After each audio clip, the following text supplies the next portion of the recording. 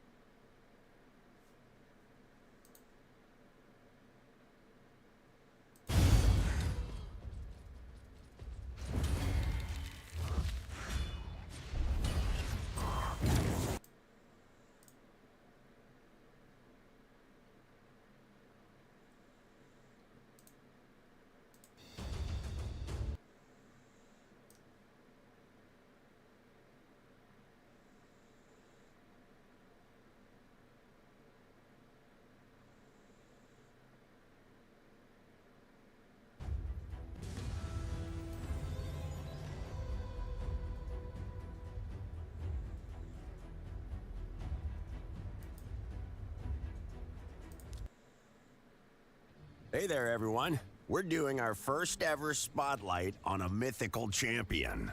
And who better to start us off than the avatar of anarchy himself, Carnage, the Anarch. This infernal trickster can be recruited after clearing the Cursed City on hard difficulty a few times. And boy, is he worth it. Let's dive into how to get this mythical champion and why you'll want him on your team. Once you've earned 500 occult cursed candles from Cursed City quests, you'll get Carnage as a one-time reward. You can then complete more quests to earn Cursed City chests, where you can get souls to awaken Carnage. If you want to know Carnage's game plan, it's focused around placing brutal debuffs on his base form, and then swapping to his alternate form to deal pain beyond imagination. Let's jump into his base form skills to start with. Carnage's first base form skill is Suffer Slash. He slashes twice at a single enemy and has a 50% chance of removing a random buff from them. What makes this skill even better is that whenever one of your champions is hit, there's a 50% chance that Carnage will counterattack. That chance increases by 10% for each debuff on the attacking enemy as well, so Carnage may not need artifacts like Avenging or Retaliation to keep dishing out damage. Moving on, we have Carnage's second skill, Devilish Accord. At a glance, it seems like a basic two-hit attack, but there's lots going on here before that. First, Carnage will swap HP with his target, steal all of their buffs, and place on them any debuffs that Carnage himself was affected by. It's not exactly a fair trade, but it never is with this ancient trickster.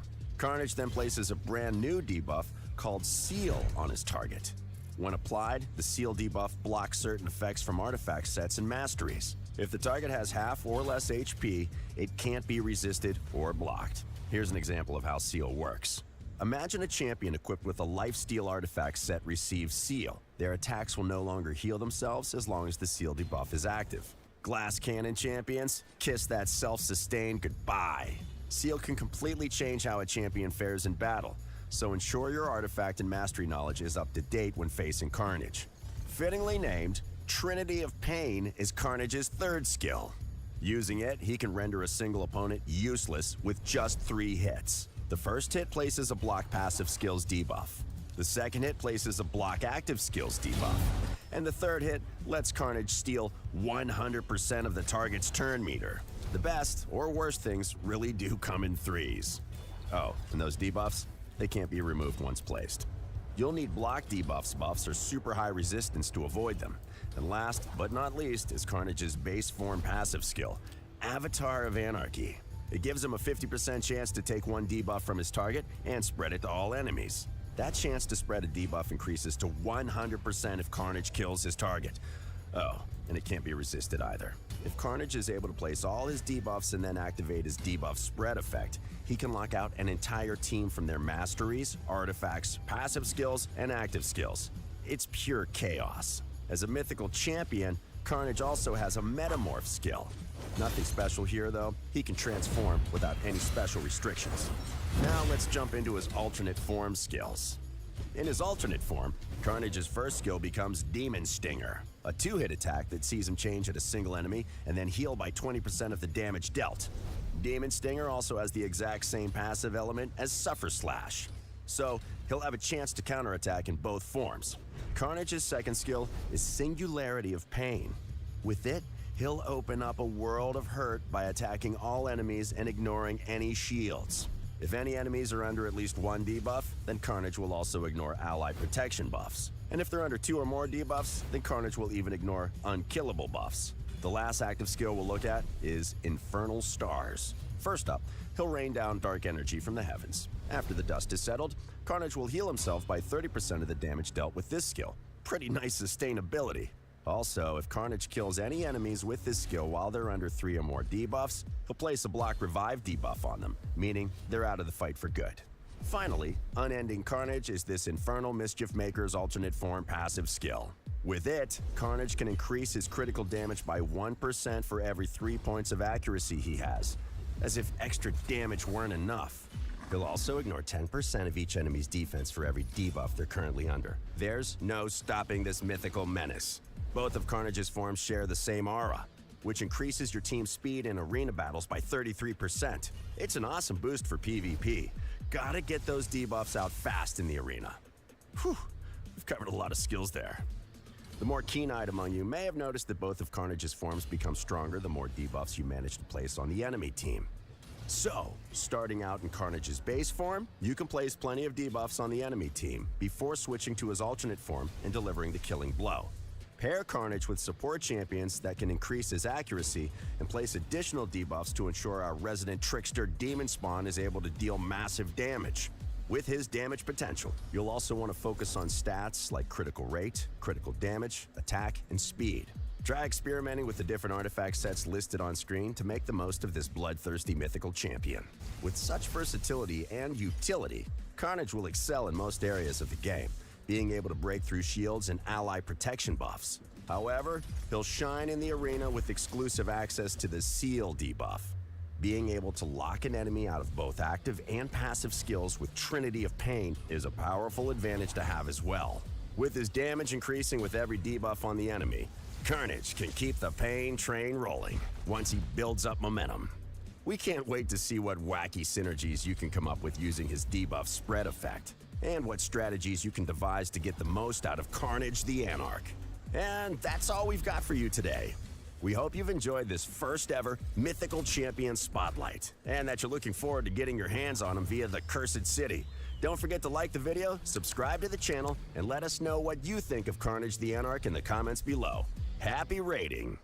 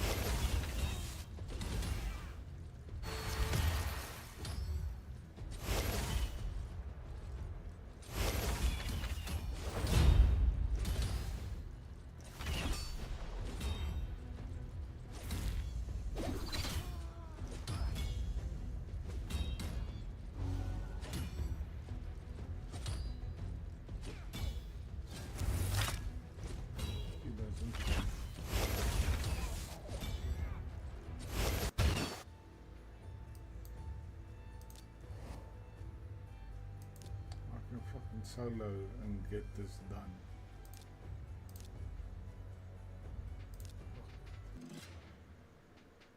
So fucking hard.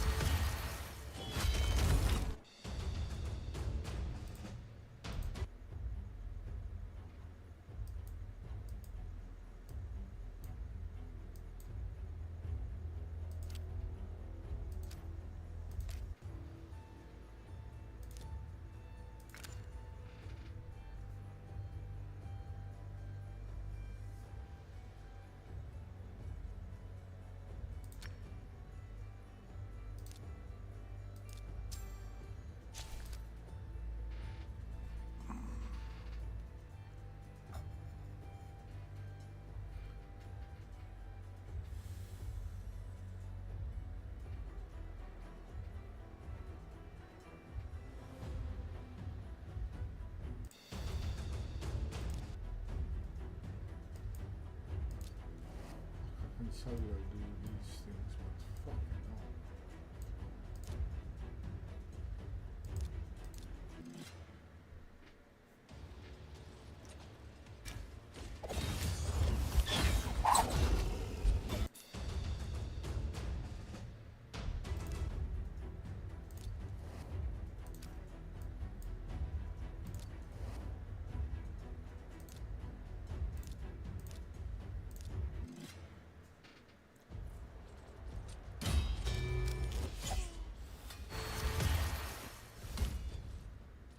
What a waste. It puts everyone else at the risk by doing that.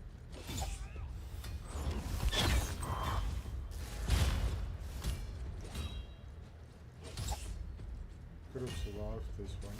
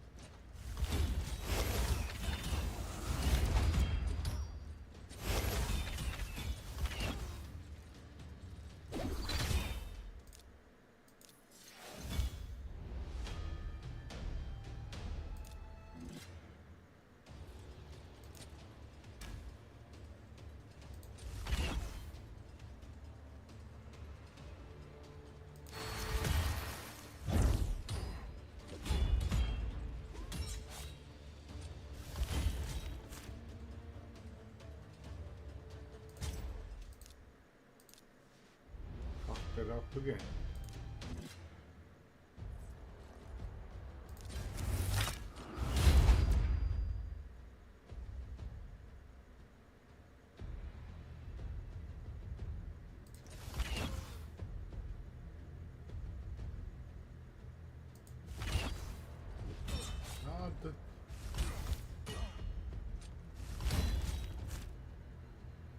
That not it.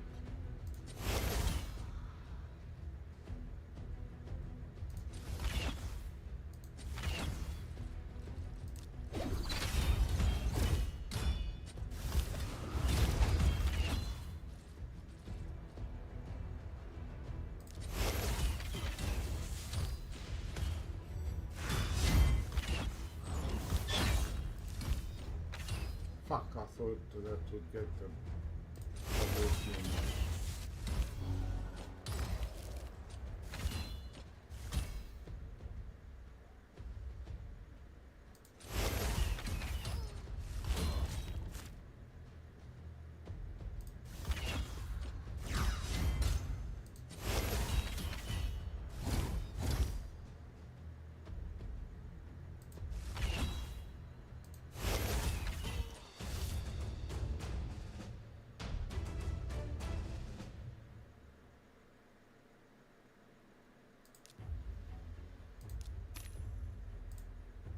Yeah, I'll work on some other time.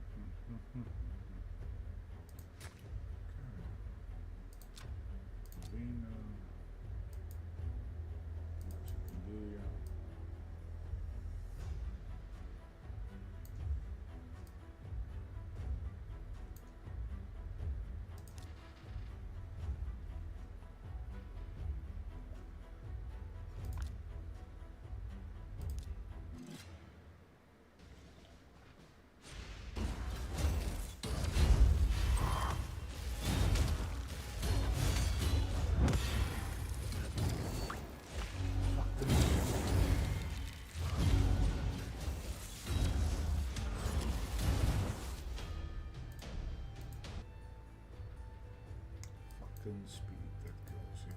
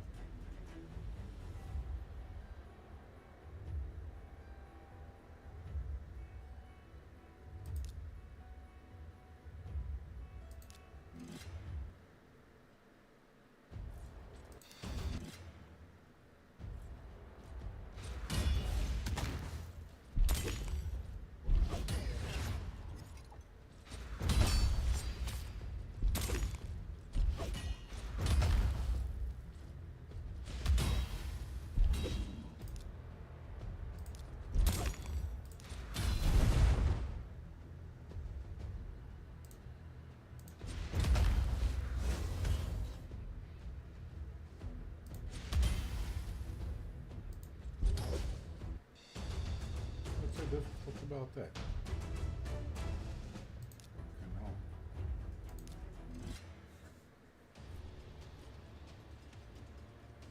Now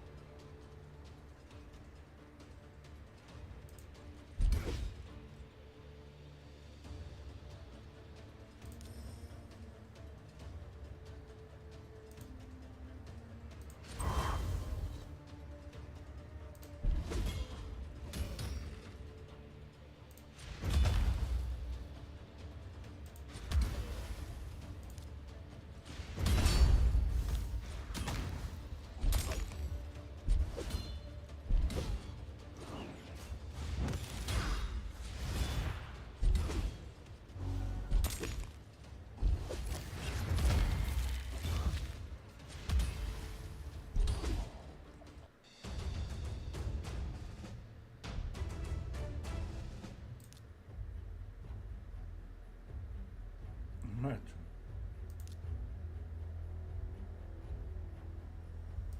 Just fucking imagine this.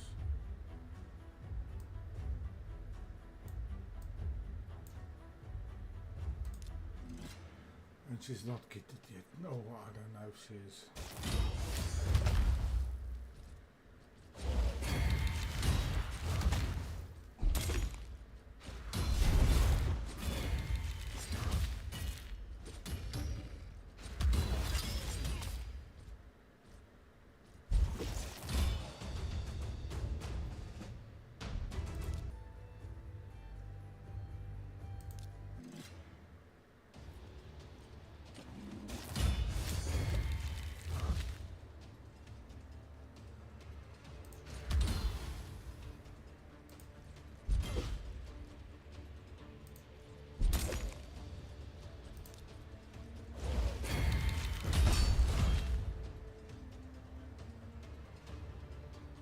Fuck, they're all the same.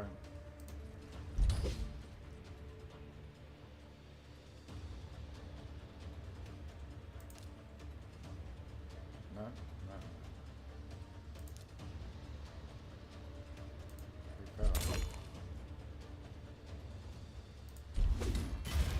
Hi, Paul.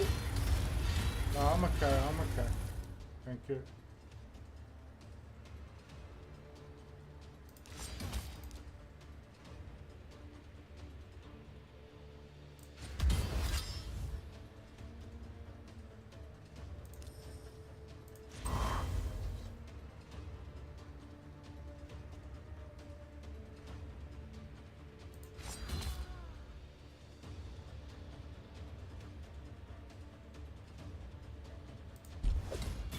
Fuck. She made it. Ah, hier, chaos.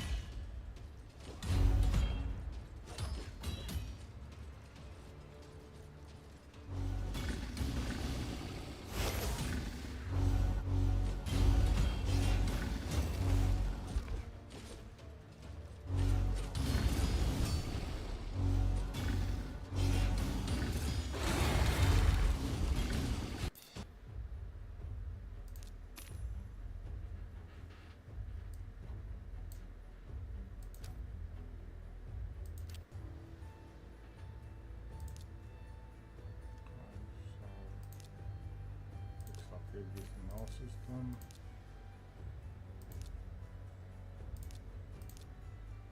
Two more days.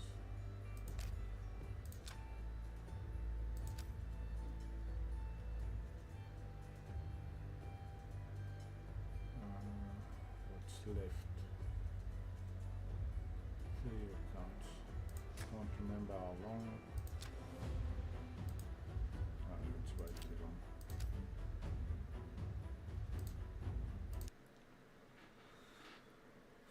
$6. Why you give me flat stats? Why?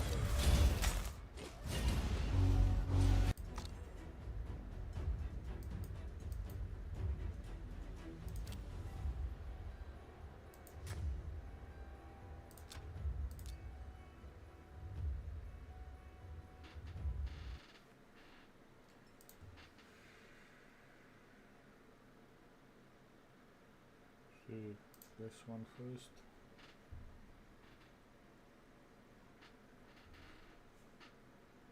Fuck, there's not enough time before the new day.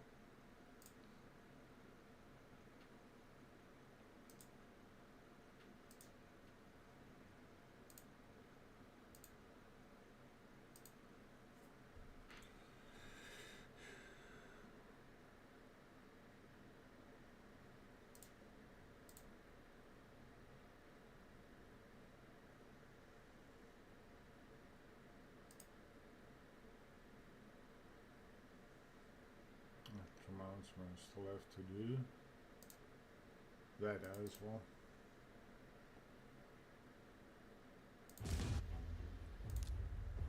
Oh, I've completed this one.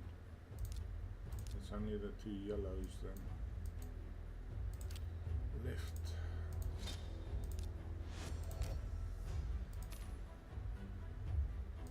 Can't remember if I did the faction wars.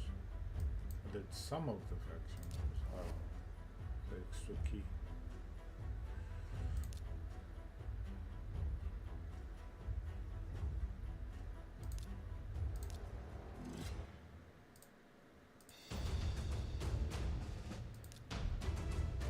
Come on, game.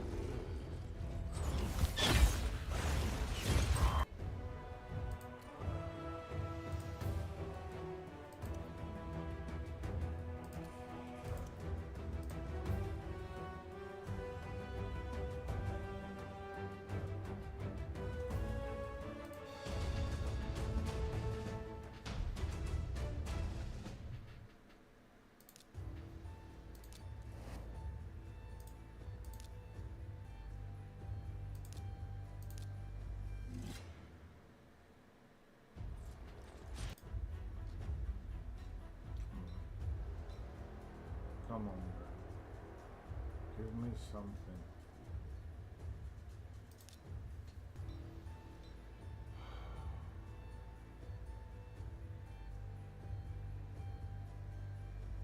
These guys must think I'm stupid if I think I'm fighting that.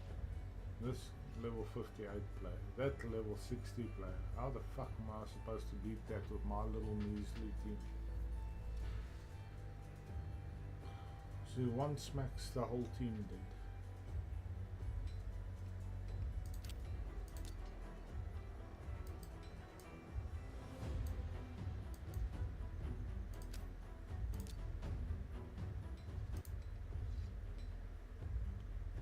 Well, that team I should be able to take out, but because of a speed lead I can't. Every person has walked the night.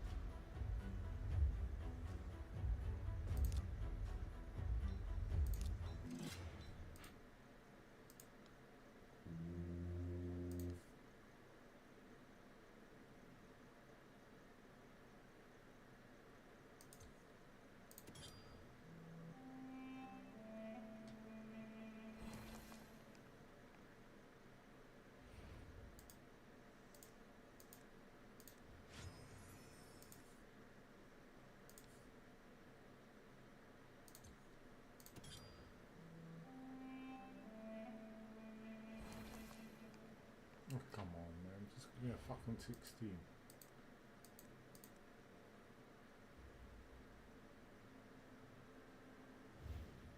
And get that piece of shit.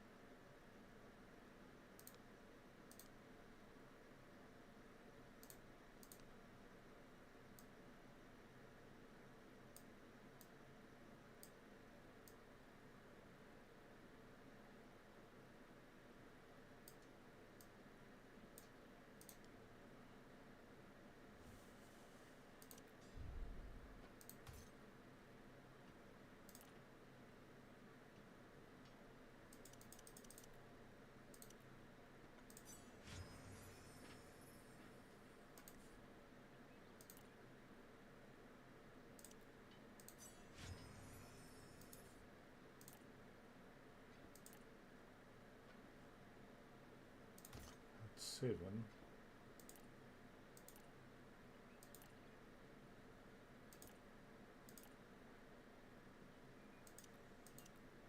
That's 10. Okay.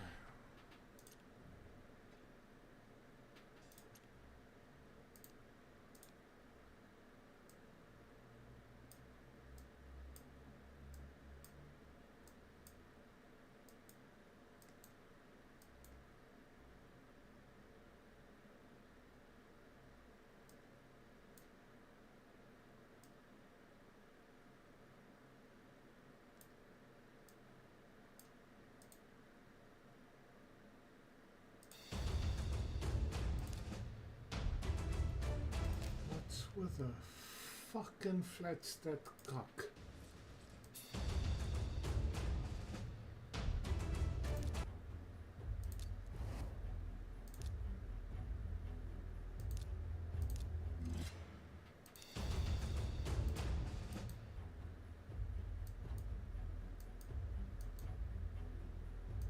Okay, let's try and follow this in my eyes. Not that one. That one.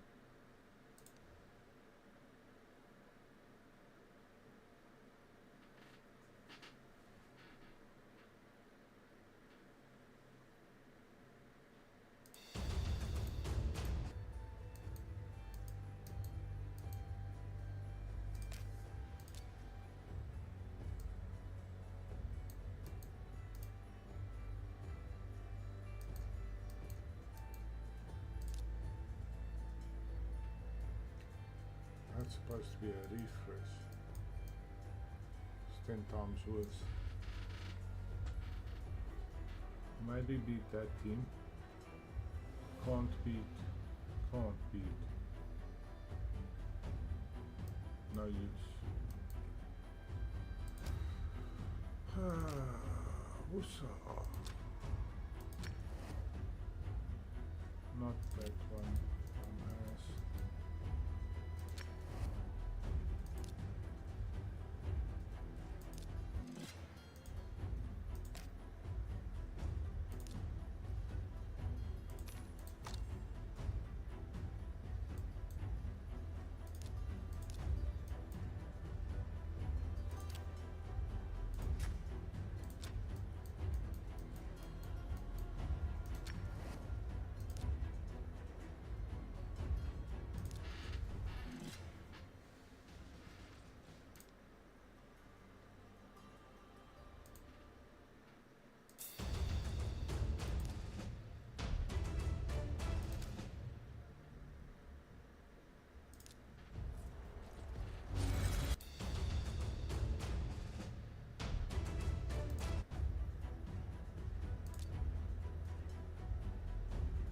Should be probably was dungeon divers.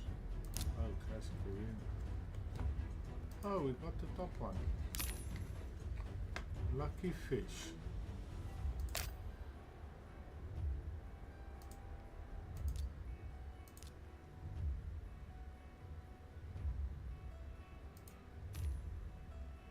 That's the one you want. That's what one I'm gonna get, so.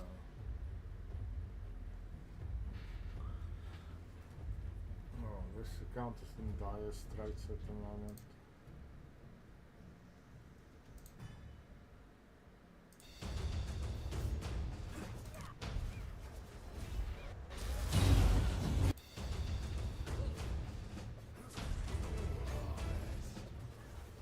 Got all of that on. Looks like it. I don't think there's anything else to do. Candles maybe.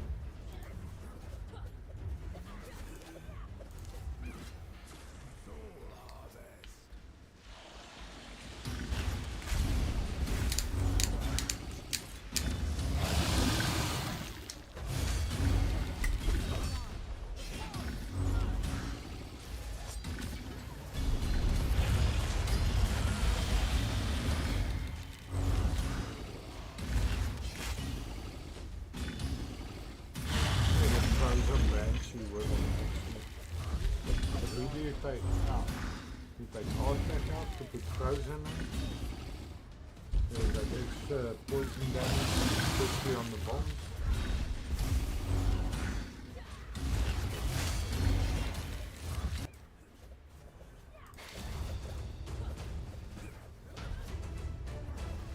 This is a guardian's duty.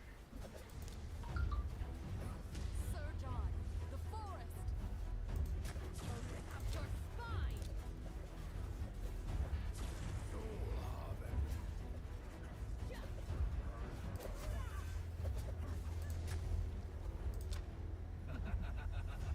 Can't remember. And doesn't have that. Don't know if he has that. Nothing has one. See, this account's looking better with faction wars and that.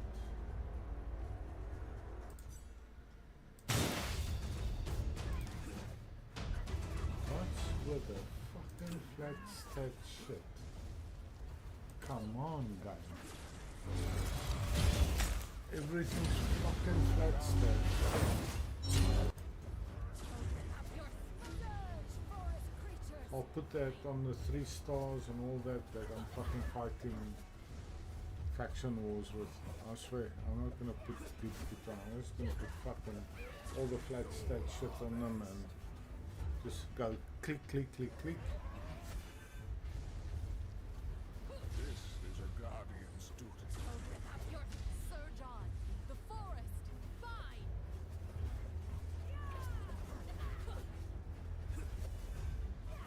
Either goes with a Kipto is 40 or 50 level, or fucking he gets used for free. Either way. Surge, forest creatures. Open up your This is a guardian's duty. spine.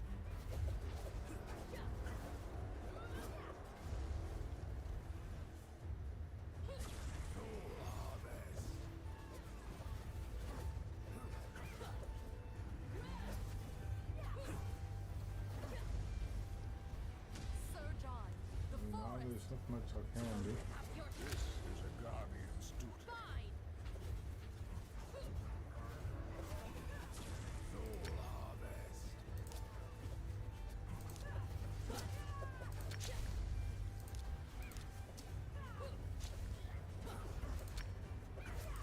Surge, forest creatures. Open up your This is a guardian's duty.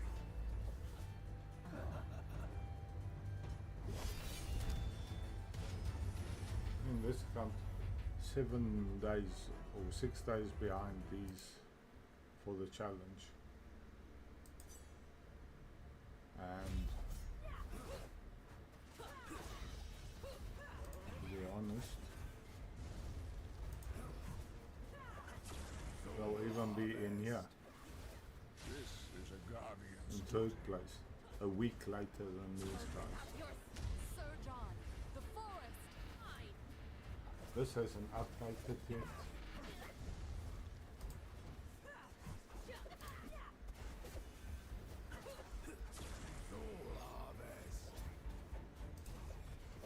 That should be 36 now. Your surge, forest creatures! He's fully ascended and he has a blessing on him. This one's even stronger. Slap and this. I mean, look at these guys. Sir John, the forest! Open up your spine! All I can do now is wait. Unfortunately.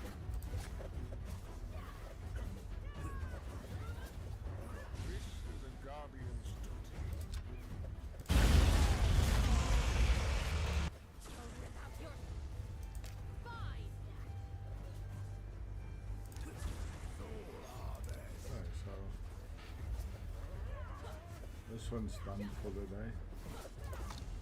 Collected all the rewards. Next one. This one's busy with the arbiter missions. The others are stranded, they can't do nothing anymore.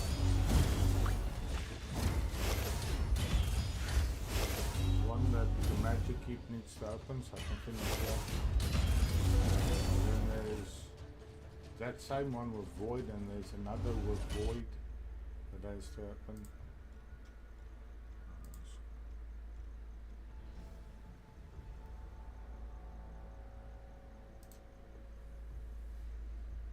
This is my favorite account, as I call my main. Well, these are stronger and that, love this account. Still young though.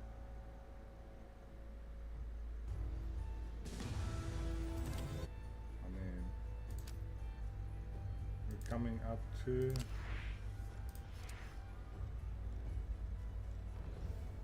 nearly halfway to skull.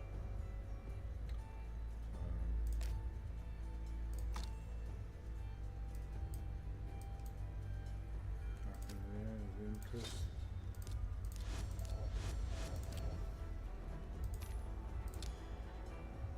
Yeah, not much. It's probably just a dragon tournament, yeah. The only reason why this thing's doing dragon is for arbiter. Otherwise, go out and just leave it.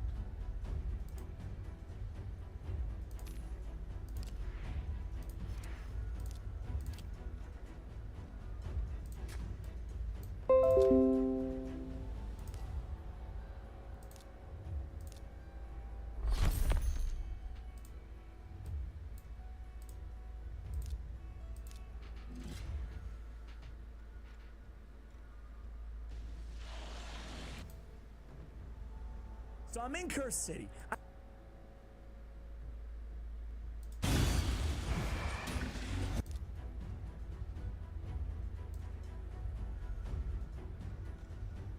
Who I might take on? Oh, thank you. Freebie. But I have to change my team.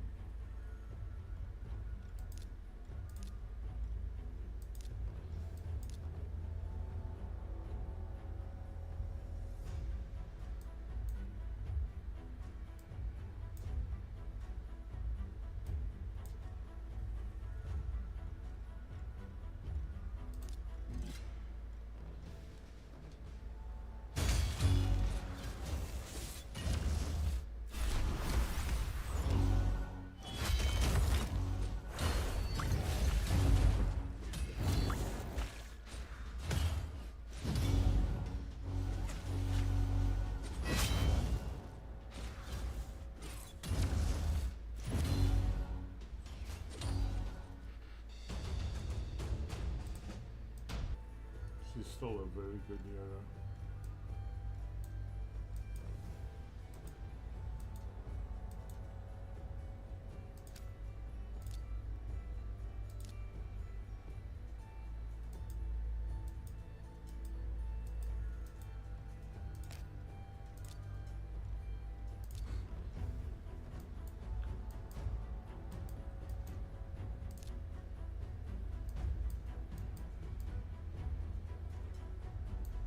tough team.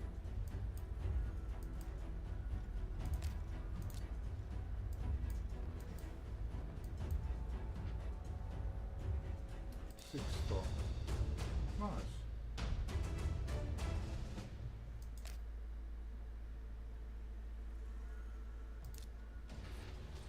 I need 15, 5 or 6 stars. So.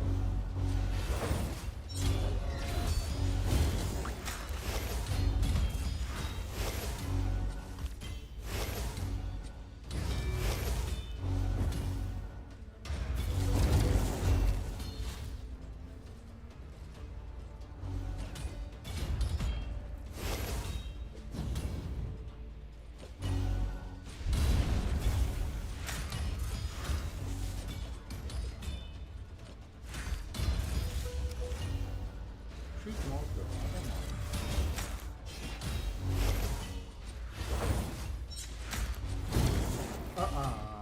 Fuck. Took out my human. Bitch.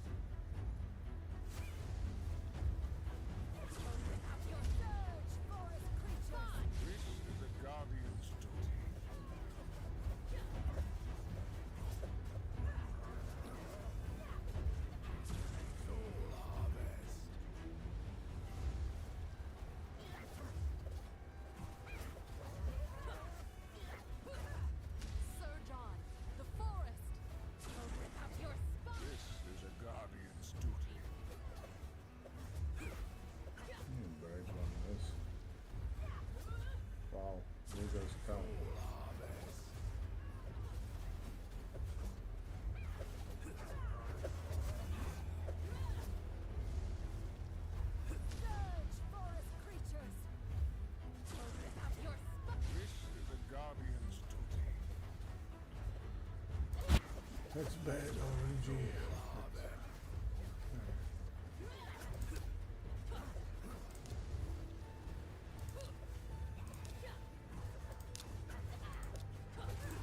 Sir John, the forest.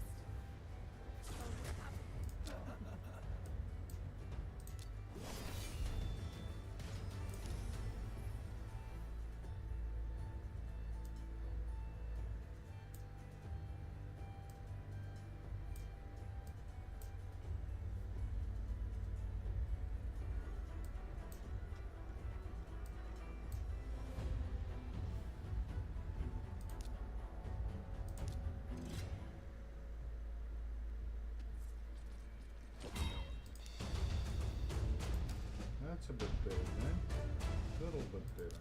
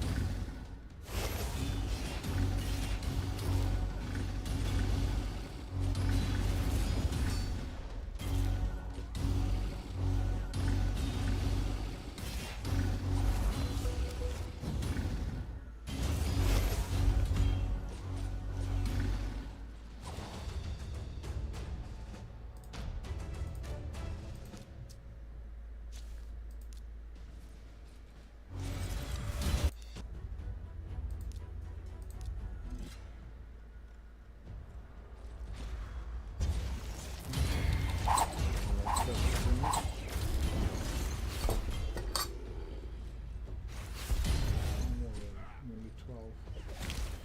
Now goes off.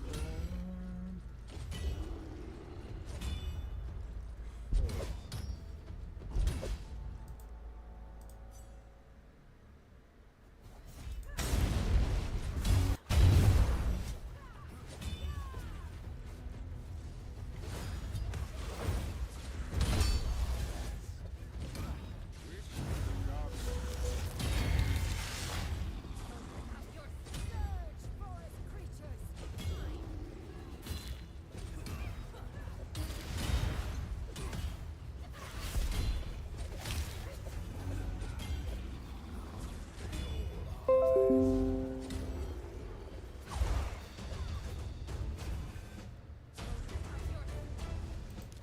This is a guardian's duty.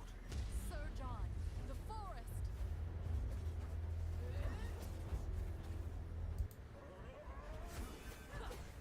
Hello and welcome to Colred Plays Raid Shadow Legends. I am Colred. We'll do that just now. I'm in Cintranos. I'm like, okay, Tainted Fyro, who are people using? So I'm looking for a little inspiration here, right? I go to the global rankings and I'm like, forget it. What is this? It's Newt on Newt on Newt on Newt. It's the Newt. Hey guys, Ash here coming at you today in Raid Shadow Legends. Welcome to the video. I'm glad to have you all here, taking a little bit of valuable time out of your day, chilling with me. What could be better? What could be better, guys? There are plenty of other fun things we could do. You have actually a lot of comments about one particular topic that I've actually never made here in 5 years covering Raid Shadow Legends. I haven't made one video on this because I always assumed to myself, Dude, talking about champions not to empower, it's a little bit too pay to win, even for yours truly. Are you like a rich miser or something? A lot of people don't even have one copy of legendaries, let alone two. However, I've been getting more and more comments like these. I don't have him yet, no idea who he's talking about. Good Nate. Nate. Say my name again. I got it. G-Nate. Makes sense if I kill you. Can you do a guide on legendary champions that you will build 2 or more of? And then this one I got the other day. Can you make a video on champions that we should max out multiple copies as a free-to-play or low spender for those who only have a few legendaries and barely any legendaries in their faction guardians? For example, I pulled a second Pythion. Should I empower the first one, or is it better to keep them in faction guardian bonus? If I keep them both, should I max out one, or is one good enough? These are actually really good questions, right? And we've never spoken about this on the channel. So without further ado, let's get into it. So he was absolutely right? Personally, I've always been in favor of working on my faction guardians before even entertaining the idea of empowering any champion in the game, right? But first, today's video is brought to you by Watcher of Realms, who I have a brand new hero, brand new summons to tell you guys about in today's video. I mean, getting these stat bonuses it's freaking huge, right? Especially when you can get to the +10 speed. So I would always prioritize, again, just my own preference, I would always prioritize going for the faction guardians, right? These are permanent stat bonuses that apply to everywhere inside the game. It's big, right? Especially when you start parlaying these stat bonuses with the stat bonuses from your Great Hall and other areas of the game, your Advanced Great Hall or whatever the heck it's called, and so on and so forth, right? So I would always focus, especially for free-to-plays out there. You never think about me anymore? Maybe with very few exceptions, I would always focus on faction guardians first. I think that's kind of best practices. Let me know if you disagree with that. The exceptions might be if I pulled like, even as a free-to-play, right? And I didn't have my faction guardians done, and I pulled just like an absolute monster, like, you know, I don't know, a Harima or something that I'm leaning on so heavily in the arena, and I really want that stat bonus. But even then, now that I say it out loud, I think faction guardians is the way to go. However, I do have 15 legendary champions for you guys today that even if you have your faction guardians full, that I would never empower. And I have empowered some of these, and I regretted it big time. I mean, can't you let it pass this one time? So you're gonna notice a theme in today's video, right? It's gonna be champions that we want 2 of. So what kind of champions do we want 2 of? Well, Hydra Beasts, right? Because there's 3 Hydra Clan Boss teams. So I've selected my favorite Hydra Clan Boss beasts. Also, speed farming, poisony type champions, right? Let's just start with one of them. Calvalax. I don't even have one Calvalax. Womp womp. He's still my most wanted, non-void, non-mythical champion in the game. But Calvalax, I mean, like, places 4 poisons on all enemies for 2 turns at the start of each round. What's better than 4 poisons on all enemies that start for 2 turns at the start of each round? How about 8 poisons, you know? Because 2 Calvalaxes, right? So I personally, I don't see the benefit. I mean, there is a benefit, obviously, to empowering a Calvalax, but I'd rather build 2 and run them on the same exact team, okay? So Calvalax number 1. It's obvious, but, you know, he definitely makes the list for that reason. Another one right here is Theodore the Savant. I would never empower a Theodore the Savant, because what's better than 1 Theodore? 2 Theodore the Savants on the same team. Damn clever, if you ask me. A classic. I have 3 Theodore the Savants on my account. Dirty pay to win, Kraken will. There are only 2 ways to answer it, guilty or not guilty. Guilty as charged. But I didn't empower any of them. They're all built. And this goes with all these champions, by the way. All 15 that I mentioned, I would build all of them, right? It's not just for faction guardians, like one's just sitting there at whatever level 50. I would build them all. I'm not sure it would be my top priority, but they're all gonna be worth it, trust me. For Hydra or for speed runs in the case of Theodore. I mean, this guy's amazing. You can run 2, you can run 3, you can run 4 of them on the same team, right? They're placing poisons and they're instantly activating said poisons, right? So obviously you can kind of go one way with 1 Theodore, activate with the other Theodore. You can load up everybody with poisons, and then you can start activating them all at the same time. It's amazing. All right, so there's some obvious ones. There's 1 champion on my list. By the way, these are not the definitive 15. There's probably a lot more, right? Because a lot of it depends on what you need and where you are in your account, right? And if you're focused primarily on PvP, those are the type of champions that I would err on the side of empowering, assuming you had your faction guardians finished, right? Just getting more out of your PvP champions, because that's really the area of the game more than anything else, maybe with the exception of Hydra, with Hydra Clash, that you really want to min-max your champions, right? Anyway, personally, this is the only kind of cheeky one on the list, I would say. Hegemon. I would not empower Hegemon because there's something really fun about the double Hegemon whammy. Boom, boom! Both Hegemons will always go first on your team, and you can build like this Nukemon tandem with these two, right? So I personally would not empower a Hegemon. However, you know, it's probably the cheekiest on the list just because it's so fun, because it always goes first. So two of them will always go first. You got two 50% chances to put all block active skills on everybody at the beginning of the turn and to do a lot of damage. If you don't kill them, hopefully you can lock them out, right? Let's get to the rest here. I want to start talking about a different category, right? A different category of champion, and that is going to be the reset ability champions, right? I would absolutely build multiple Kymars, and we'll talk about the other one in just a moment here, because resetting the cooldowns of all ally skills, well, you know, he could do it on the second wave, but you're gonna need another Prince Kymar to do it on speed runs on the third wave, whether you're running a Xavia or an Eleanor Poison Combust team, or any type of poison combust team, or whether you're running a Seer team, a Seer activation. You're gonna need two resets, two of them, right? In order to efficiently optimize your speed runs. So that's why instead of empowering your Prince Kymar, you go ahead and you build two. The nice thing is too, another whole utility of two built champions that you can take advantage of with any champion in the game is just saving yourself silver. Silver's in, you know, it's hard to get your hands on silver nowadays. Have you heard the news? Sad news, sure. Having two builds will save you silver, right? So I know a lot of people who have an arena build on Kymar with sky high 600, 700 plus accuracy and a lot of speed, and another one that's kind of more modestly built for just, you know, speed tuning with a Seer activation team, for example. So the other one that we talk about is obviously going to be Yumeko, right? For the same reason as Kymar. Having two Yumekos or even one Yumeko and one Kymar, you get the double reset and you can really just speed through, plow through those three waves in content.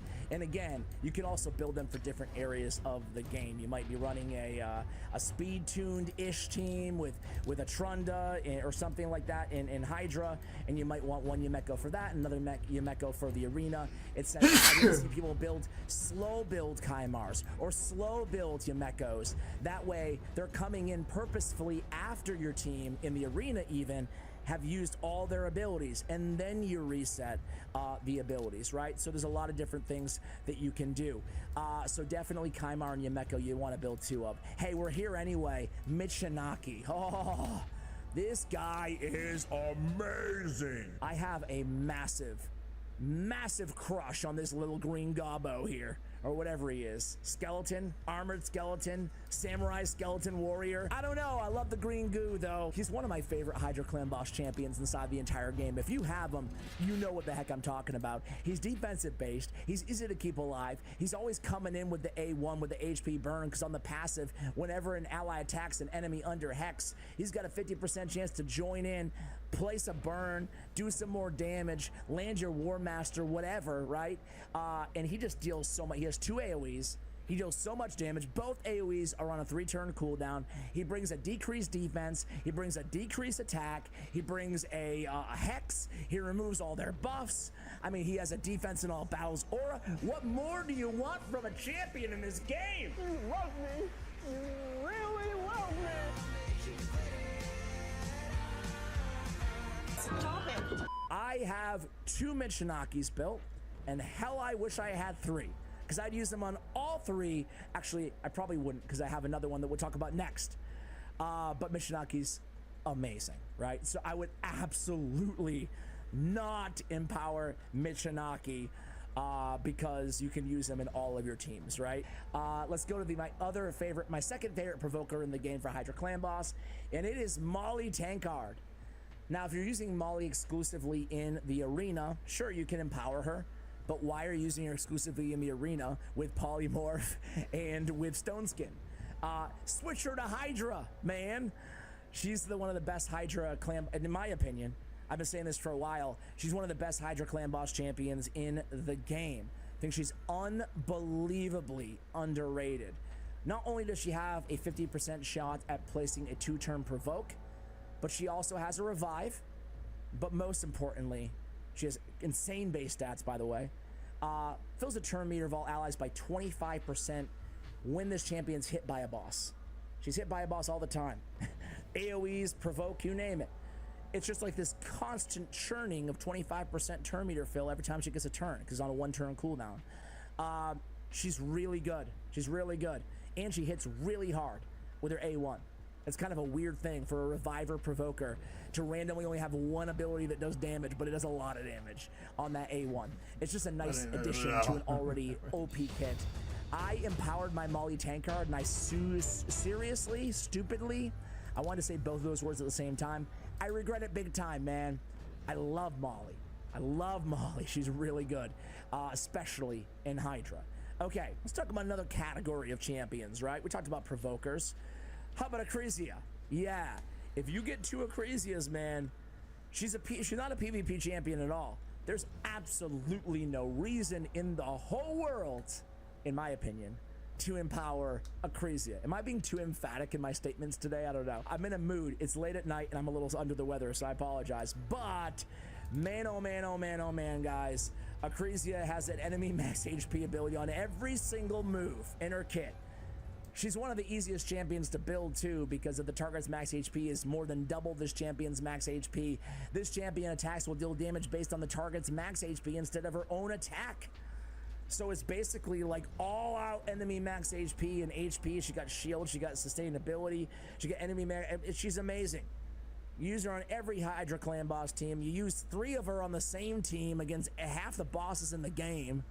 I mean, no brainer. While we're here talking about OP dwarves that you should never empower, let's talk about Newt, the man, the myth, the legend, the Newt. I love this dude, man. Mr. Nut, as they say. I mean, he's like what, one of the best Fire Knight champions in the game. Fire Knight hard, Fire Knight normal. But he's really just he has the best damage dealing ability inside the entire game of Raid Shadow Legends against bosses, bar none. Because even though Acresia over time can out damage him, if you're looking for one big shot, look no further than Blessed Bash, right? And if you got your double Kymars, just keep resetting them, right? It's a triple header enemy max HP. You know, what's better than 1 nut? 2 nuts. Time to nut up or shut up. What's better than 1 newt? 2 newts. For the same reason as Acresia, really, guys, right? I mean, he's unbelievable. All right, and we want, again, just like Acresia, not only can we run him like Hydra areas like that, but we can run 2 or 3 or 4 newts in the same team in a lot of areas. Check this out, guys. I saw this, a little side tangent here. I'm always good for 1 or 2 or 10 in the per video, right? Sorry, I have a video rendering in the background, so my game is running very slow. Don't hold it against Plarium Play. Nothing against BlueStacks, but why are you playing on BlueStacks? Plarium Play, I feel like, is a lot smoother, personally. It's a contract. There is a contract. No offense, BlueStacks. Sorry. So I'm in Curse City. I'm in Cintranos. I'm in Soulcross, right? I'm looking for a little inspiration, a little inspiration on this particular stage, right? So I'm like, okay, I do what we all do. I'm like, okay, Tainted Fyro, who are people using? What are the best players using? What are the best teams using? So I'm looking for a little inspiration here, right? I go to the global rankings, and I'm like, forget it. What is this? It's Newt on Newt on Newt on Newt. It's the Newt show. It's a Newt party. That's all we got. It's just Newts here. This battle was over before it began. Come on. These guys put the meaning of this video exemplified in one screen. Yeah, you can build 4 newts. It's all Newt all the time. It's 24/7 Newt programming here. So yeah, it just goes to show you that, yeah, Newt certainly deserves a spot on the list. All right, guys, I promise we're almost at the end of this one. It's been a slog. I know. Let's get through it here together, guys. We got this. Tuanarok. Again, for obvious reasons, she's the queen of Hydra cleansing, right? I mean, what's the easiest way to get the True Fears off of your squad? Tuanorok, right? Doom Priest can do it, and Doom Priest is great. I love Doom Priest. She got the heals, it's fantastic. But what else does Tuanorok have? Well, great speed, survivability, the whole nine. She also brings increased speed, increased defense on a 3-turn cooldown. She also brings decreased attack and block buffs with a debuff spread, ergo on every Hydra head, you know, if you're lucky, right? For obvious reasons, she is my go-to cleanser. She got decreased speed, she got continuous heals, even on her A1. She's my go-to cleanser, supporter, debuffer, you name it for Hydra Clan Boss. I actually have, because again, I'm a dirty pay-to-win YouTuber. Shut up, Happy. I actually have 3 Tuanoraks. Very lucky. And I did not make the Molly Tankard mistake. I did not empower any of them, and I use all of them on all my Hydra Clan Boss teams. Well, take that back. The third team, I've kind of reworked a little bit, but I still don't regret it, and I'm not going to empower her anyway. You never know when you need another one, right? This is kind of a newer addition to the team. You could probably say the same about Krisk as well, but I've chose Grazer Iron Gut. Oof, I would not empower Grazer Iron Gut. He's so good. He's got the AoE shield, he's got the AoE provoke, he's got the increased resistance, the increased defense, he's got the heals over here, he's got the unkillable when he's about to die, and he's got, most importantly, the enemy max HP, increased duration of all buffs on all allies by 1 turn, and he's healing himself as well. He can deal so much damage because of this enemy max HP on the AoE. Moreover, he can be a provoker on your team. Moreover, he can bring increased defense, and well, I just said it, you guys know. So he's so good in Hydra. Heck, you could even run 2 Grazer Iron Guts if you're lucky enough. I don't know what free-to-play is pulling 2 Grazer Iron Guts. There's probably one person out there with 1 million players in the game. But yeah, you can run them together basically anywhere because they're that good, right? Okay, we have. I'm not worried about. Let's go one step further over here to Lizardmen, right? Lizardmen. I don't have them. Is it stupid to even include Void Legendaries on this list? And if I say yes? Maybe. Sorry if so. But if I had 1, I would build him. If I had 2, I would build him. It's Safirian. He is a reviver with an extra turn reviver with a burn and an instant activation, right? I mean, he's the best burn activator out there in the game. Well, it's hard to say, right? But he's up there, right? And he's got filter meter. He's got a long kit. I'm not going to read the entire thing. But hey, if I was ever lucky enough to build to get 2 of this dude, I would do 2. You could probably say the same thing, honorable mention, or maybe a non-void legendary mention about Sissia Flametongue. I would do the same thing, right? I would build 2 of her because, again, she's placing burns, she's activating burns, she's extending the duration of burns. Heck yeah, right? So again, Sissia Flametongue, we're talking about, this is the burner section of the video, guys. And I got one more for you. One more burner who I would not empower, and that is going to be good old Artak. You guys know how much I love Artak. If you missed the Big Papa Druck video that I did, the collab 7-day login debate, check it out. It was one of my most fun videos that I've done in recent memory. Artak, you can put him in a curse set. You can put 1 in a curse set, 1 in Relentless. You can put 1, you can put him on the same team. You can use him on different teams. You can put him in both stun sets. There's so many Curse City areas where you can use Artak in.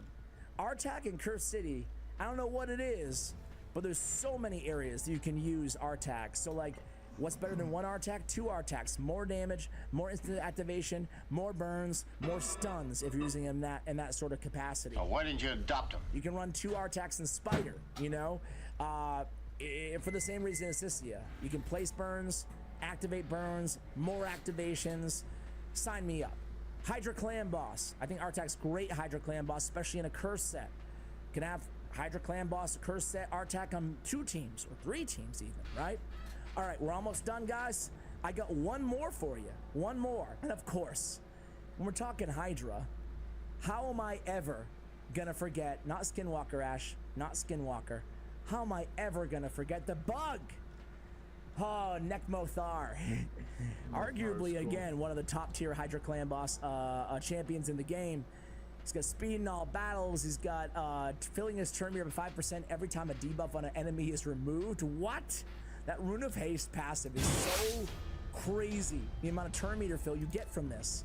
Every time a debuff on an enemy is removed, transferred, or expires, on all the with no cooldown on every Hydra head, this dude just doesn't stop going. He's like one of the fastest champions in the game. He's got increased speed, turn meter fill on everybody by 30%, and then an extra turn.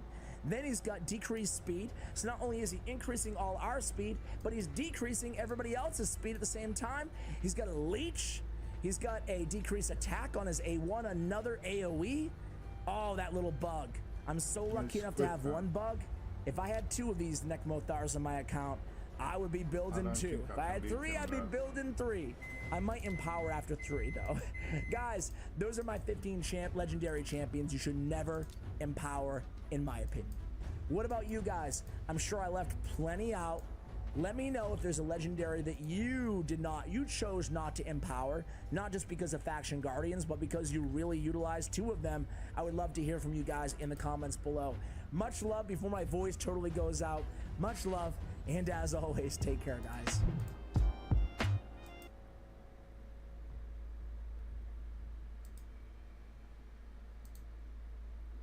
This thing is still not updated.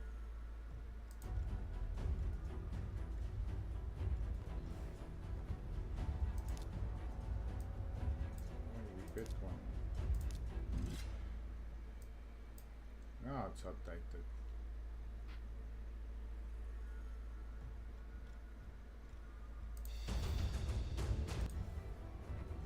How many do I still need? 5 more.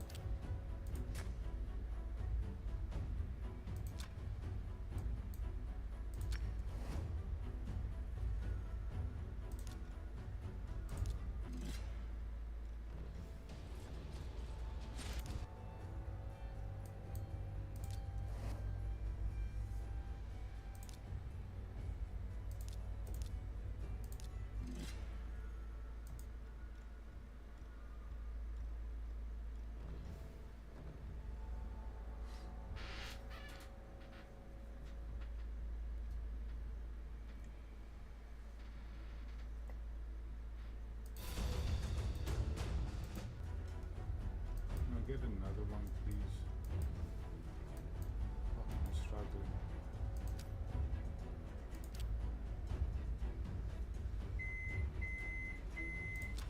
Yes, I will get it now.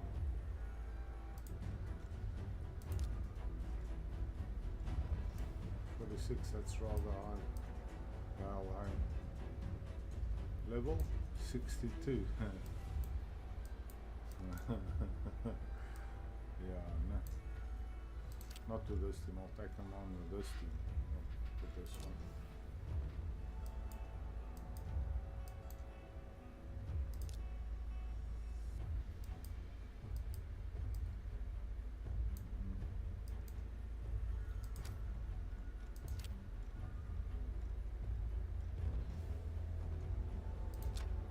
And we wait.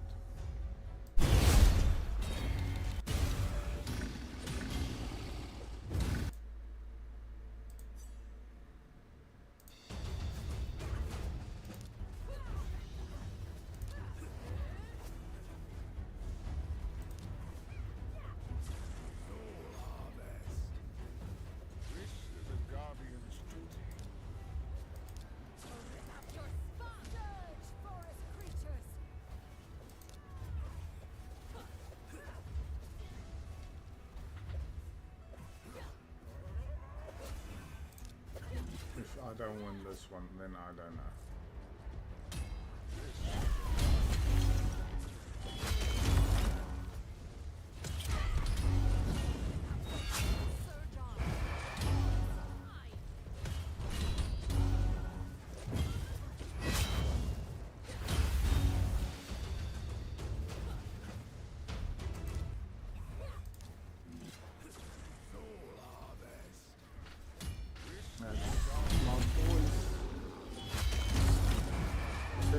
Is still not built correctly, so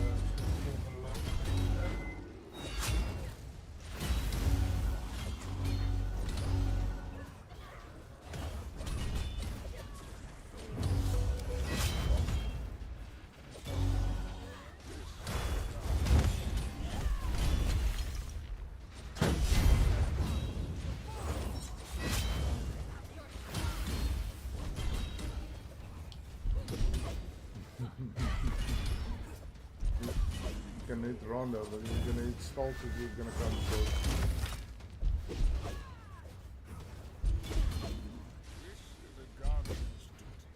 Oh, come on, hit Rondo.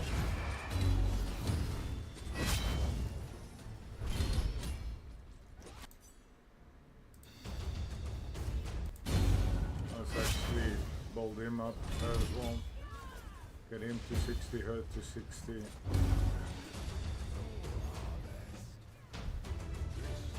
Get these three to 60 and I can run this entire thing. Surge, forest creatures. Surge on. The forest is mine. Forest creatures.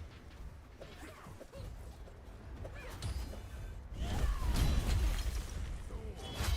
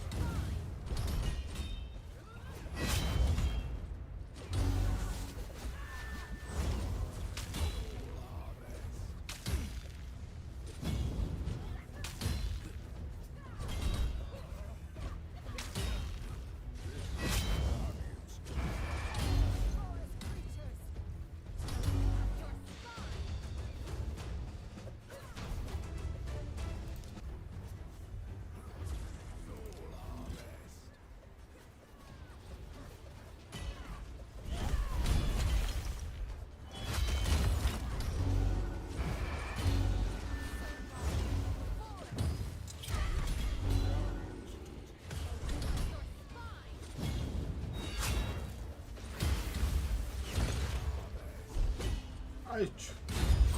Okay, I didn't expect that. That's why they have to go to 60.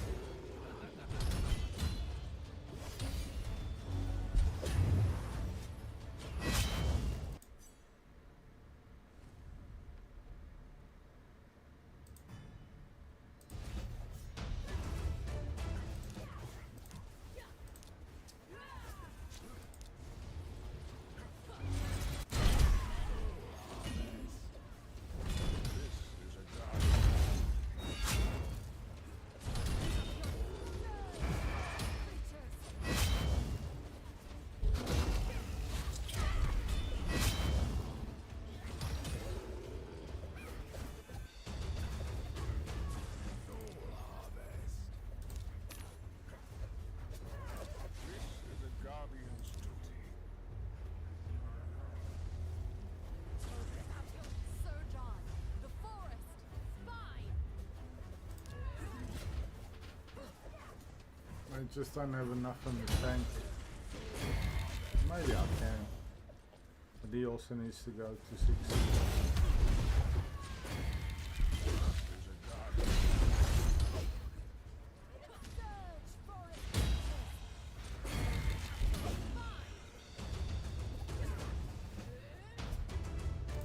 Let's see if we can beat this boss. I don't know.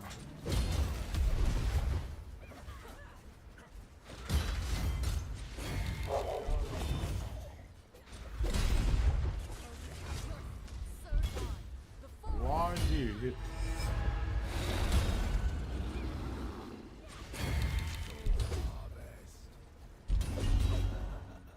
How did she kill? How did she kill him? Yeah, no. Is it because of the AoEs?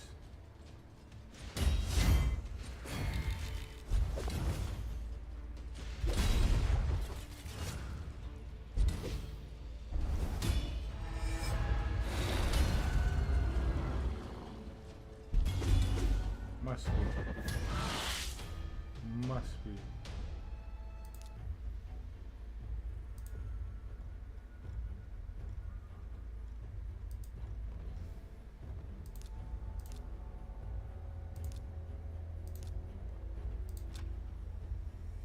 Come on, man.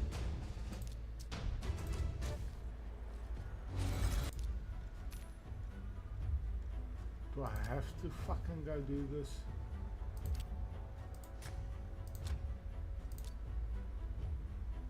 For fuck's sakes. It's Those are also strong.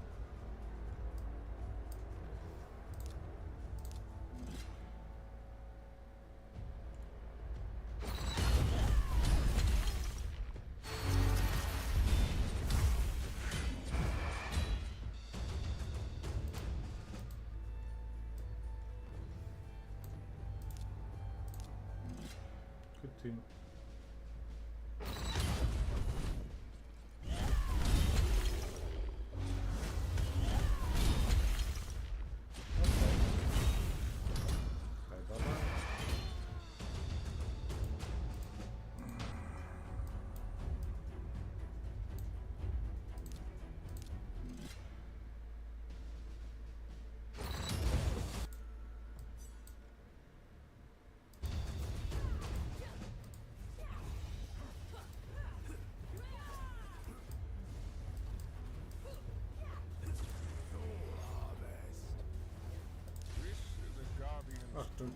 Let's go crazy.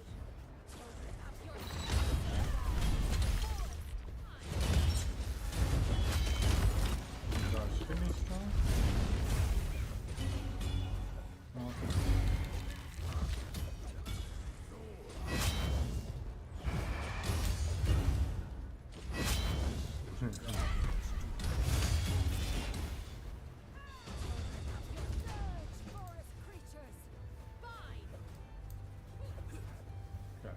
That's done. It's on with the faction wars.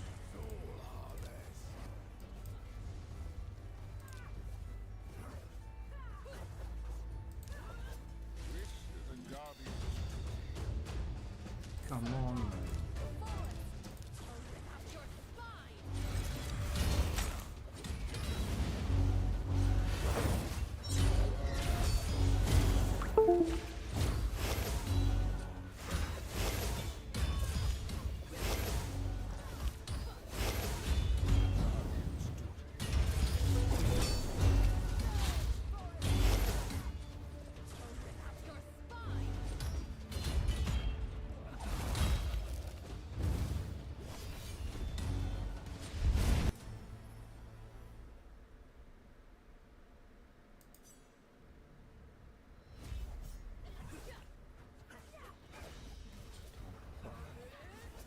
Don't have much time.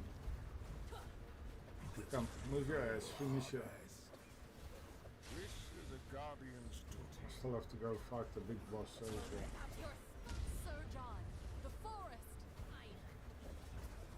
This is just for my other heroes to level up. First set is all done to 100, except I think him or her, but she's not in my original set.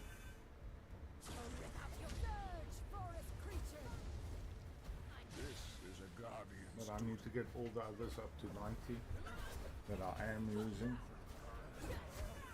There's a couple other ones I have to use.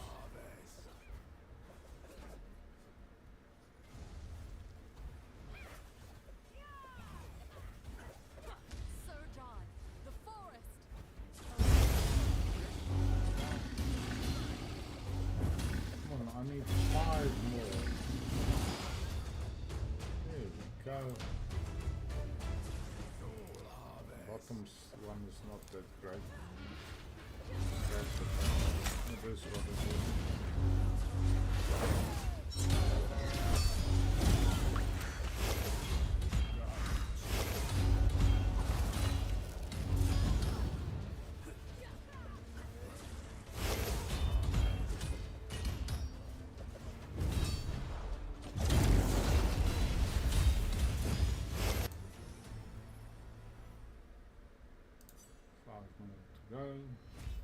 Go fight the big boss and then go to off-world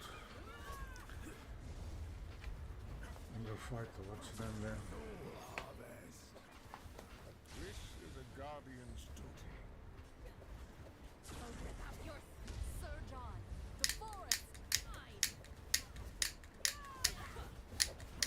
Just getting more rewards.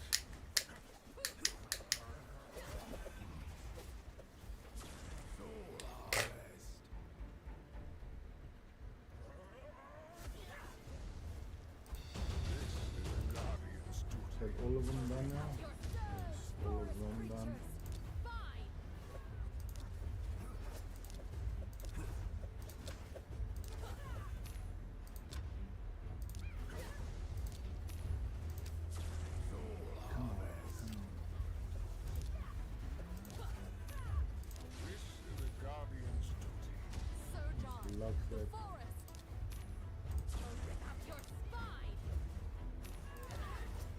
Not far away from that though.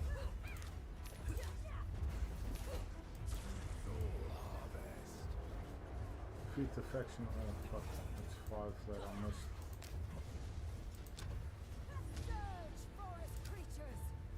This is a guardian's duty.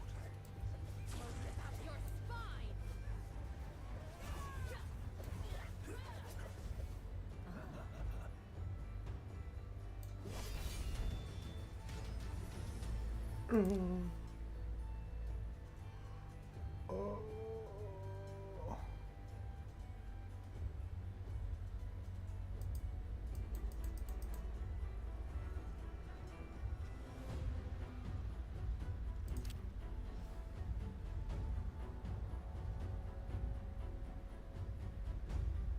Look at these here. They're all good. But it will always be what I don't have. I don't even think I've got enough to even get there.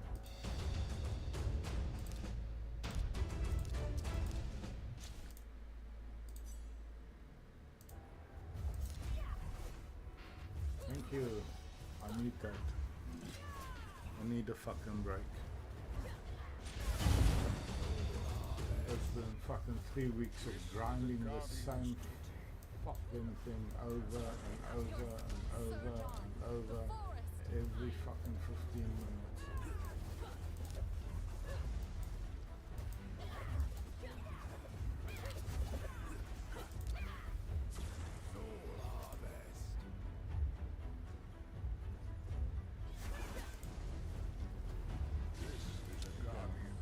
So now we're done on this one more to do. And then we've done all 10 accounts over there. Did use all the clan boss keys. I did, yes. Alright, next and last one with hour and a half to go.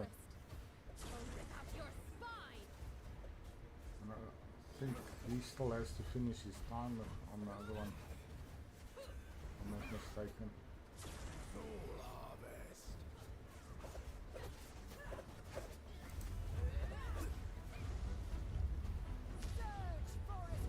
No one else.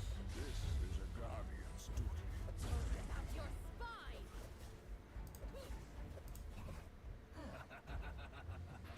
I've not done all of them.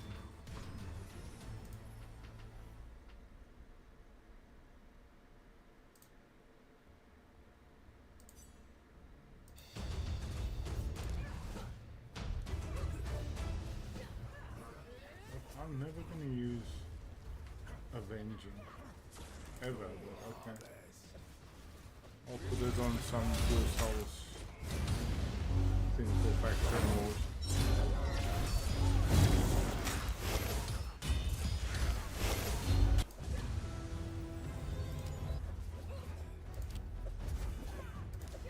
I was also done, so it's just all the basic stuff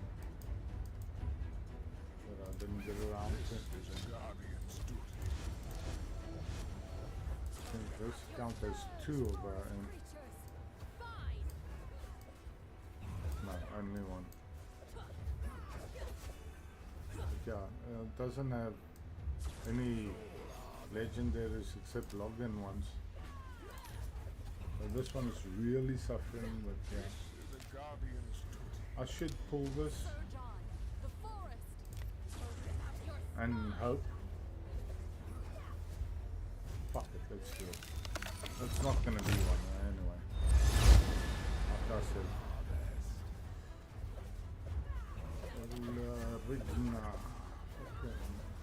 This is a guardian's duty. I would have liked them. But yeah, this account's bad luck when it comes to pulling shards. It's got the worst luck of all of them. Has not pulled the legendary yet.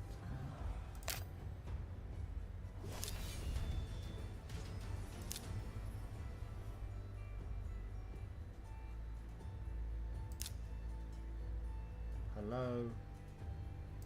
Hello?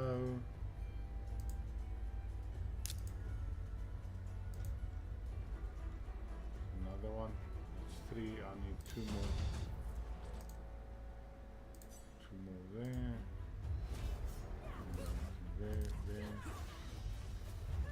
No.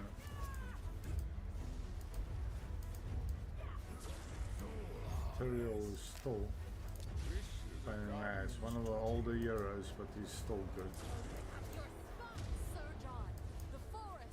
Always just double check in case someone sneaked in there.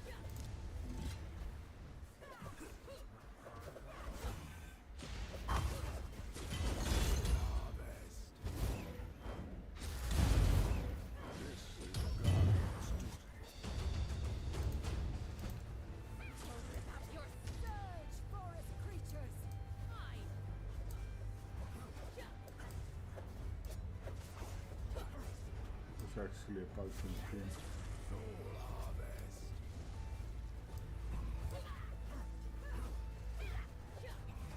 This is a guardian's duty. Sir John, the forest, fine. Well balanced team. But there's the big boys.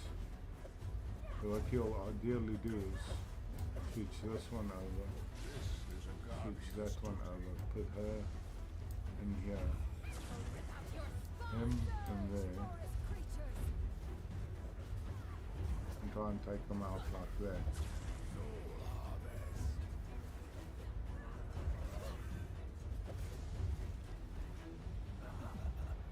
I would rather, where is she?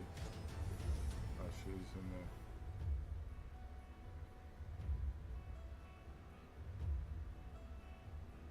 Put her in there.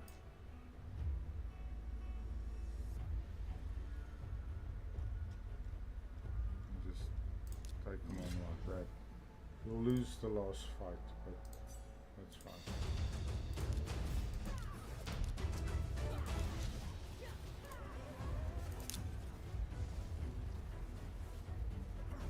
For fuck's sakes, okay. This is a guardian's duty.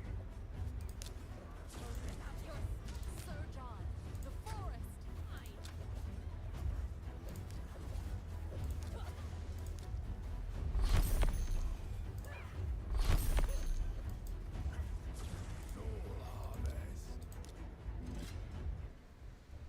This is a guardian's duty.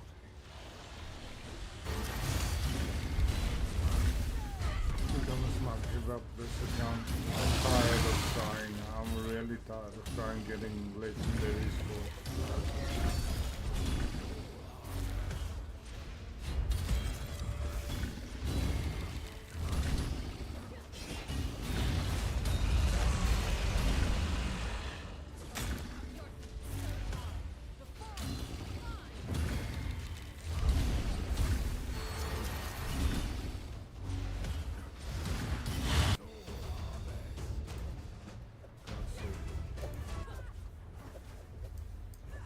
Anyway, to beat that. This is a guardian's duty. Surge, forest creatures. Open up your spine.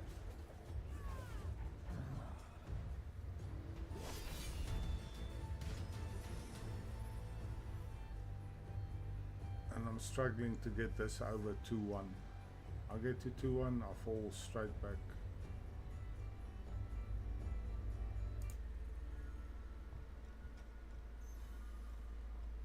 See, it's only me and Al Hades that's in goal 2.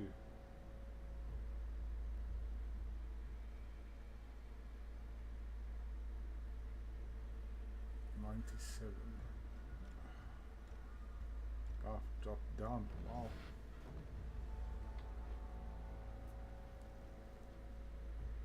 I know he can't do much more. He doesn't have any other heroes, so I've got a shit ton of heroes, but yeah, they're all over the show and they're not leveled up yet.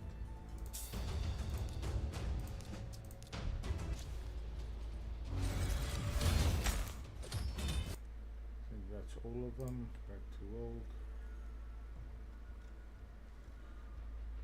Go fight the big boss.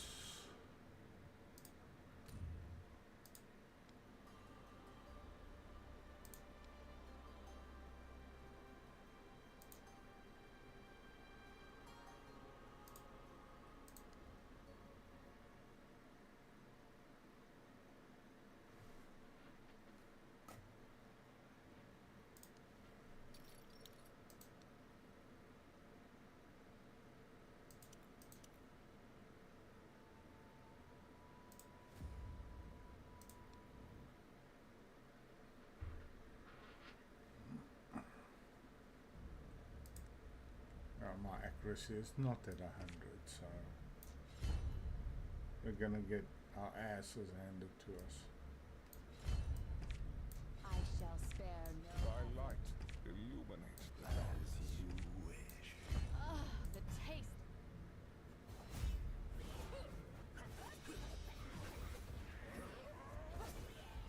I don't think I'm gonna win this, but we're gonna try. I am here. I've never done this level before. This is a guardian's duty. Open up your.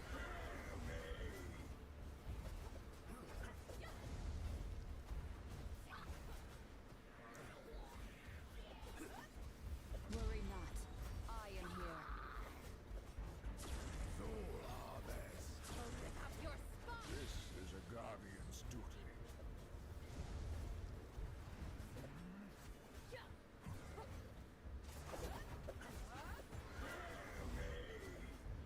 Worry not. Wow. I am here. Open up your spine. So this new armor and shit I put on, and I haven't even put the new elemental stuff on them yet. That I got. That's quite potent.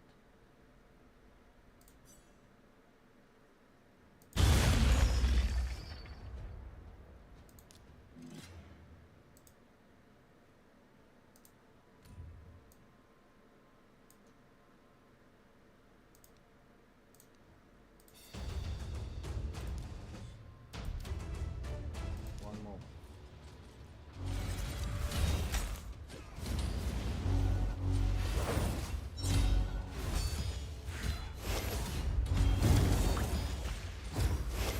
To run up. Come on.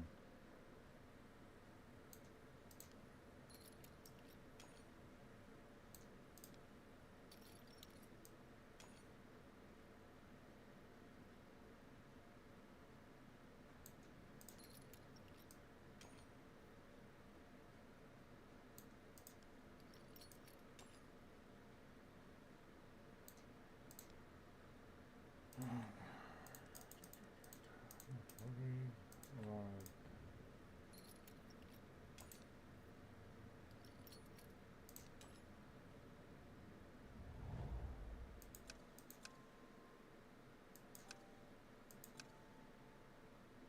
Something.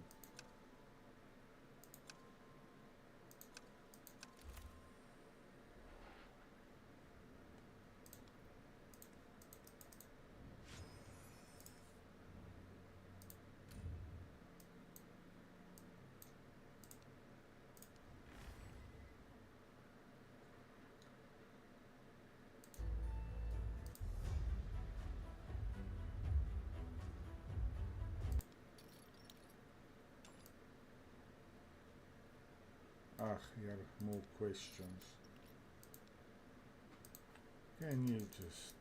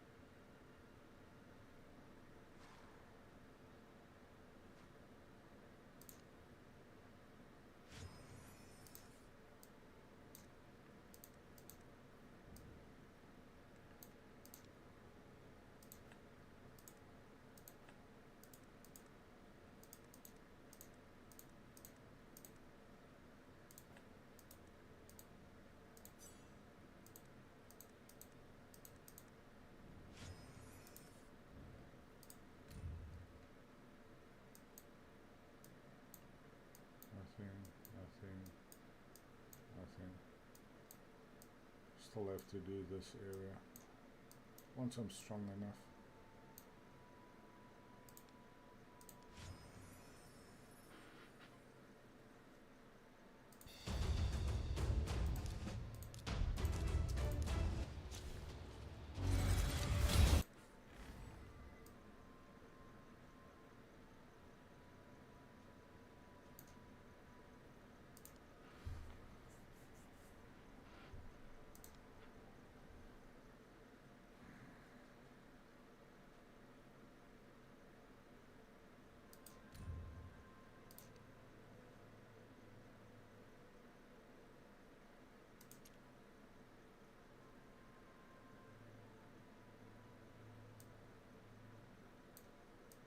One of this, is it that one? No, that's a ice domain. The closest elemental.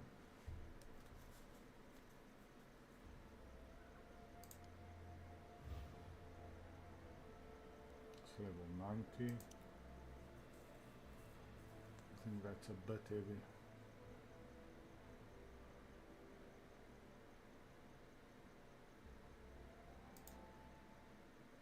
I don't think I'm gonna win this fight. Just to let you guys know. 51, can't do nothing with him. 77, Reviver, Healer, M. No. Definitely not. Not with the power of my team. No one sneaked in here. Take out that team. That's about it.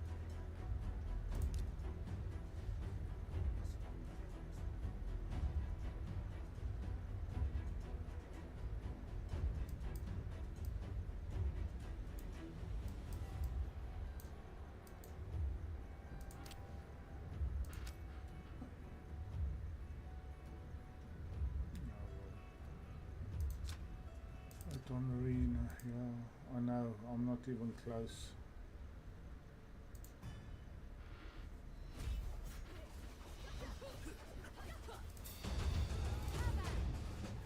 Why you keep on giving me flat stuff? Magic key. That's unlocking now. And then we'll do that. Just want to see. Am I at stage 13? Fuck, I can't see. This is a guardian's duty.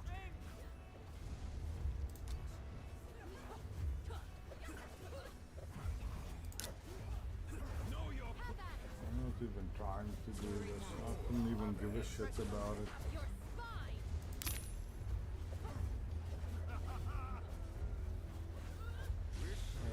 Easily go to the top if I want to.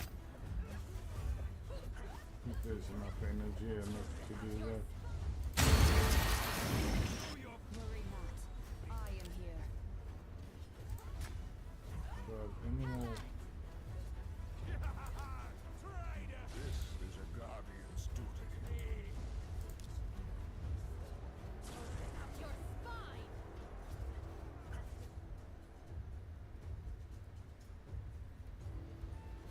Worry not. I.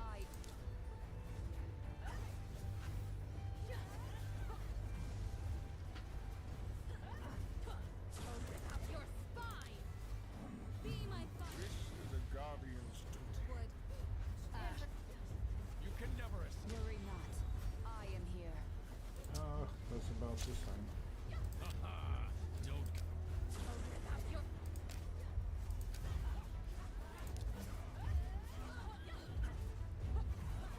This is a guardian's duty. Be my father. Worry not. And now we'll wait for 2 and then we'll go with them again. Don't get This one needs magic, the other one needs magic. This, I'm struggling with Be my firewood. This is a guardian's this duty. will come in handy for faction rules. Never rests.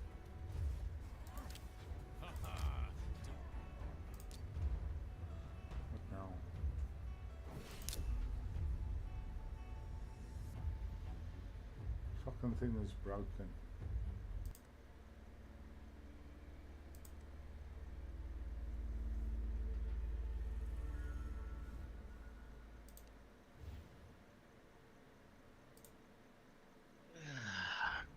Ja, finally up. Nee, ek het nog nie geslaap, ek saam Wims gespeel. Wow.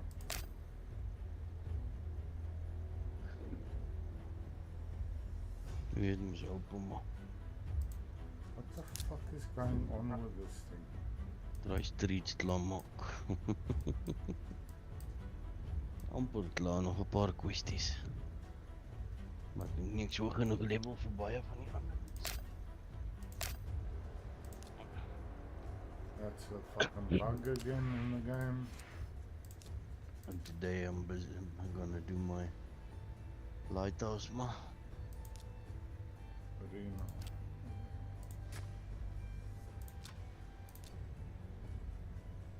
And this team is struggling. Seker die enigste span waar ek nog nooit 'n legendary ingetrek het nie. Ish. I don't know why I keep on trying with this team.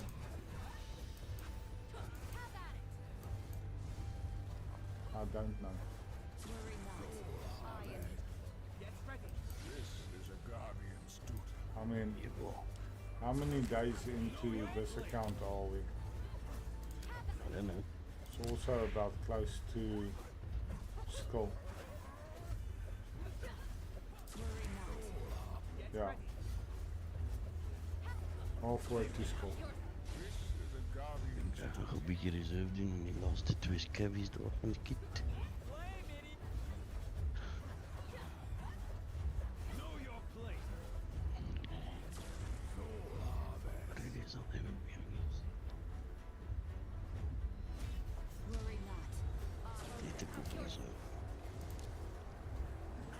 Nothing to do here else than wait. Character nie. Character nie. Dit is ook nie. Dan moet ek over skills gaan doen.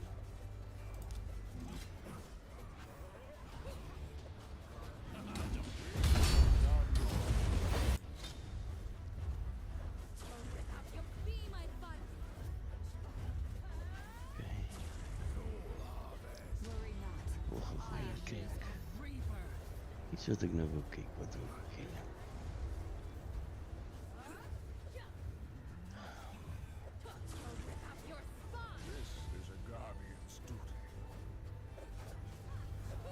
And they're just gonna fucking ice them, hit them, and kill them.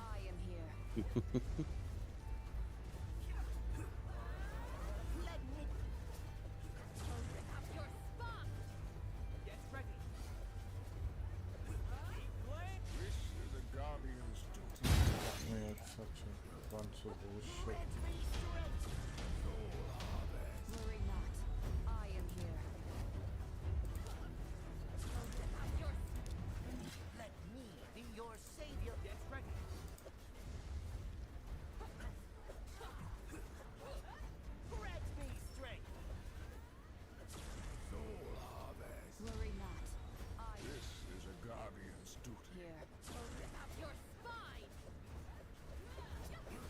Just kill all the monsters, please.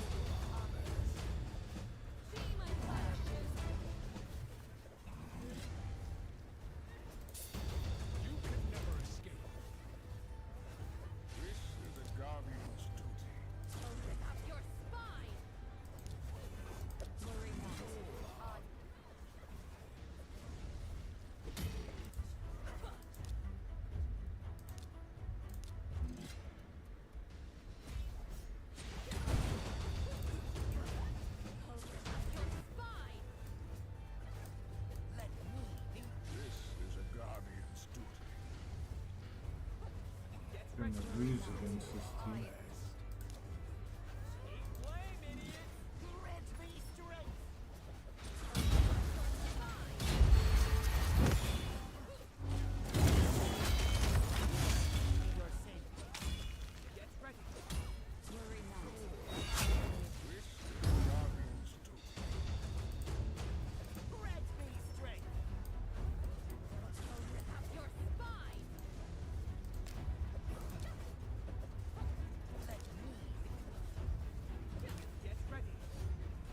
Oh shit, I'm out.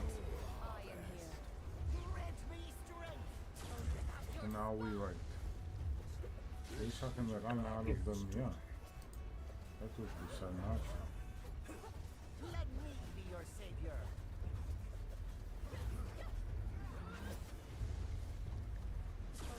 Your spine.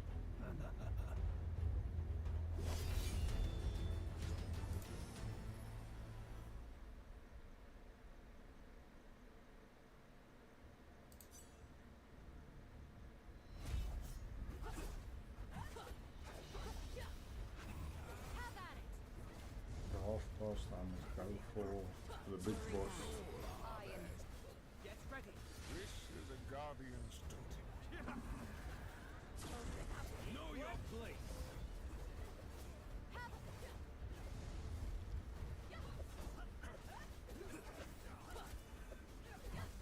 Worry not. Get ready. Have at it. This is a guardian's duty. Keep flame, idiots.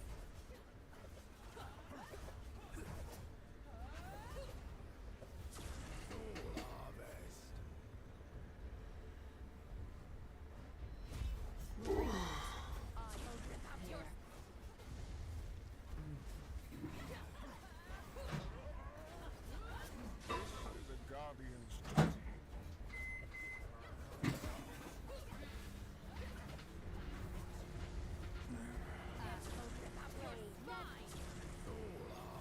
Worry not. I am here.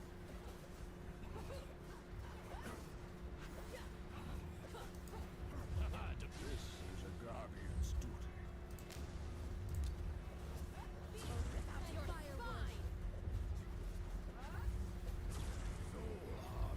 Worry not. I am here. Fuck, if I can get to 2-5. Very happy.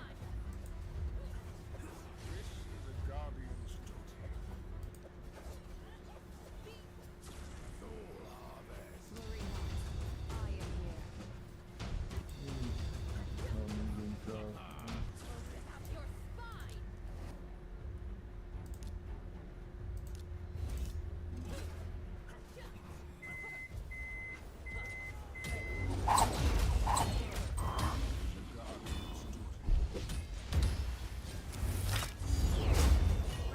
Worry not.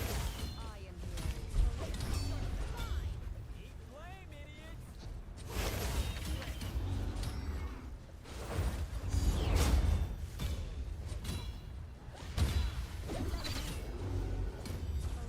Your Get spine. ready. This is a guardian's duty. Grant me strength.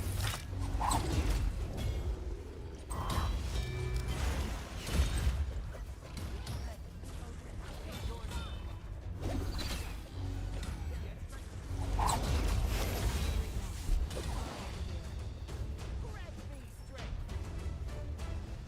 This is a guardian's duty.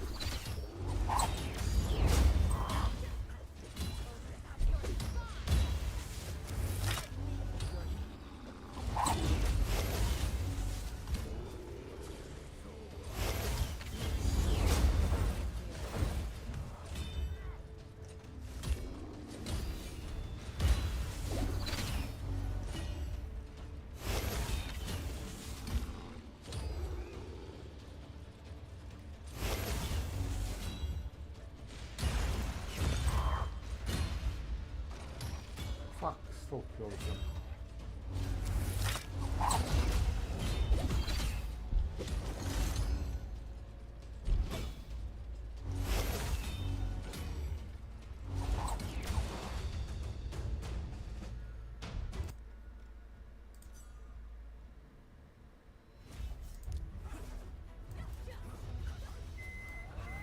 attacking on a Thrala.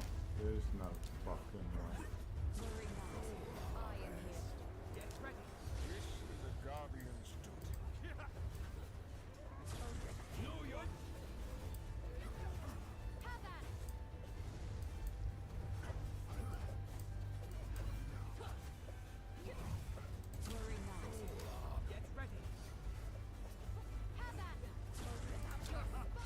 I'm a stalking distraction towards here and anyway, so. Know your place.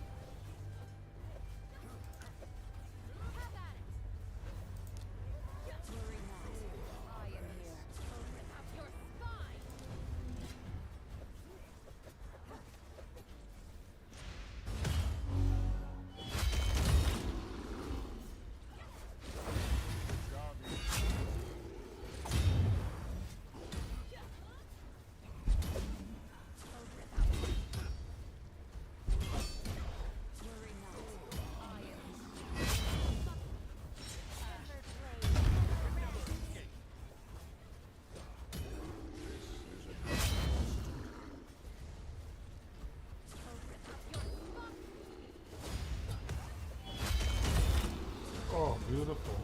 You actually made it faster. Okay, you started. Never rests. This is a guardian's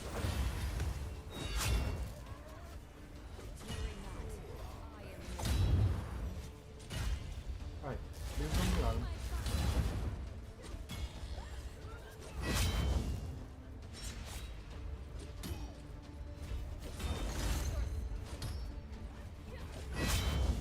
Okay, let him have his thing again, please. Oh, beautiful, beautiful, beautiful, beautiful. Love it. I've gone as far as I can with it. So. Extra stars for traction there. I think that's 3 extra stars so far.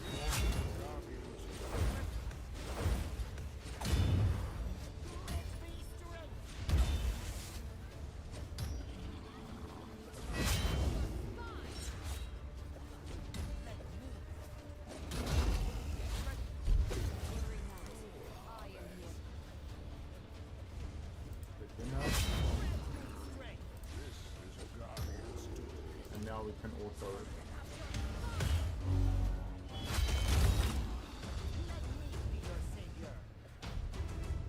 It's 5 extra. What's the name? Stars.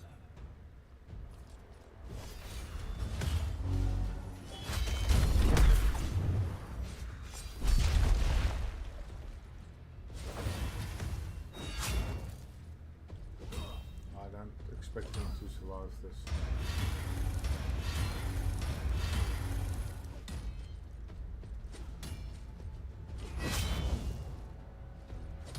Like I said.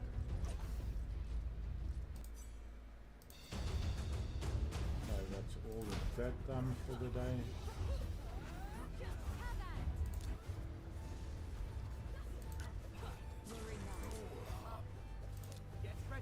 This is a guardian's duty.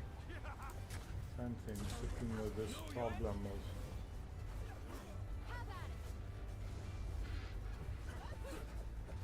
I'm just happy I'm getting much more out of it.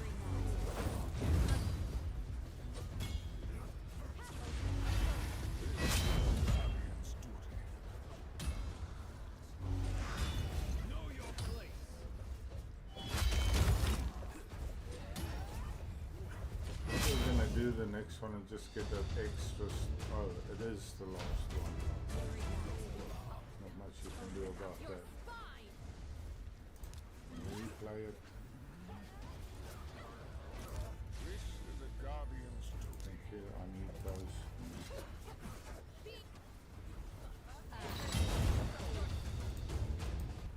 You can never escape. Nothing I can fight here. This is a guardian's duty. Your spine.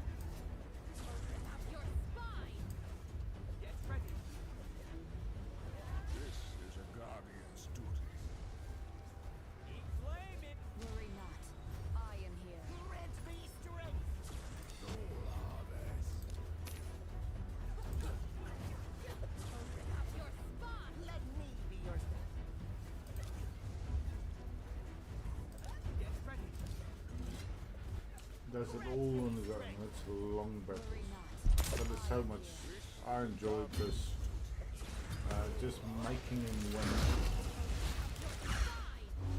when he had no chance before. Let me be your savior. Grant me strength. Worry not. I am here. This is a guardian's duty.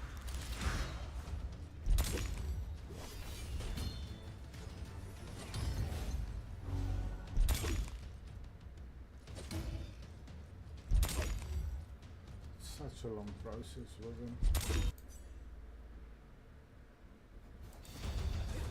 But he gave me my extra stars to get back on the leaderboard, so you know, I'll keep it. It's my only revival in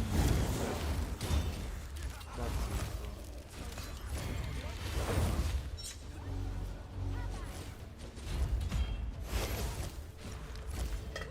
All I'll do with this kit is just, it's all HP treatment anyway.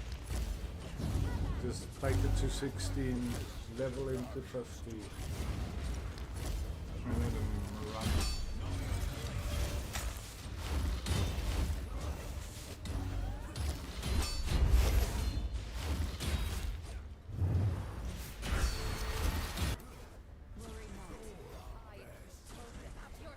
Just one with Doom Tower.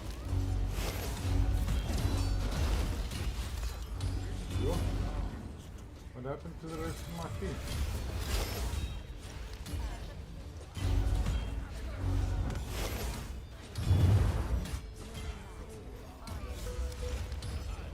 That was third wolf, huh?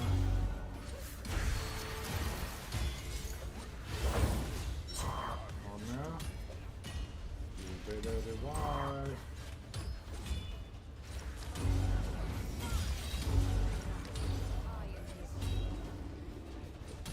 Why do you guys keep on hitting me?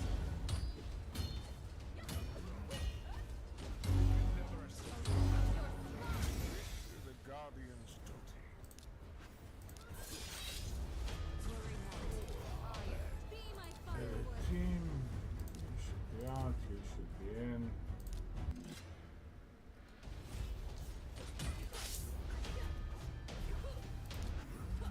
Let me. Man, it's such a pain in the ass to do this. This is a guardian's duty. Worry not. I am It's gonna take twice as long. Grant me strength. You just your spy. Be your savior. Get ready.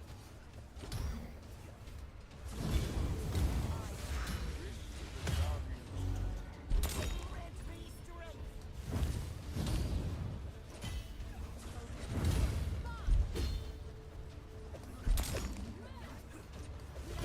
Your savior.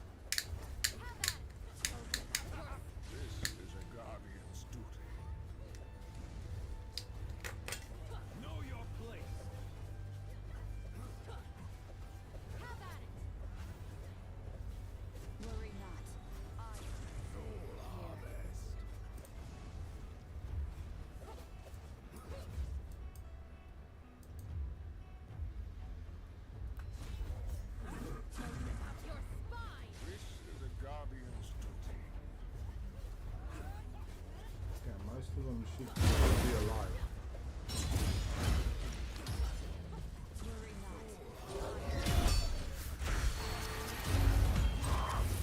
Wasn't she supposed to revive?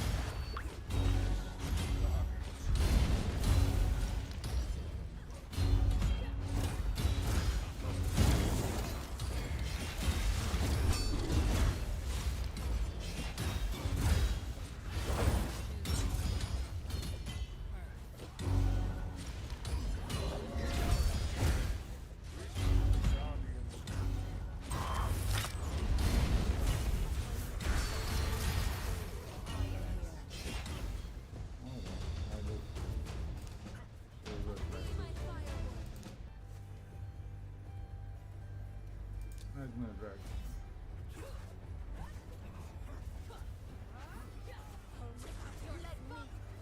I know Septimus is the right choice, but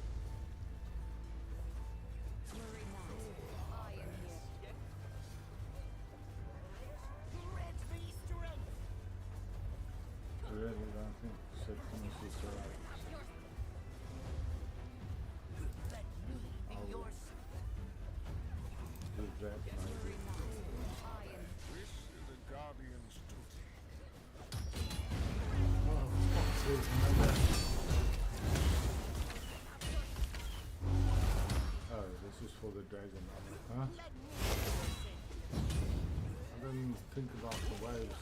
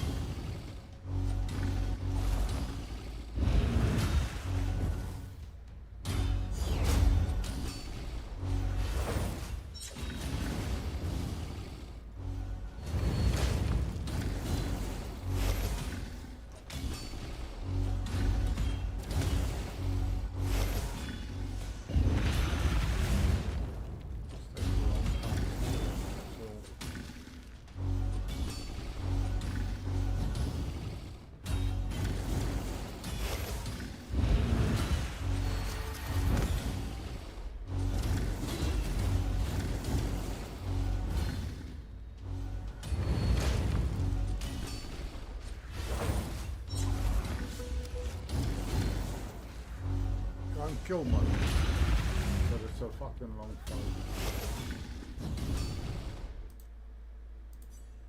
Time, 10 past. Come on, man.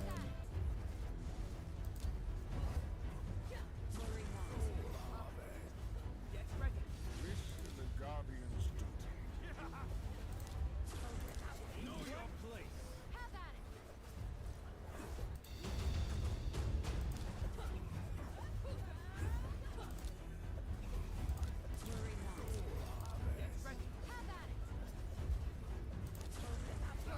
This is a guardian's duty.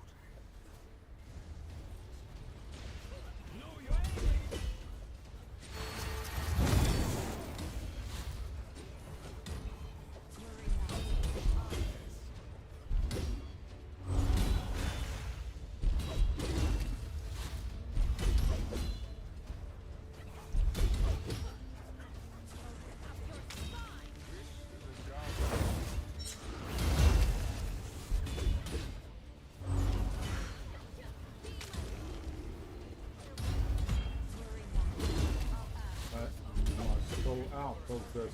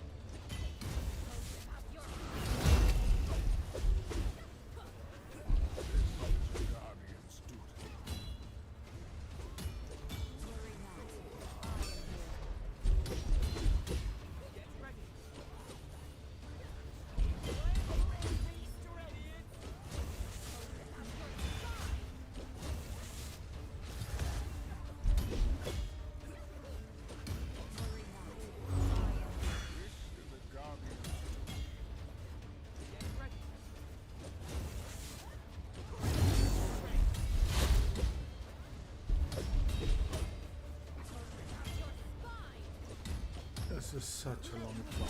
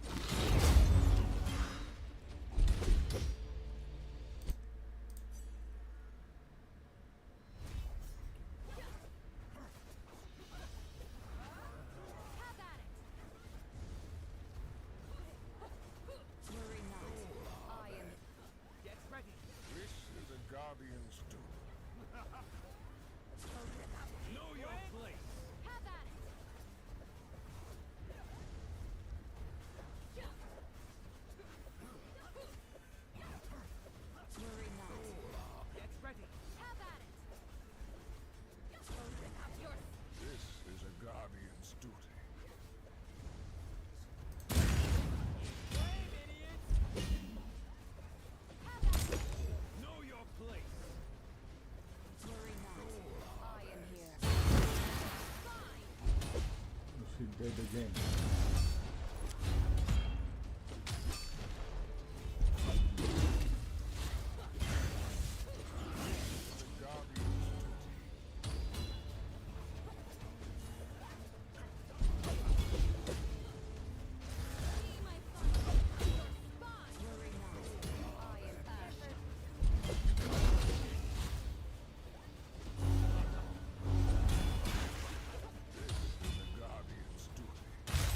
Alright, we must go out.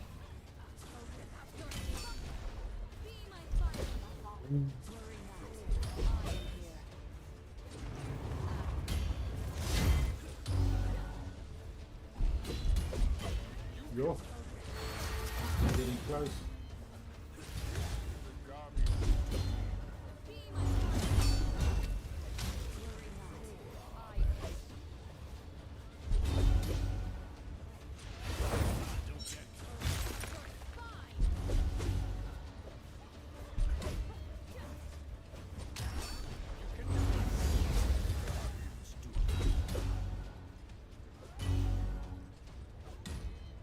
En een paar keer in die RBT vastgehaald of wat ook al het noemt. Wat is het? Street. Ja, ik het al 30.000 betaald voor ietsje aflaaien. Ja, oké. Ik denk het was bij onze keer.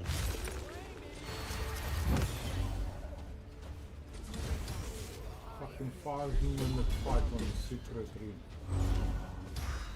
Yes, it's back and forth on Bliksmiller McCall.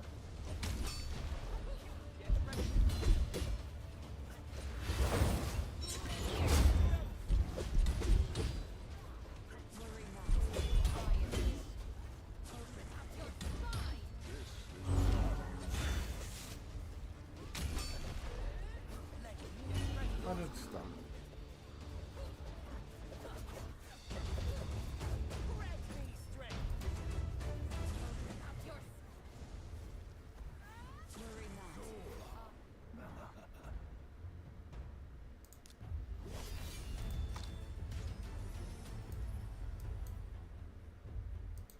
I'm not gonna get that finished. Okay.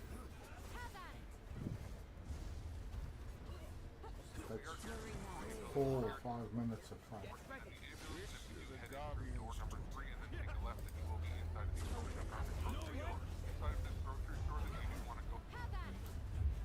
How can you have a fucking mythical and your team power is only 61%?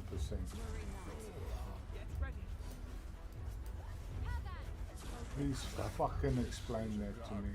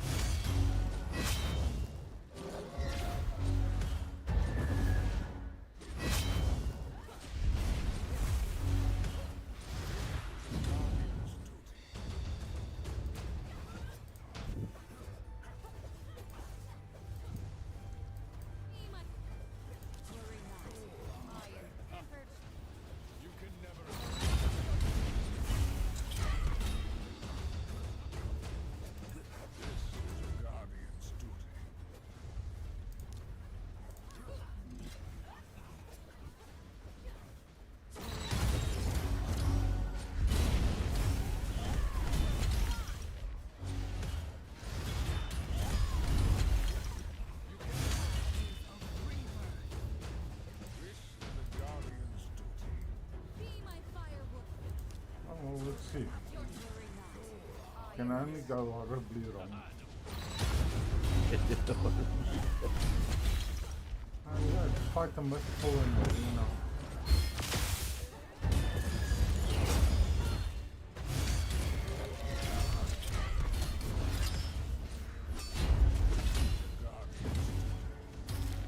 Ultimate Death Knight and the mythical good.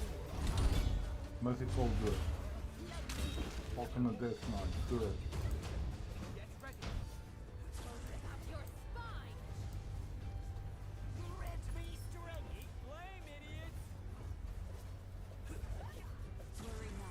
I'm not fighting this. Ooh, Molly. Oh, fuck.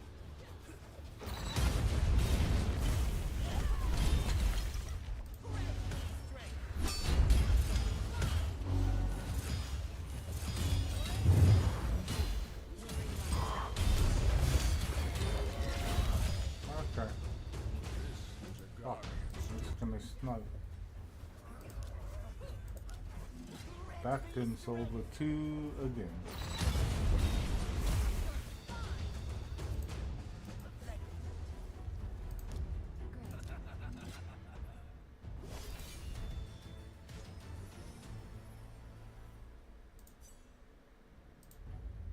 Fine.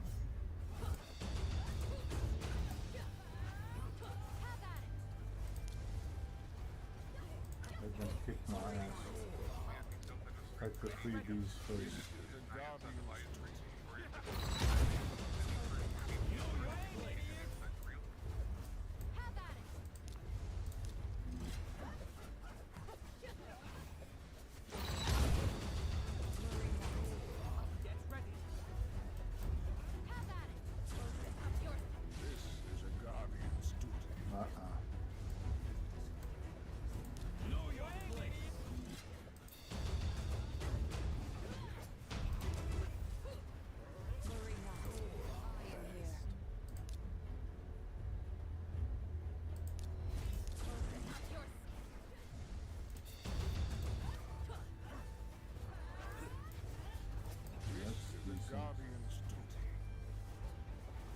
now we wait.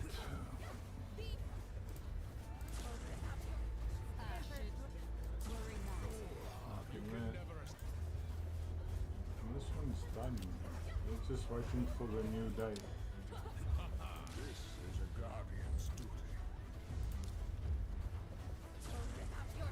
87 out of 100.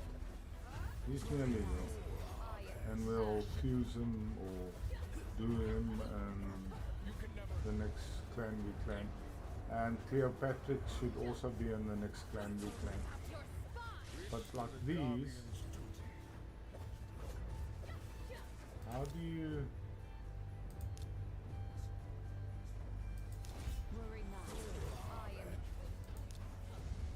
get them back? I thought it's gonna be in this next upgrade.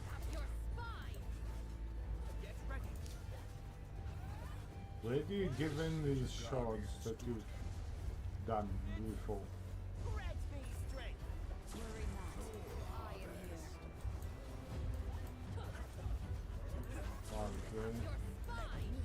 Her you can keep. That one, that one. Female line, Dread Star. Oh, I guess you can keep Dread Star and make the second one of them. Aurelius. You don't actually have many shards to give away on this account. I thought it would be a lot more.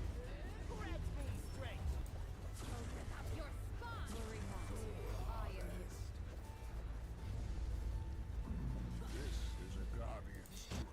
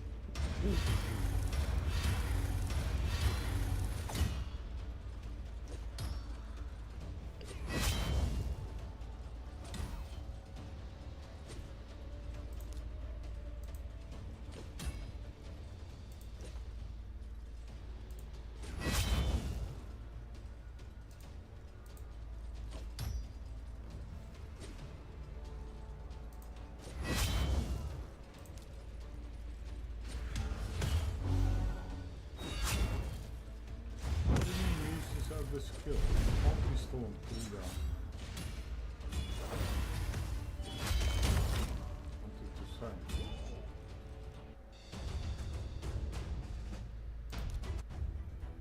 Okay, so that's all done. Now we just wait for the new day.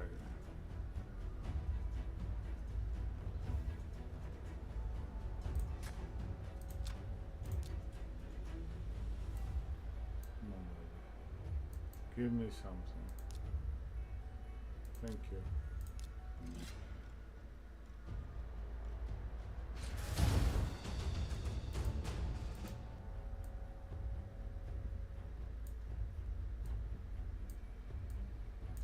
Yes. Tatsu.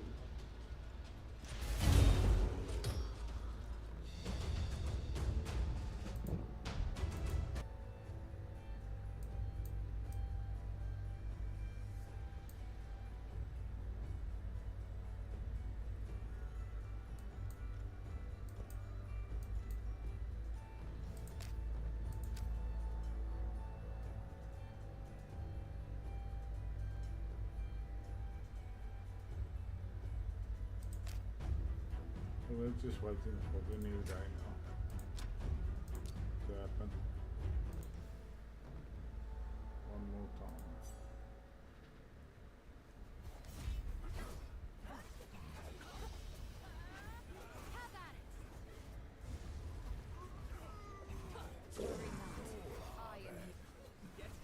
This is a guardian's duty. Know your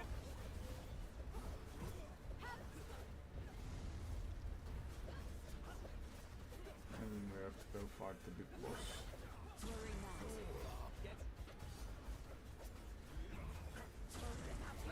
This is a guardian's duty. Know your place.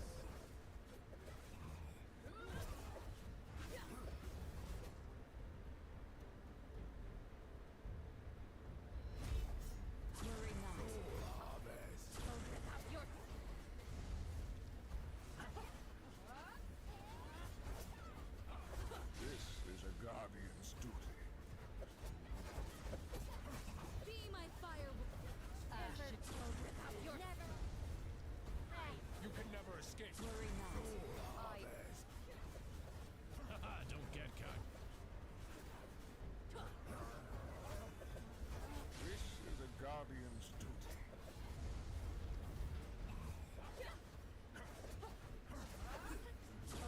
Your spot. I am here.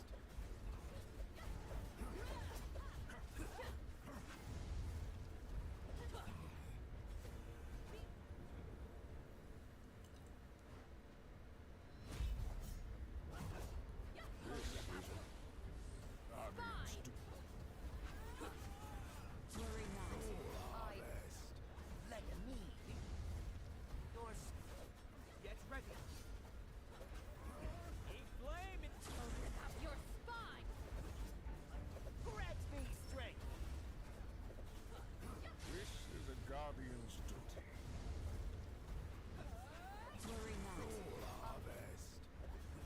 Let get ready. Your spine. Grant me strength.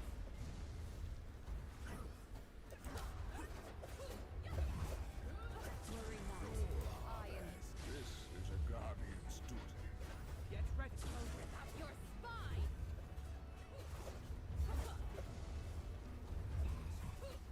Grant me strength.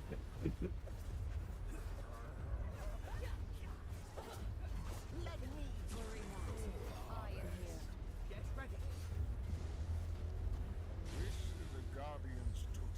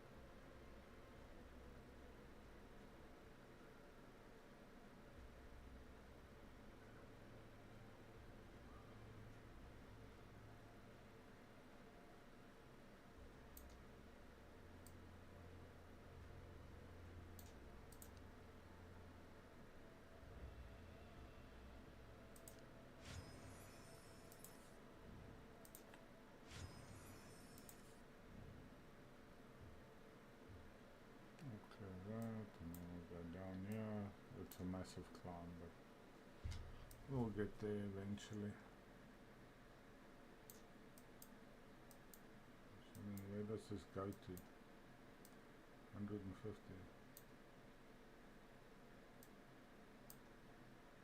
190,000. Fuck me. That's a lot.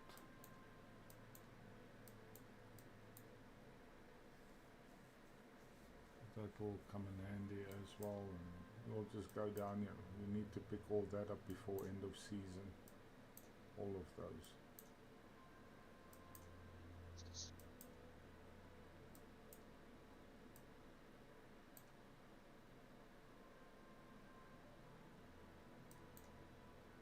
Those also come in handy.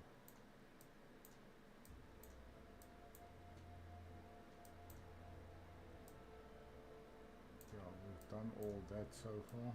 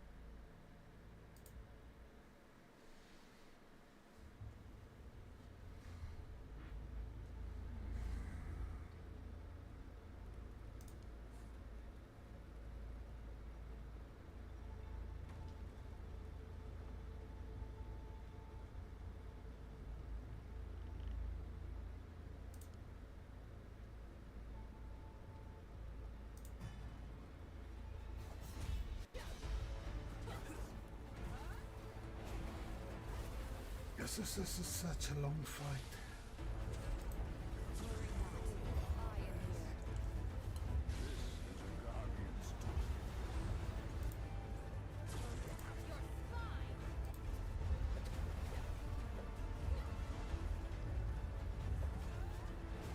Now I can go watch my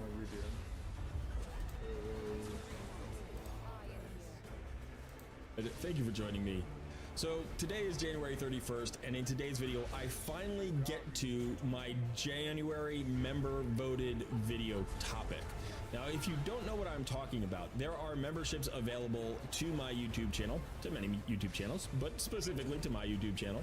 So if you just go to my main channel page, you can go ahead and click on that join button there. And then you'll get this pop-up menu that outlines basically the different subscription options that allow you to become a member of Colred Plays. This is a great way to support the channel if you enjoy our content. So you do get a bunch of extra perks, and one of the perks here is priority video suggestions. Now, the way this works is there is a member section of our Discord community where the members get a little bit more access, they get some extra perks, and one of those perks is that once a month we set up a vote. So basically the members get to make suggestions for the first week of the month, and then at the end of the first week we take the most popular suggestions, we put it to a vote, and then the top vote receiving topic becomes a video that I must do during that month. So usually it's about a 2-week voting system, and then I get 2 weeks to prepare and record the video. Now, yes, this month I have waited until the very last day of the month. I have had COVID for the last 2.5 weeks, so please forgive me for taking so much time. But in general, you know, I'd like to get to these topics pretty quickly, and I want to make sure that the members always get their video. So if you're interested in forcing me to do a topic that maybe I haven't covered, I've been avoiding, or I haven't just done in a while, you can become a member and vote for the February video. Okay, so this month's video is on the Hydra clan boss. Specifically, it's about newer and mid-game accounts and sort of an intro to team compositions for the Hydra clan boss.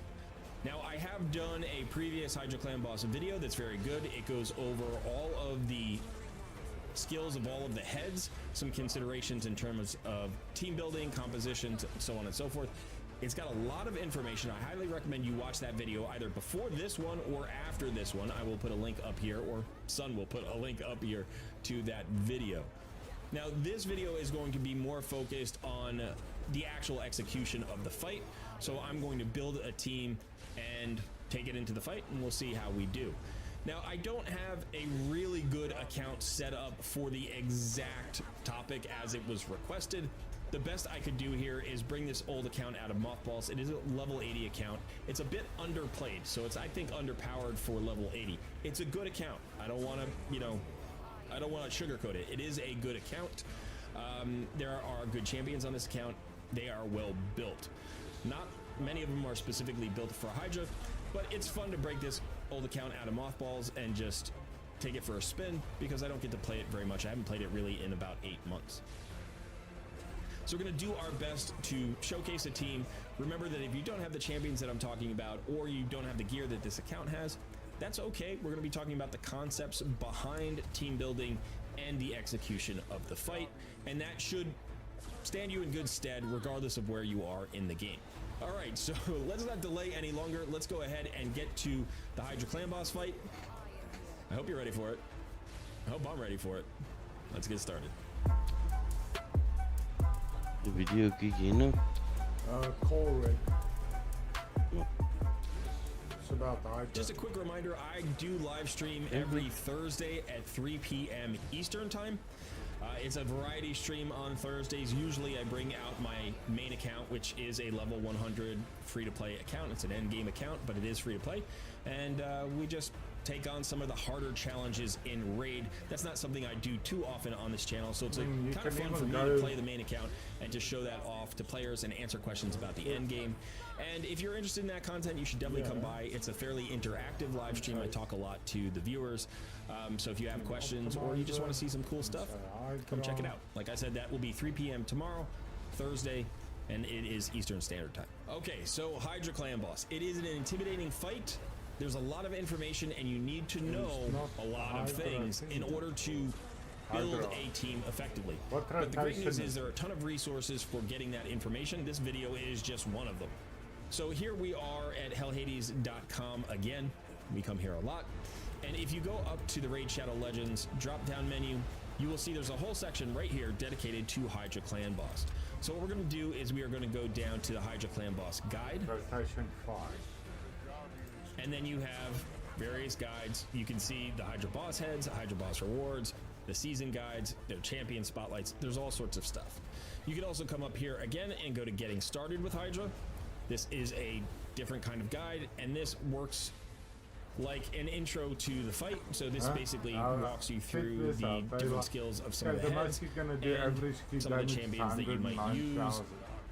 You know, buffs and debuffs that you want. There's even a video here by Ivy Lee Gaming. So there are a lot of resources right here. You can also go ahead and do searches on YouTube. I know that Nub Raids is an expert on Hydra. He does a lot of stuff on Hydra. Also, if you go to the HH Gaming YouTube channel, so that's Saphira's YouTube channel, he covers Hydra from time to time. I'm sure there are other content creators out there who would do really well. I think MTG Jedi likes Hydra Clan Boss as well. And that's not telling you not to watch this video, just so you know there are more sources than just me. I am not the Hydra expert, but I think that may actually play in our favor in today's video, because I do the things that I think players should do when they are learning a fight when it comes to Hydra. So one of the things that you're going to want to do is you're going to want to find out the rotation that you are fighting. So that's pretty easy. You can just go into the game, come over here to the clan bosses, go to Hydra, and you'll see right here, it actually now tells us the rotation. It didn't always do this, but they have added this just a few months ago, maybe 2 months ago. It now tells us the rotation number. So this is rotation number 5. Now, if you want to stay in game and use the game as your resource, you just go ahead, click on the normal go to battle, and you're going to get this boss guide in the corner, and this will walk you through all of the heads. Now, the great thing about this Hydra guide in game is that it is specific to the rotation that you are in. So there are 6 Hydra heads. The 4 on the left are going to be the 4 starter heads, and the 2 on the right are the substitute heads that can be brought in when one of the heads dies. So if you look through the boss guide, you'll notice that they are actually listed that way. And the 5th and 6th head are the substitute heads. So you can see the head of Torment here. You can kind of see it faded. That's the head of Torment. And then the last head is the head of Wrath. Now we just got a new rotation today. Head of Wrath was in the last rotation as a starter head. It's now a substitute head. So all 6 heads will always be available in every fight, but the starter heads really matter. In addition, the heads can change affinities from rotation to rotation. So this guide has them listed with their current affinities, which is important when you are building your team, because anybody who is a debuffer, especially your provoker maybe, or your hex debuffer, those champions need to not weak hit, basically. You need to make sure that you are as consistent as possible with those specific buffs.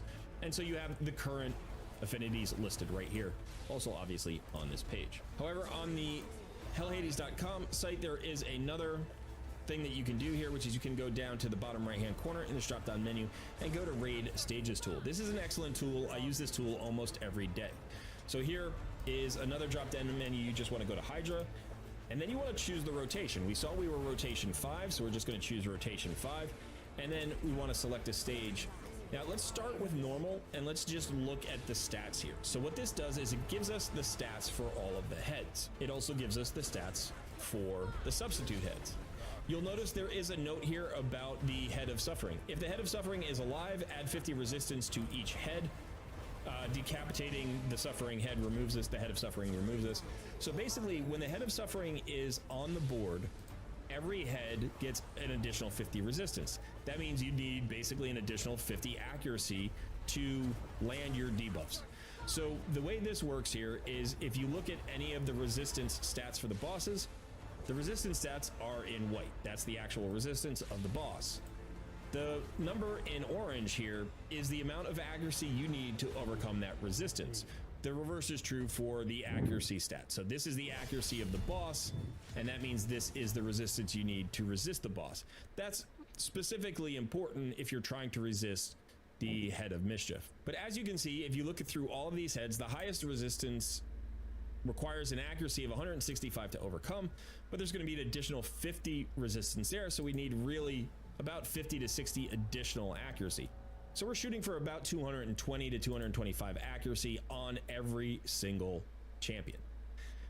Now, that may be a stretch, even for, you know, when you think about this is normal Hydra, this is the lowest stage of difficulty, 225 accuracy is a lot. Remember that you can have a decreased resistance debuff that you can put on the bosses that would reduce your accuracy requirement. You can also have an increased accuracy buff on your team. That's another way to get your accuracy there a little bit more easily. But this is an important number to know. In addition, you can see that the various heads have different levels of HP and defense. You can see the Head of Suffering has much more HP than everybody else and way more defense. The Hell Hades site has done a nice job of showing us what's called effective HP. So this is basically like a standardized value that combines the max HP of the head and their defense to basically tell you how much effective HP you need to remove. So it's a relative measure of survivability. And you can see here that the Head of Suffering has a whole lot of effective HP, 8.6 million.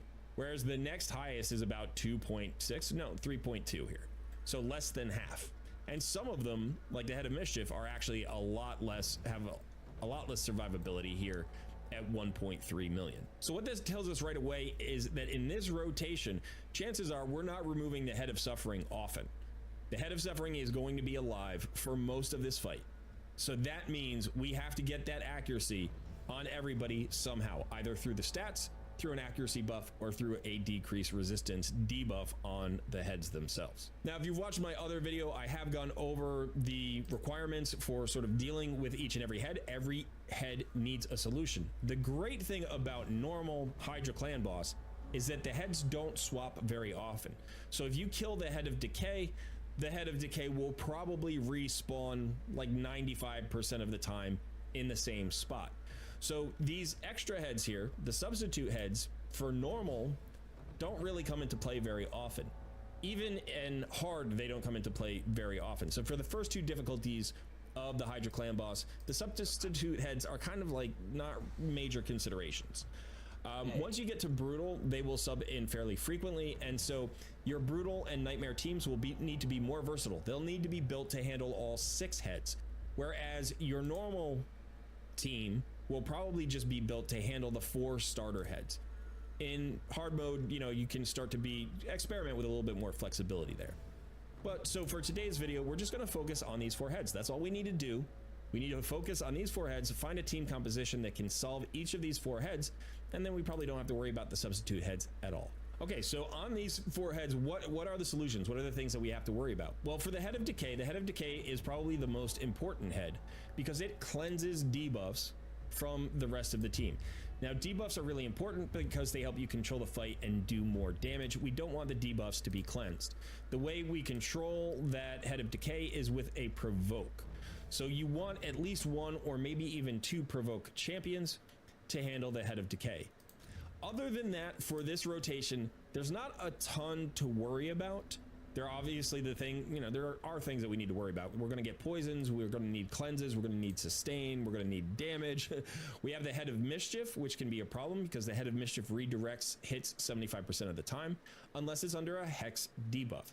So if you have a champion that can bring a Hex debuff and land it on the Head of Mischief, preferably because it's an AoE, then that's great. You can also build an AoE champion in a cursed set, and that will allow you to use the artifact set to apply even if you don't have a champion who natively has the skill of Hex. If you don't have any of that, you can basically handle the Head of Mischief in this particular rotation with AoE damage. Just hit hard with AoE damage, and usually that's enough to handle the Head of Mischief. Now, this is a solution that you can't always use when the Head of Wrath is in the rotation, because the Head of Wrath has a damage counter. Every time it's damaged, it adds 1 to the counter. When I think it gets to 15 stacks, it does a massive AoE nuke that can one-shot your entire team. So using AoE damage when the Head of Wrath is up is a problem, but because we're doing normal difficulty, that shouldn't be a problem in this particular rotation. If you are doing brutal or nightmare, you're going to need a slightly different strategy, but this video, per member's request, is based around an introduction to early or mid-game Hydra. So remember, you can get your Mithrala just clearing normal. You don't even have to clear hard mode. You can get your Mithrala just fine. Just clearing the top chest, preferably getting 2 chests if your clan is clearing normal Hydra. So that's sort of the goal of this video. Now, I do want to mention one other tool that comes from HH Gaming, and that is the HH Optimizer. So this is free. You can sign up for this, download it onto your computer. Millions of people use it. It's totally safe. And basically, it gives you an opportunity to upload your account information into the website. It tracks everybody who's uploading their information, and it can track the results of those players' fights. So if you are looking for a suggestion here, you can come and you can see, you go to the team optimizer, you go to Hydra rotation 5, the stage is normal, so difficulty is normal, and then you just go find a team. And this is going to load suggestions based on the champions that you own. So this isn't going to suggest teams with champions that you don't own. It will just load in various results that other players have gotten. As you can see, somebody here has got a 35 million damage key, 1 key for normal, which is fantastic. I think for normal you need like 6.7 million, so this is, you know, 5 times the damage that you need. So these are champions that I have on this particular account. You may not have those champions. If you don't get a good suggestion here, that's okay. We'll talk about how to build a team comp like manually in just a moment. But this is a way to get suggestions about teams and to let you know, what kind of team compositions other people are using successfully. So anything here that is probably 10 million or better would be a viable team to use. Like I said, I think you only need 6.7 million or something, but you want to have a little bit of leeway because you might not have the gear that these players have. So there are tons and tons of suggestions you can see with all sorts of different champions. But now let's go into the actual game, and here is a team that I have built. Now, like I said, this account has some good champions. I don't want you to look at this and be like, oh, he's using 5 legendary champions, I can't possibly get into normal Hydra. You can. I'm using these particular champions because these are the champions that have been built on this account. I have not leveled a new champion on this account in 8 months. This is the best I could do in terms of putting together a team that I think covers all the bases. So let's talk about the various champions and what they do. So let's start with the lead. One of the things here that's really important is we want to go faster than the head's speed. We want everybody on the team to go faster than the heads. Now, if you go back to that stages tool, just real briefly, you'll see the speeds here. The fastest head here is 210. That is the head of mischief. The head of mischief is always the fastest head, and the slowest head here is 100. So we want our champions to go faster than 210. Now, we might not build all of our champions this fast, so a speed aura can be really useful to help the team get up to speed. You could also use turn meter fill, you could use increased speed buffs. Those are all great ways to make sure that your team is getting more turns than the Hydra heads. So here, Mighty Uko is bringing us increases ally speed in all battles by 20%. That's the aura. And that's going to allow us to exceed the speed of these heads. Now, I think my slowest champion is built somewhere around 200, something like that. We'll go over these champions in just a bit.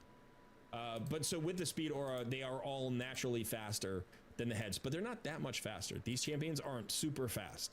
And you can see I don't have any turn meter fill here. So it's just their native speed. It's just their natural speed that is what's being applied with the aura. Now, in addition to that, Uko brings a lot of things. Uko has an AoE A1 that has a decrease attack. Decreases attack is going to help us stay alive. Uko also has an AoE buff strip and block buffs debuff.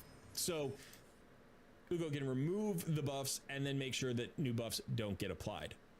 Uko's also the reviver on this team, and that's usually good to have. You usually want one reviver somewhere on the team. So providing a lot of utility, a really great legendary former fusion that I completed on this account.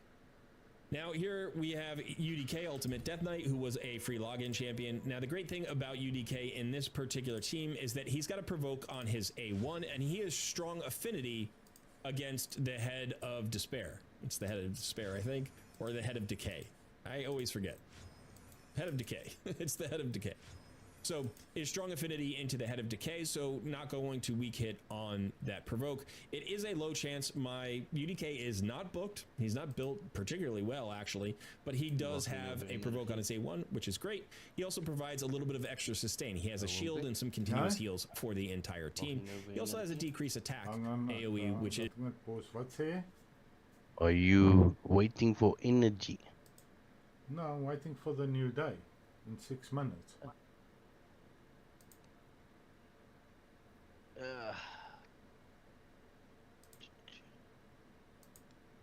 De AP rounds was lekker, is jammer, is net zo man.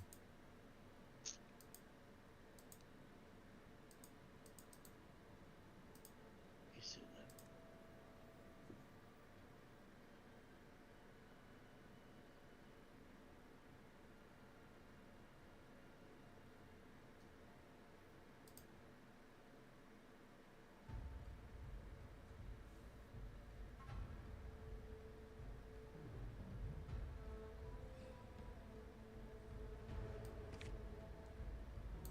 Prepare to charge.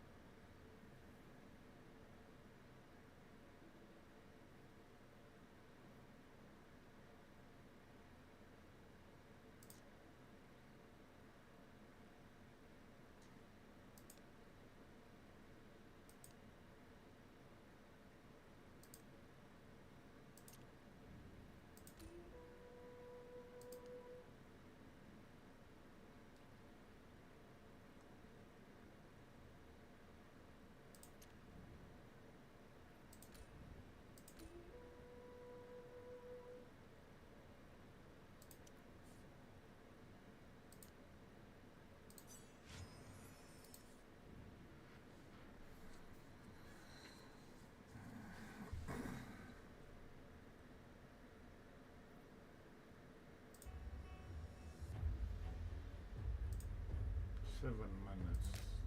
New key. Okay. So we're just waiting.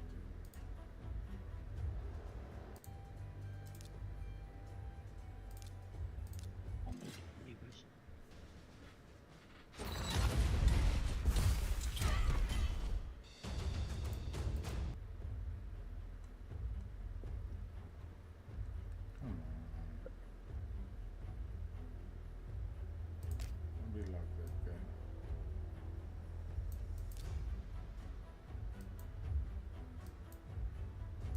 Can probably fight most of these teams, but do I really want to?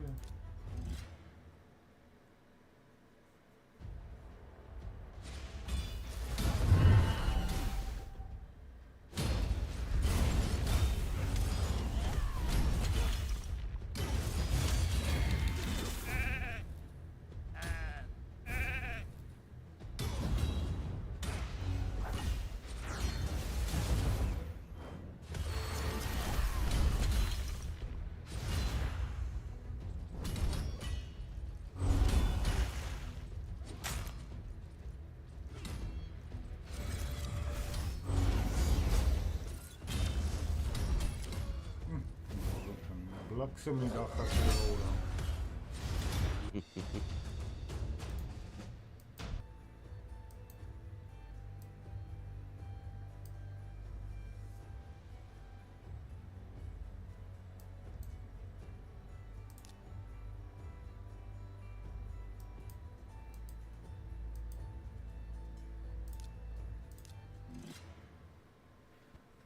Ach, het is dus maar extra iets. More gold bars, this kind of stuff, trying to get to that 100 fights in fucking arena.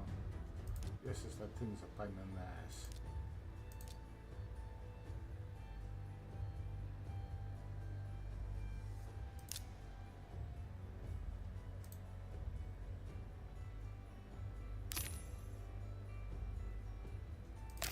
These guys are serious about the arena, young.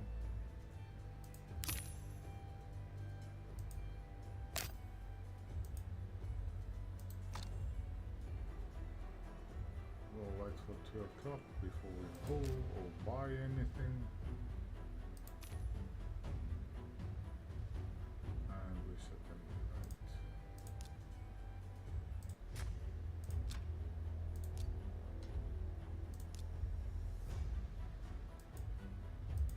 Okay.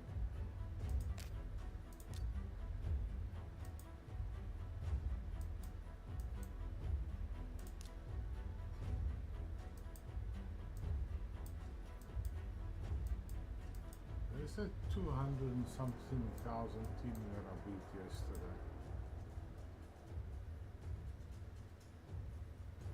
I think this was it.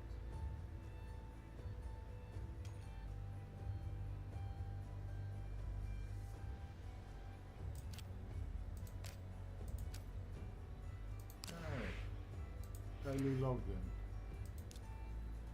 You get a shield.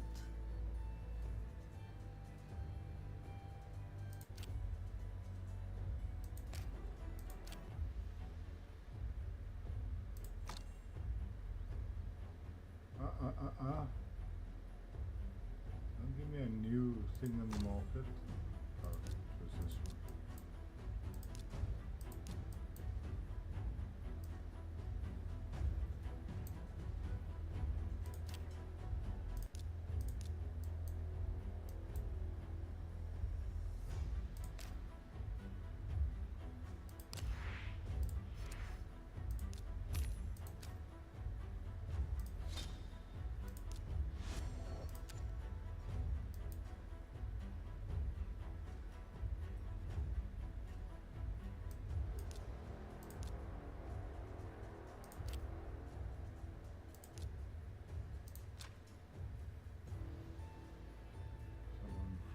Charles, Pattern, Spirit, Magicom Champions, and Campaign Battles.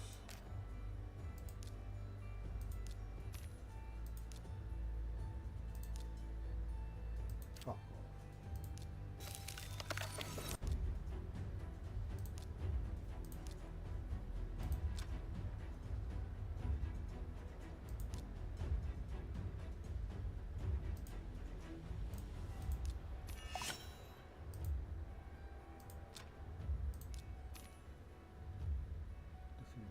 Voyager with 1 Magic Champion.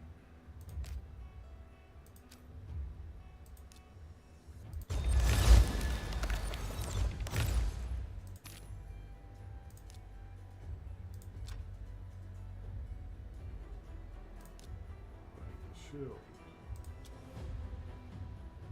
Bolter. Shields.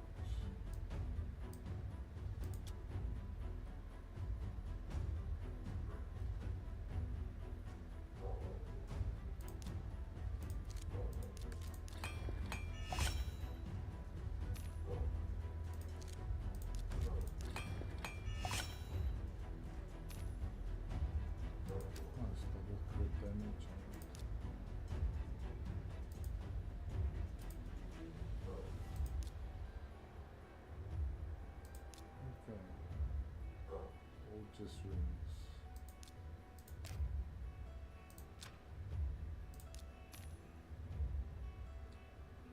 Magic champion as well.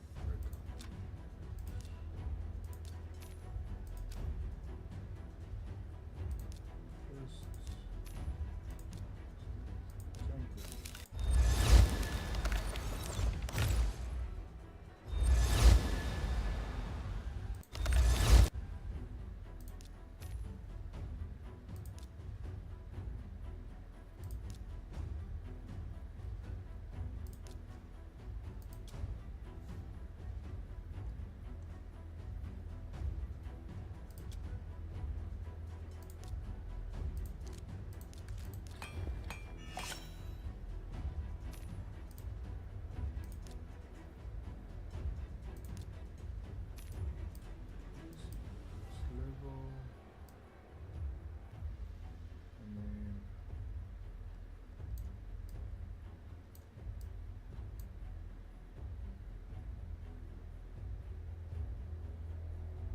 that one.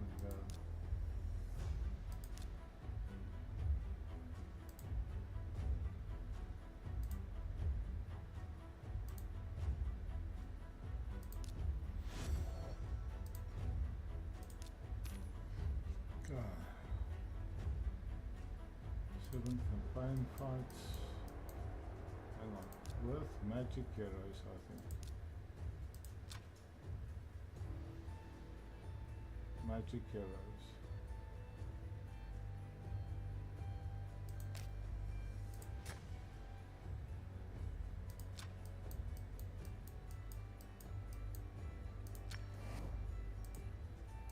What do we have here?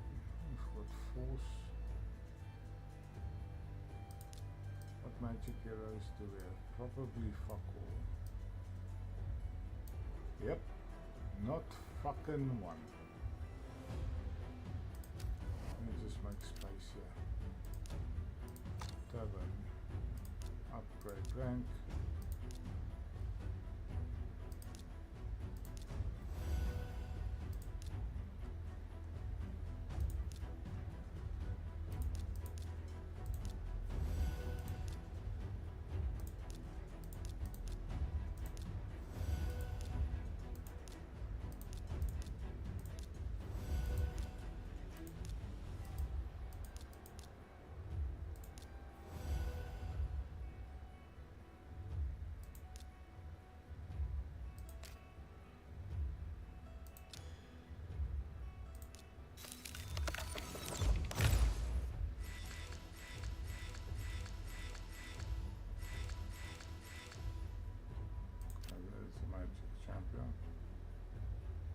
Might need 2 of them.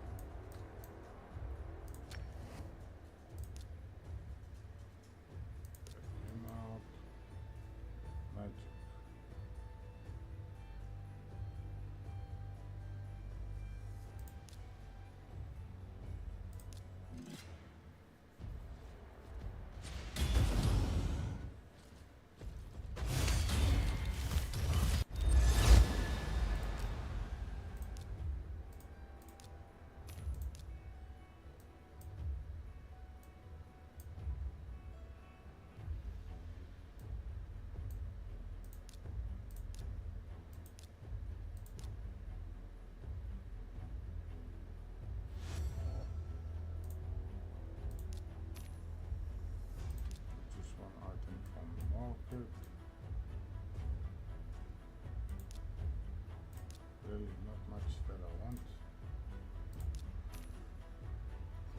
Beat the campaign boss 3 times.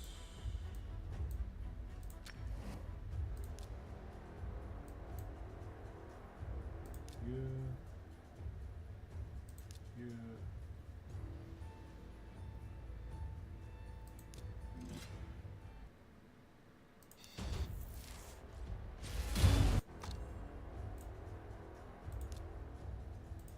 Too much fucking going on.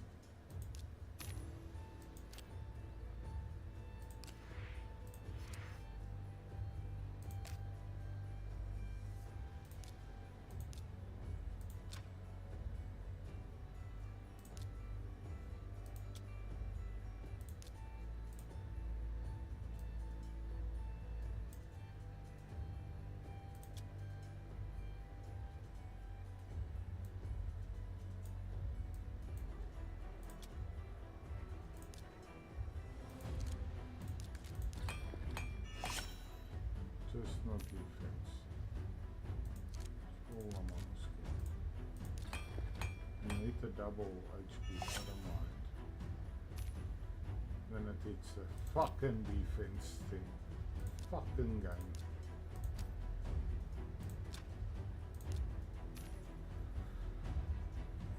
In a battle, using at least one spirit champion. Da, da, da, da.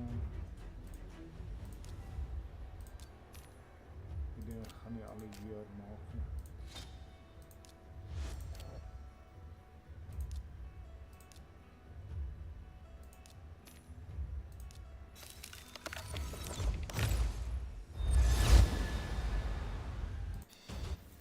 Dan kry ons nog 'n wol maar dan.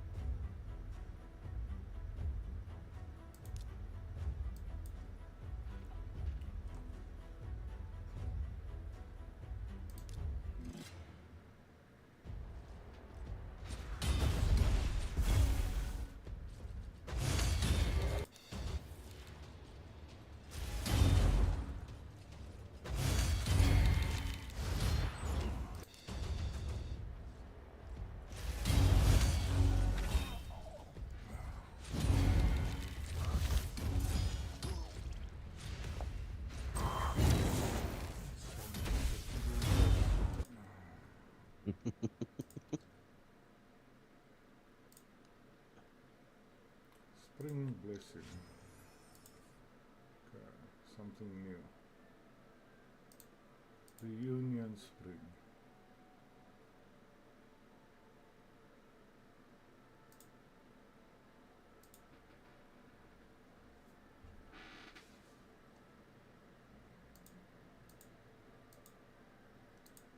What old friends?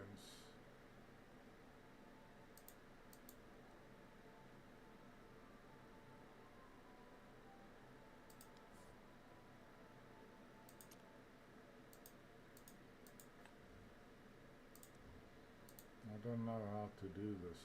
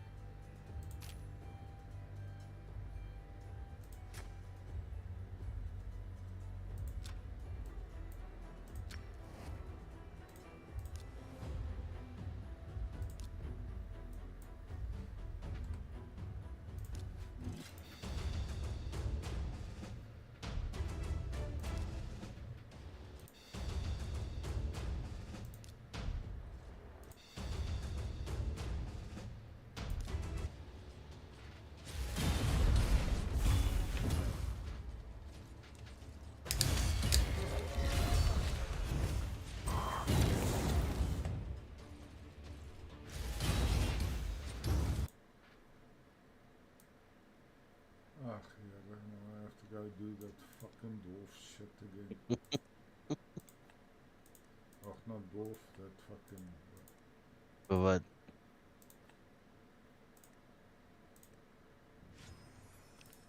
No, it's daily missions. Give me my tomatoes. Fucking throw you in the face of one.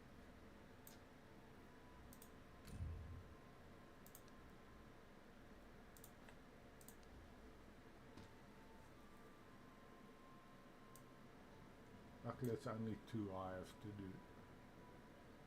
I just hate the one where they ask you questions about the game. Ooh, ladies. No man, in this fucking Dragon Air. Your daily Whoa. quest.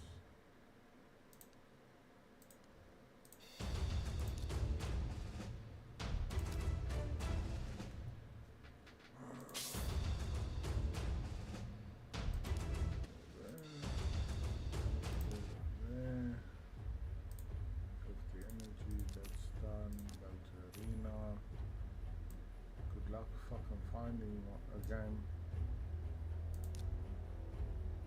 or a match. Really fucking mole marketeers. Bastia. Go to shop. Where is the goodie backpack there? Okay, so what do I have in I've got only 1 potion in here, so they'll tell me use it now. My team. You need to get him to 6-star. I'm probably about the only one with a fucking blessing on the remote.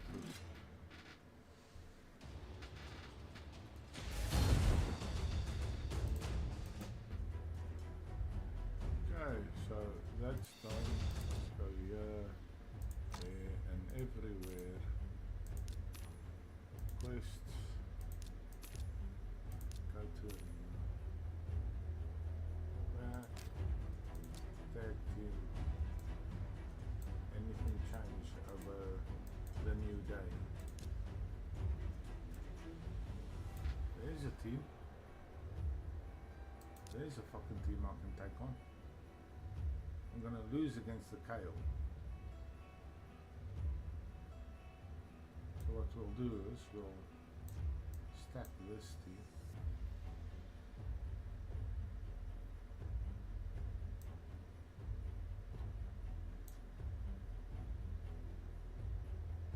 Take the loss there.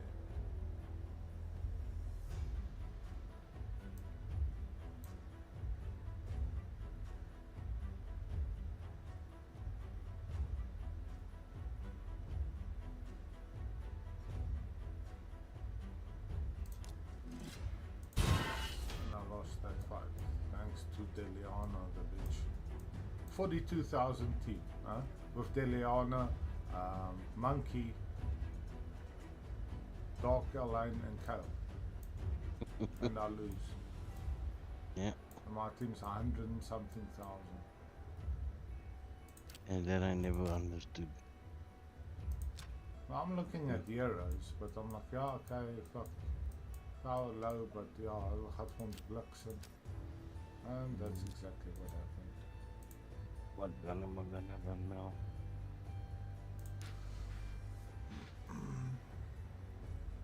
Let me run now.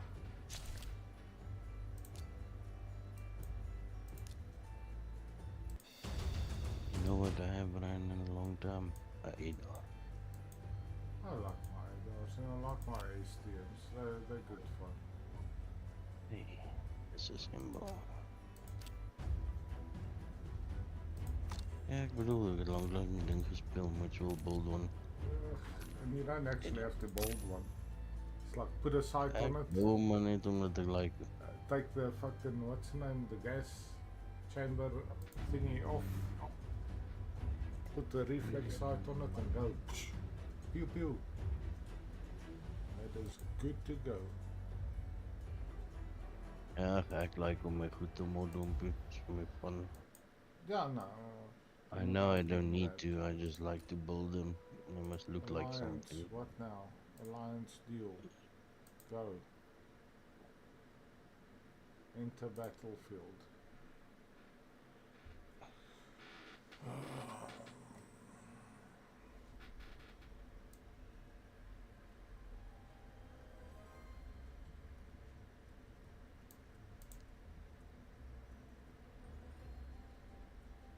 Fucking legendaries.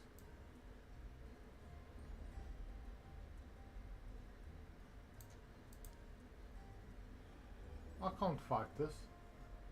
It's 4 fucking legendaries.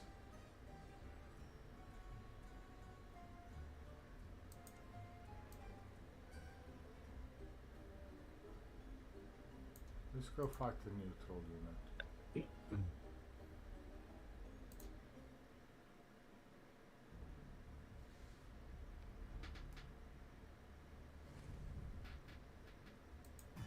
Oh, I ran out of dollars again.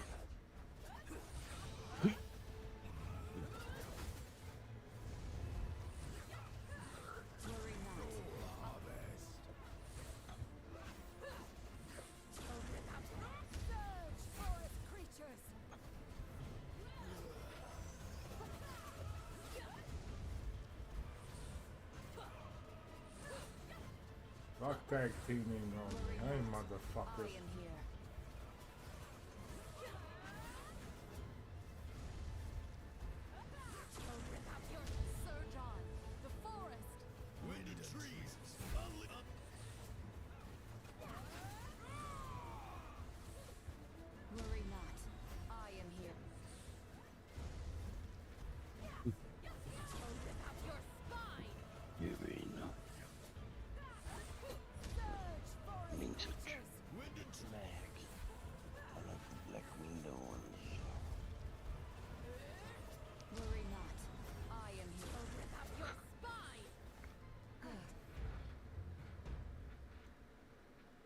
Previously I couldn't beat them.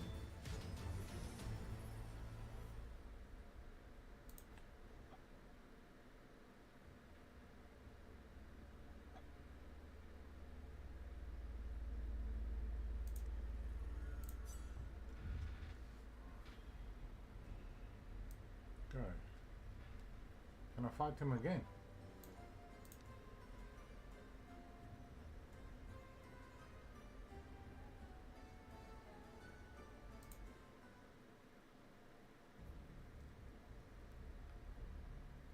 Oh, now I have to use a different thing. My light illuminates the darkness. You are going nowhere.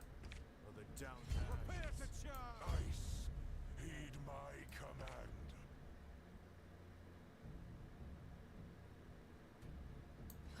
I came when I heard your call.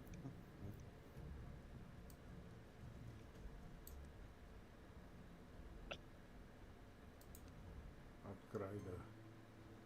Blizzard, guide me home.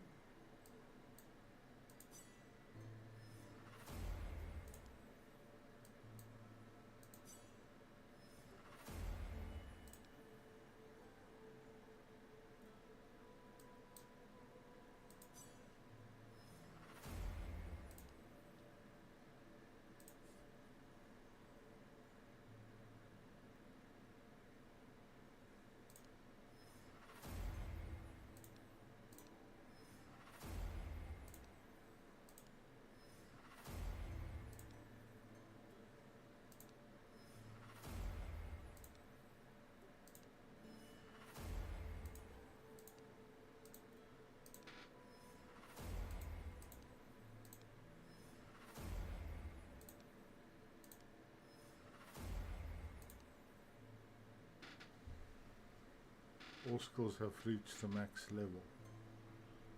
Okay, upgrade. Go to her. Weapons she's got on. This can probably go to 16. Oh, can go to 20.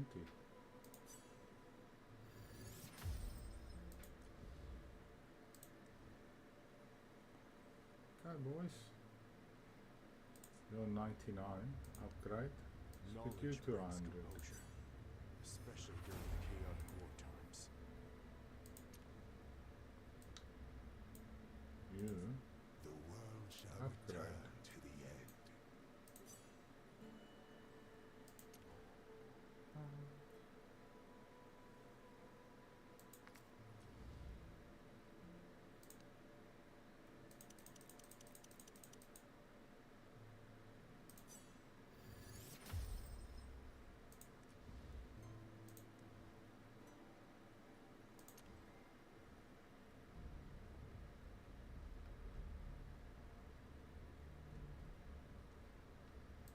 Let's see what they can do.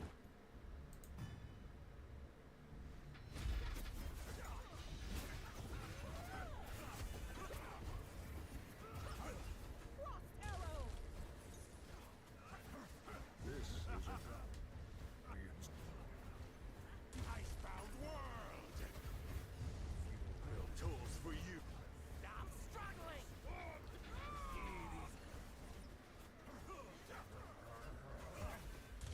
Arrow!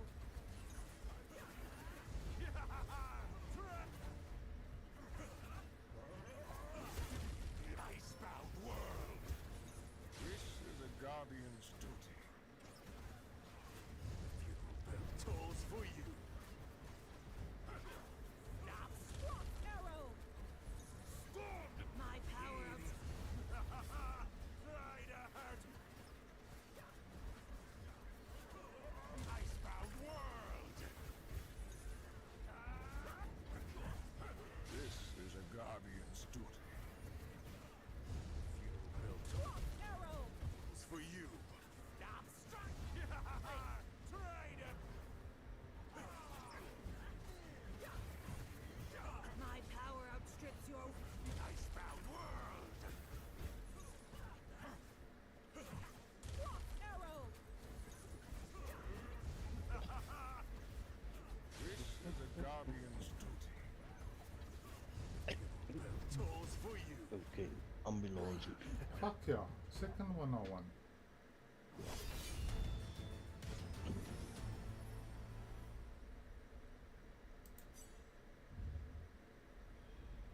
Okay. Oh, there's more units, but I can't level them. I'm happy.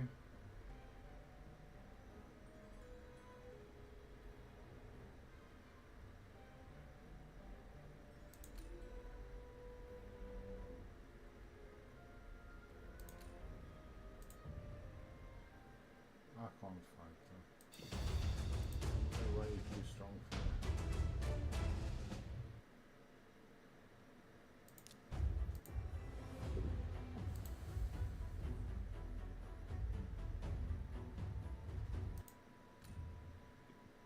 Ugh, same shit again. Grandpa, where's around? Same fucking, exact same fucking mission again.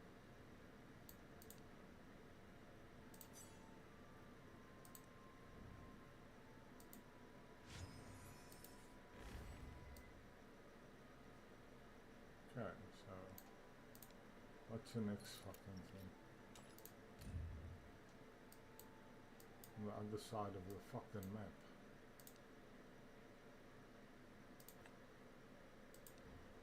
I must go fight those other fuckers as well. Get that out of the way. I can finish the progression in this fucking game. 89% finished before I can go to fucking season 2.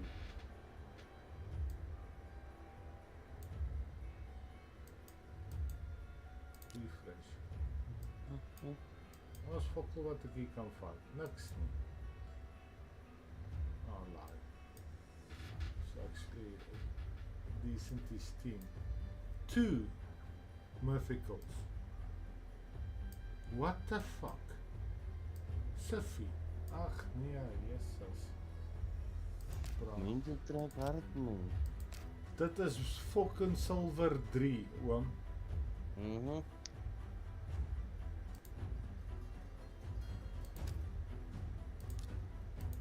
As dit goud was of fucking dit, dan sal ek verstaan dat daar fucking 2 mythicals in 'n span is.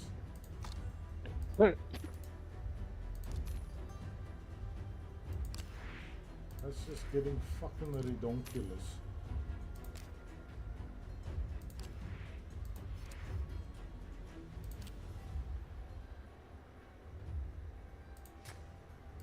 Arena, go. Market. What do you have? Give me.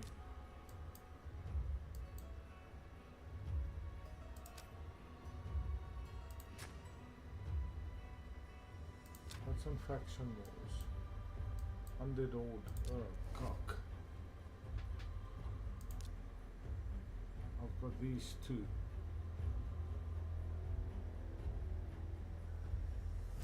You need 3 to get a 2-star, so that's a no-no.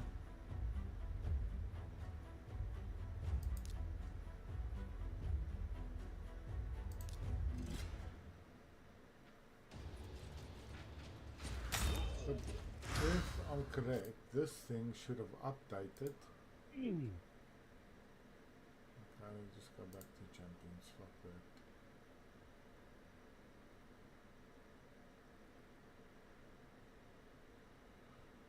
Free to play.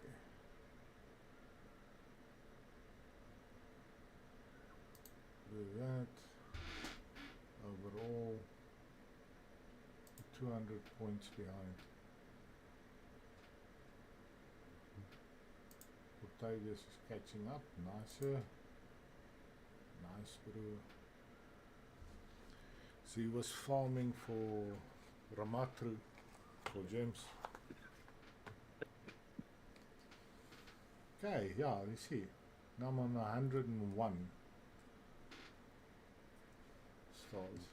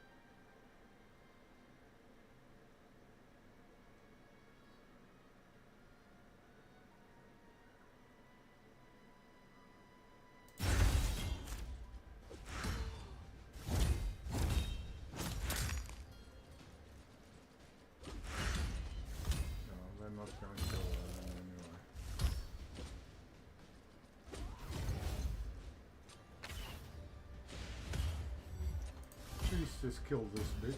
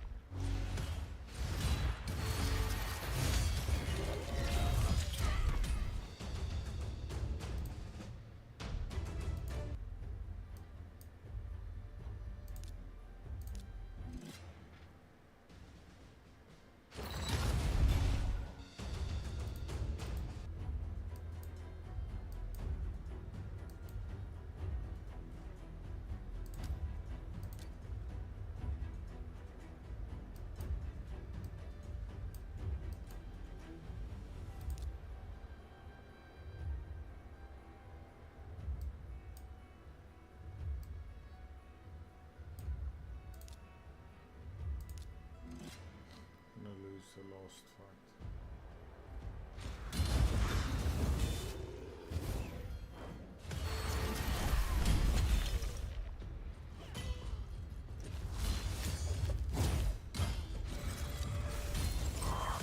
Fuck, am I going to lose this fight?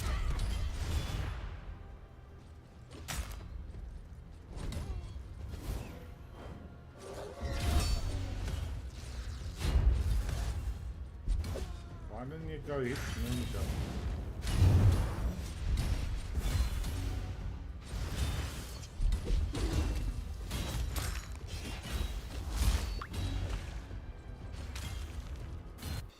Wat maar door te krijgen. Verstaan dit niet. Ninja is supposed to be OP.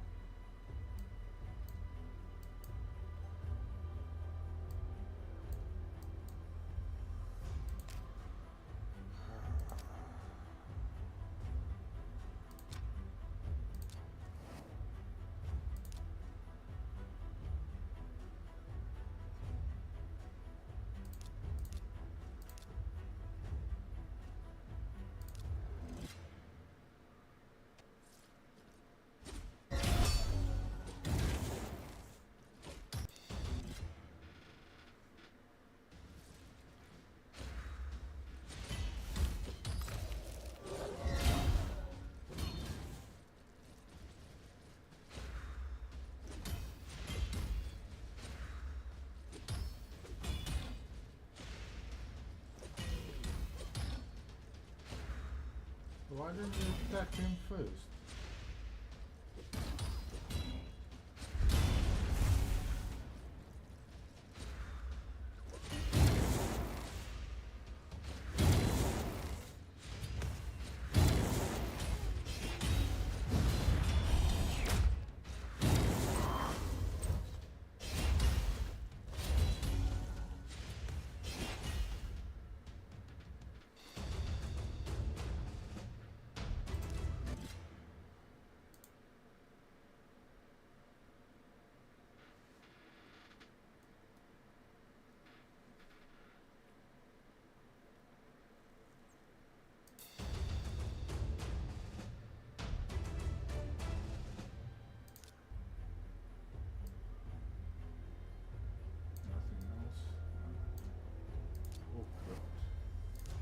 I've got one boy key, maybe two.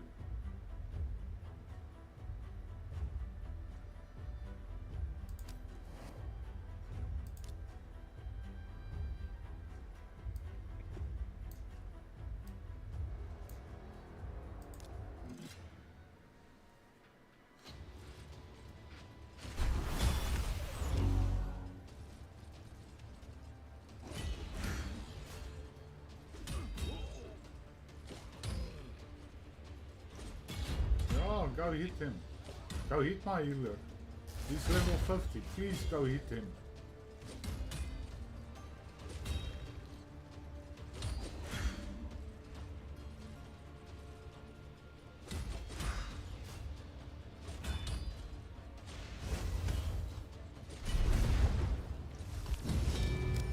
So you hit my level 40. That's also cool. Thank you. 2 stars. More. I like it. I like it.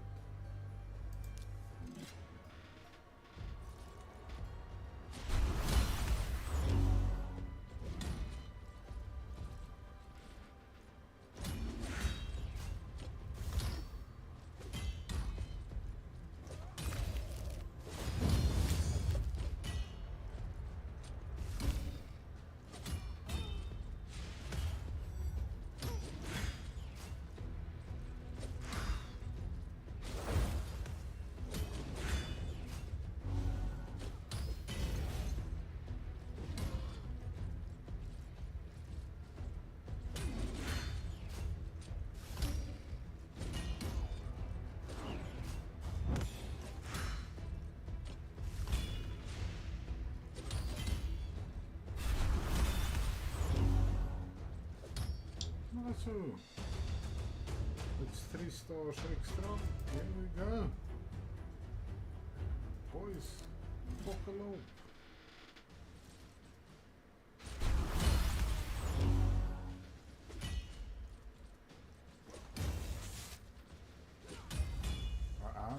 Leave them alone.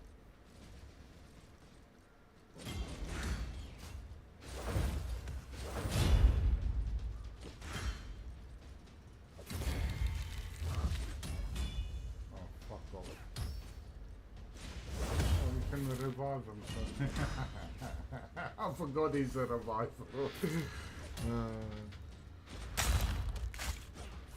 Ja, nee, jy kak so 'n bietjie om deur daai shield te kom, né?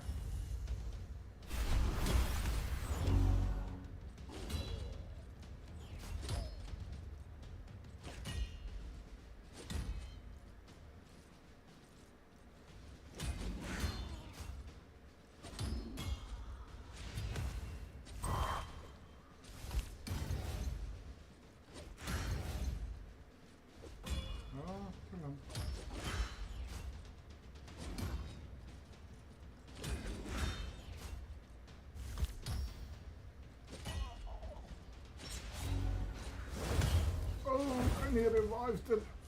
Oh, we're getting 2 more. Oh, beautiful, beautiful.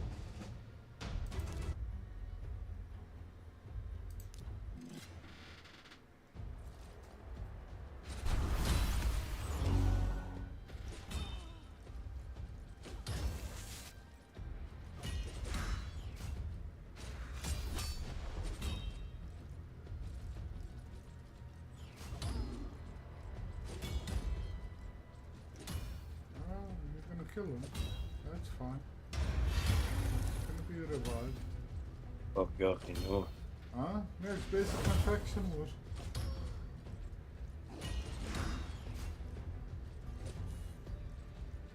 Ek het een wat 4-star is wat level 1 is. Tackle hom die hele tyd, dan revive hom met 'n shield wat van sy sterkte is. En hy is level 50.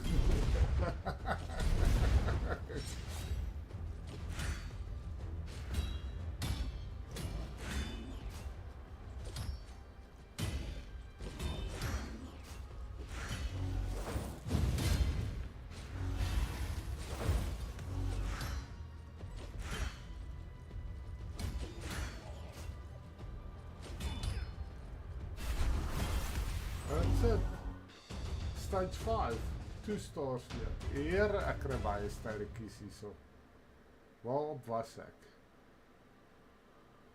101. Ek sal stage 6.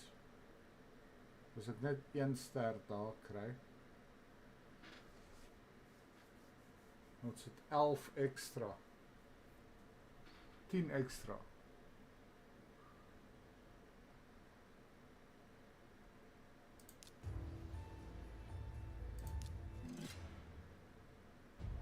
This is gonna be hard.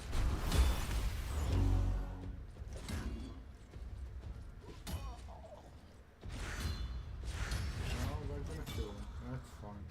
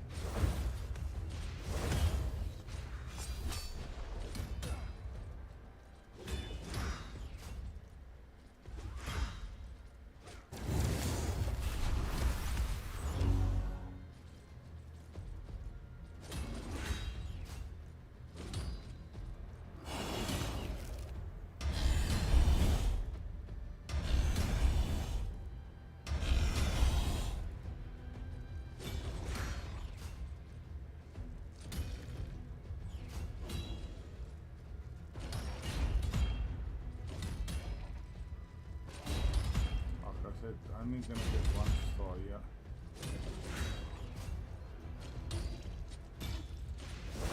Oh, he resurrected both of them. Oh, you legend. I'm getting 2 stars here. I'm getting 2 stars. Fuck yeah. Oh. Lekker.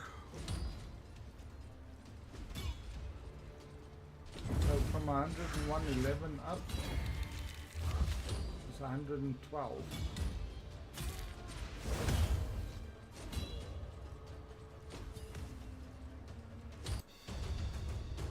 That's beautiful.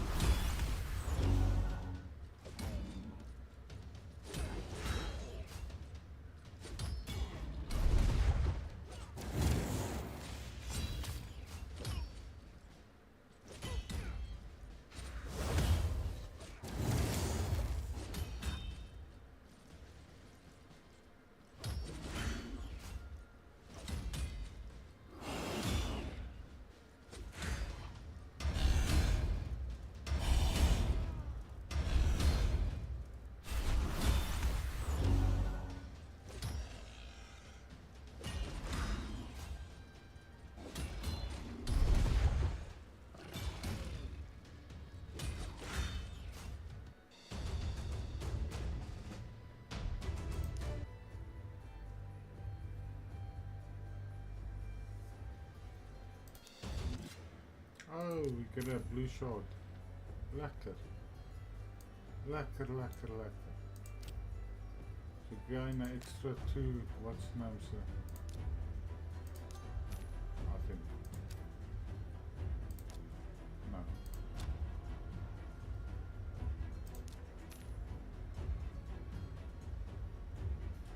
Magic then. Oh, we'll get there now.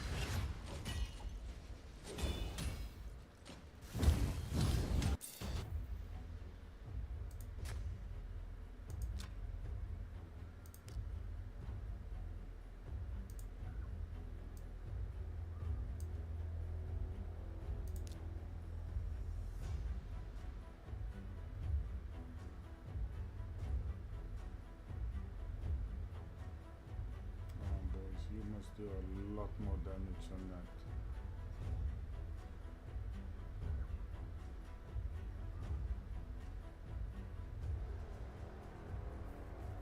I feel like putting this reviver in, but yeah, no, he's too low. He must be level 50.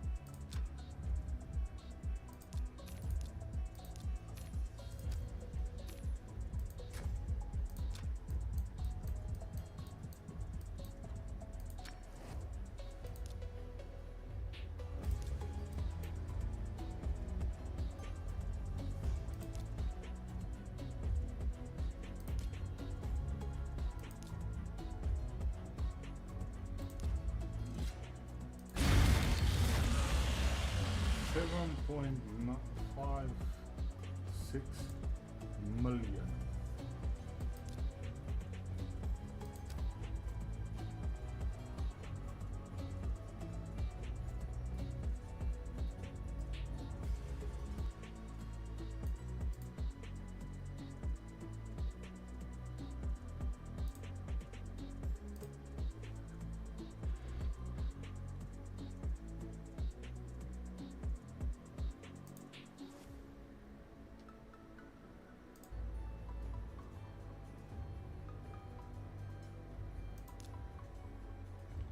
two-keyed it. Fuck you.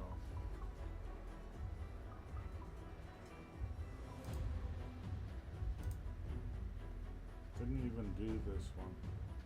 So the last key in 5 hours I will do here.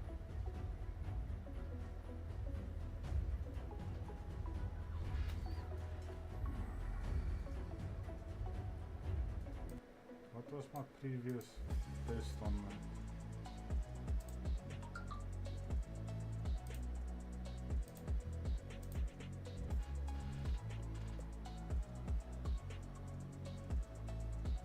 Oh, I'm moving up in the world.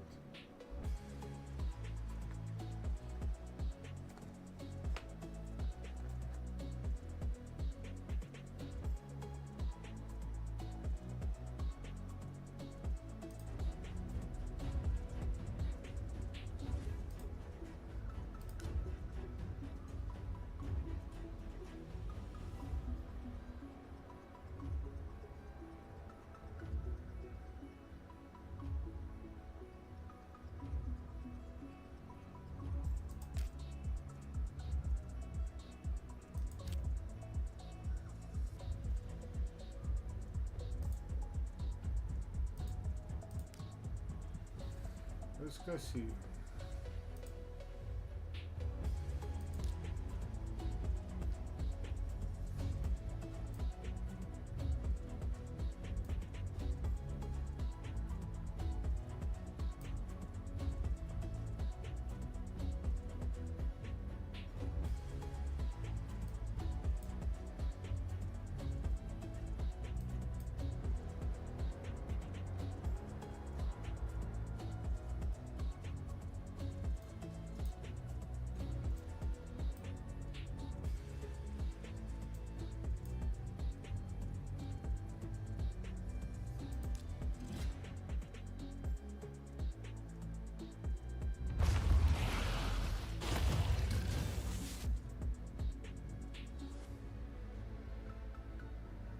Give up the machine to you, but man.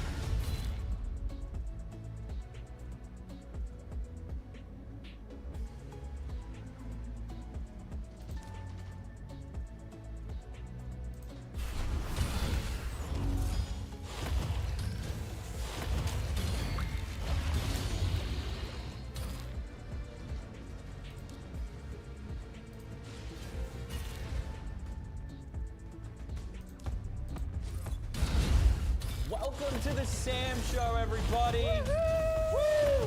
We've got some pretty interesting topics to talk about today. We are going to be going into, Toyota just recalled how many cars?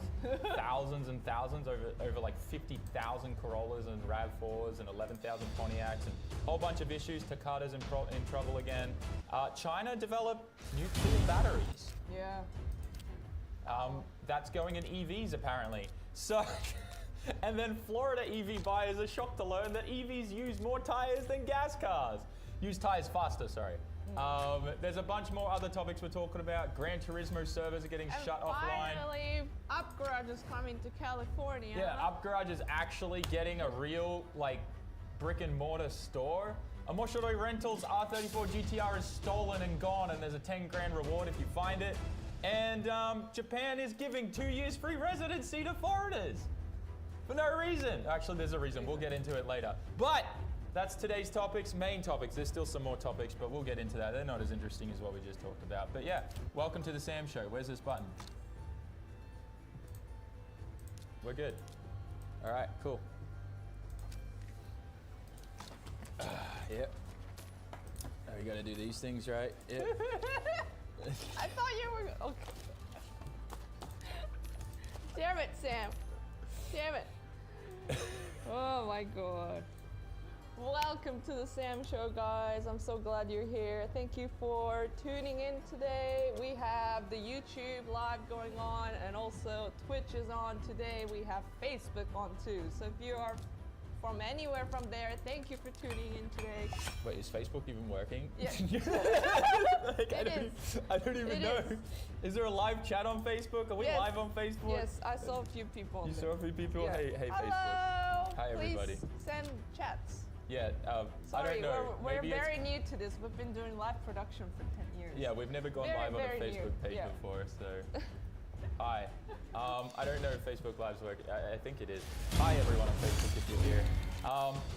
So I guess let's start off with some review stuff. So first thing I want to talk about is last week we talked about how Osaka was trying to steal F1 from Suzuka. Well, Suzuka comes back and is just like, not today. Osaka gets denied. It's been officially announced that F1 has renewed their contract with Suzuka, and it's going to be there till 2029. And Osaka's all sad and beaten and just like, and Suzuka's just like, Suzuka's like, you're not taking that away. You're not taking that away from us. So, massive congratulations to Suzuka. I think we all knew that was going to happen. I mean, no way that there's a lot more involved in just doing F1. It's not just about the where it is. Can I just be honest though? Yeah. I feel like if you're going to do like a street-based track in Japan, it's not going to be Osaka. No offense, Osaka, but like, it's not going to be Osaka. Yeah. It's got to be something in Tokyo. You know, it would have to be.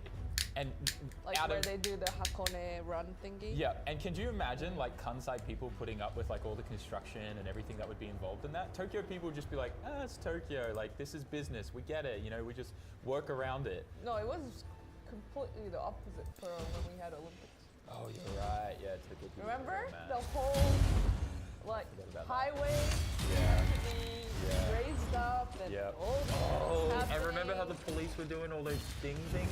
Where so the street signs would still say, you know, 60 k's an hour on the road, 60 kilometers per hour for the speed limit. But then they'd put up a big banner on like the random bridges every now and then saying on these dates due to the Olympics, the speed will be 30 kilometers an hour. But they still had the original speed signs there. So I was driving down this road, the speed sign said 60, but apparently there was a banner behind somewhere that I never saw or never met, or anyways. So the police pulled over, I'm not joking, 5 cars, and I was in the middle of this group, and gave us all tickets for doing 30 k's over the limit. Good times. Yeah, everyone was mad. That was when the Olympics were happening, and it was just like. I learnt new Japanese swear words that day. Because the guy behind me was screaming so loud at the police I could hear it. And then later I was like, Okachan, what's this word mean? And he told me. So yeah. Anyways, yeah. So we had that news coming in right before this live. Yeah. So yeah, that's now like actually solidified. So yeah, Suzuka takes the win there, and Osaka is denied by F1. Boo. May loves this soundboard. This is like the biggest. Somehow, by the way, Riley, somehow we can't hear that. Yeah, neither Yeah, but it goes through the live, so maybe we need to look at that later.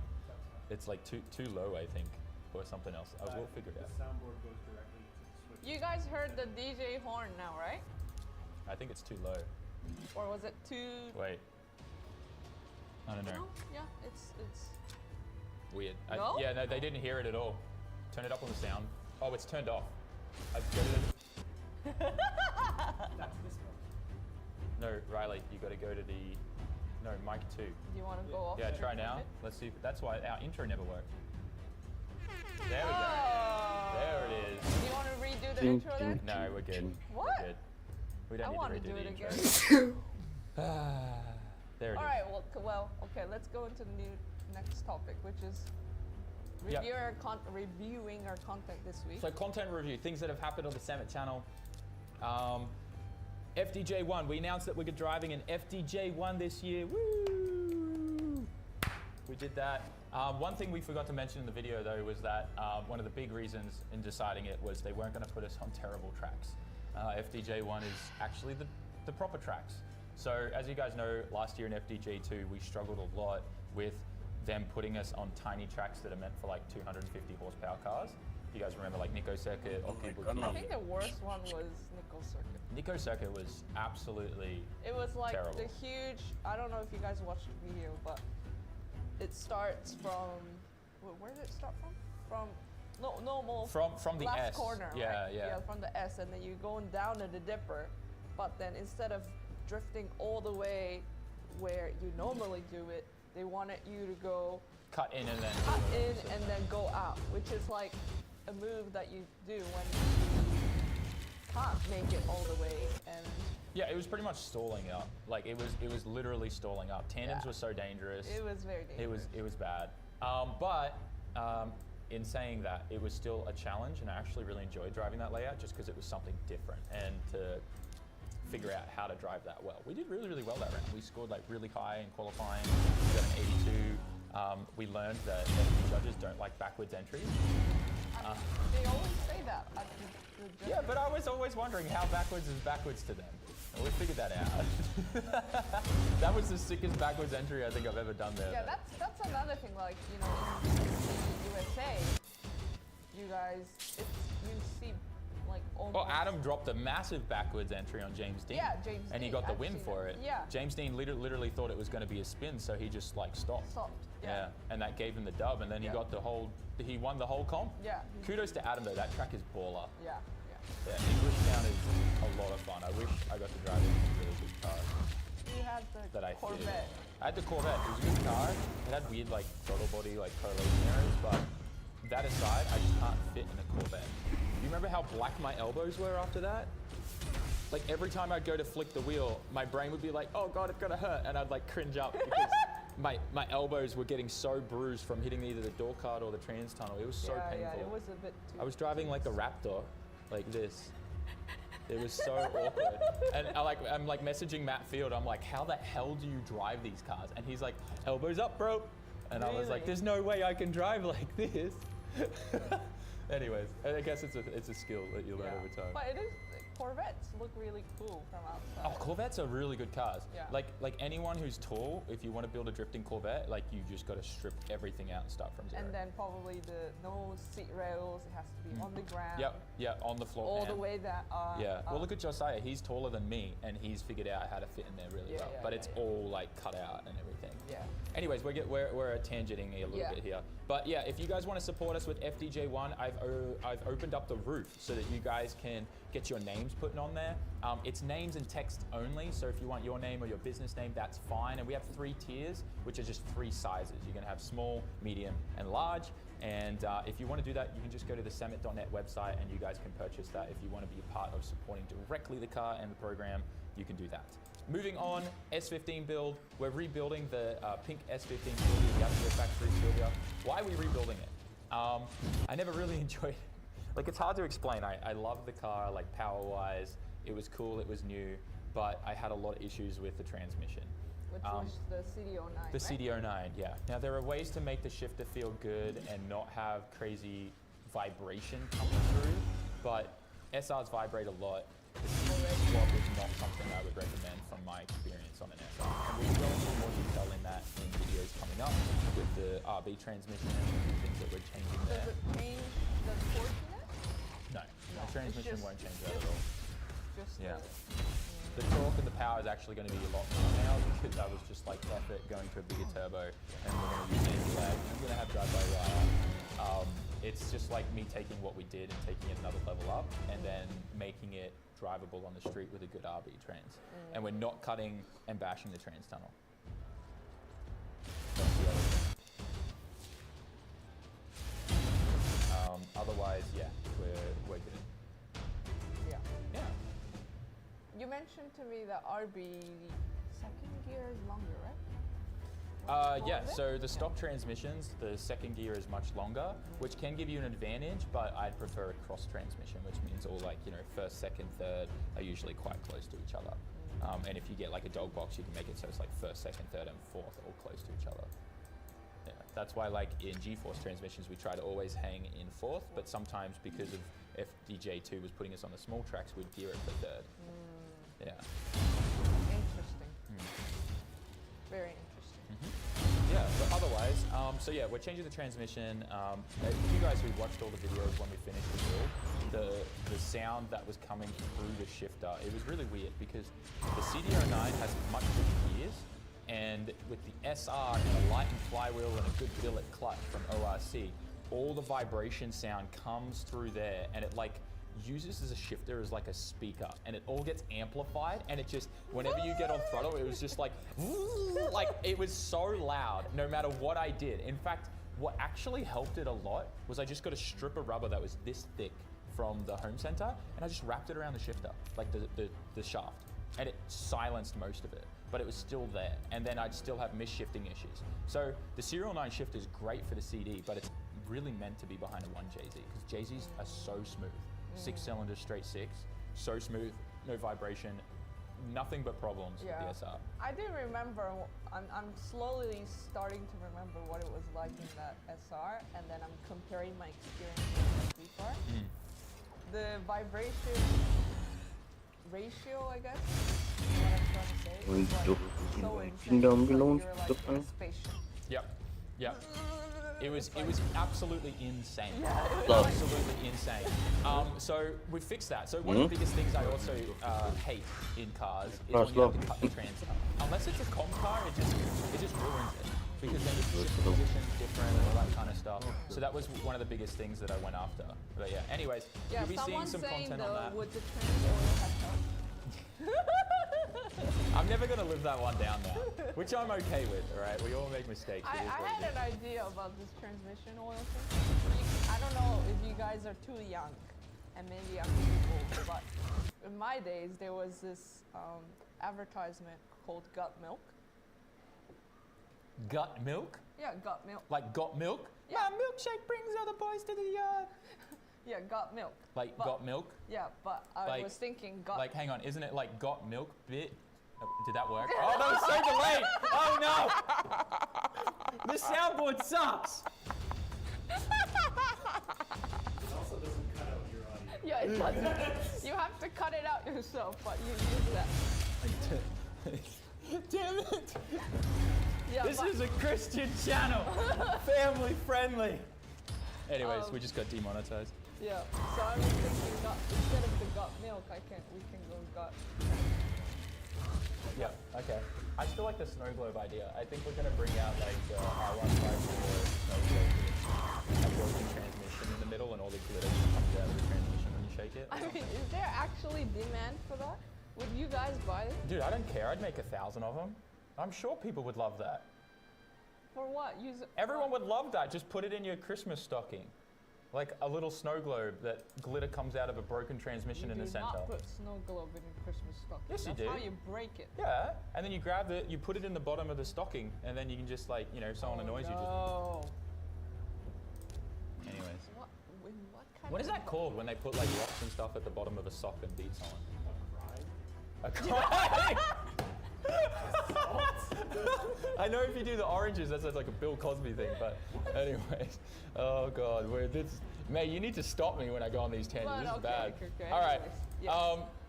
Moving on. Okay, so that's the content review, and then Skylines and Silvia's for cheap. Yeah, we went and had a look at a really good car yard, Auto Spirit, which is actually really close down the road. And Genki works there, and it was really cool to just see cars that aren't the perfect example of a 34 or aren't the perfect example of a Silvia, but you know, they got rust, they got a little bit of issues. They're drift cars, you know, they're ex-drift cars, actually driven cars. Okay, even if it was used for drifting or whatever, it's already 25 years old. That's the thing. Let's go back to that. These aren't brand new cars. These are 25-year-old cars that were actually used for motorsport in Japan. And every car that you find, unless you have proof that it was stored in a garage and it has like 6,000 kilometers on it, it's not the car that they're promoting it to be. They've just, you know, they've dolled it up. They put some makeup on it, make it look good, and then in 6 months you start to see all the rust they covered up. But anyways, that aside, it was cool to see cars that are used for motorsport, like that are fixer-uppers, that are actually cheap, not overpriced.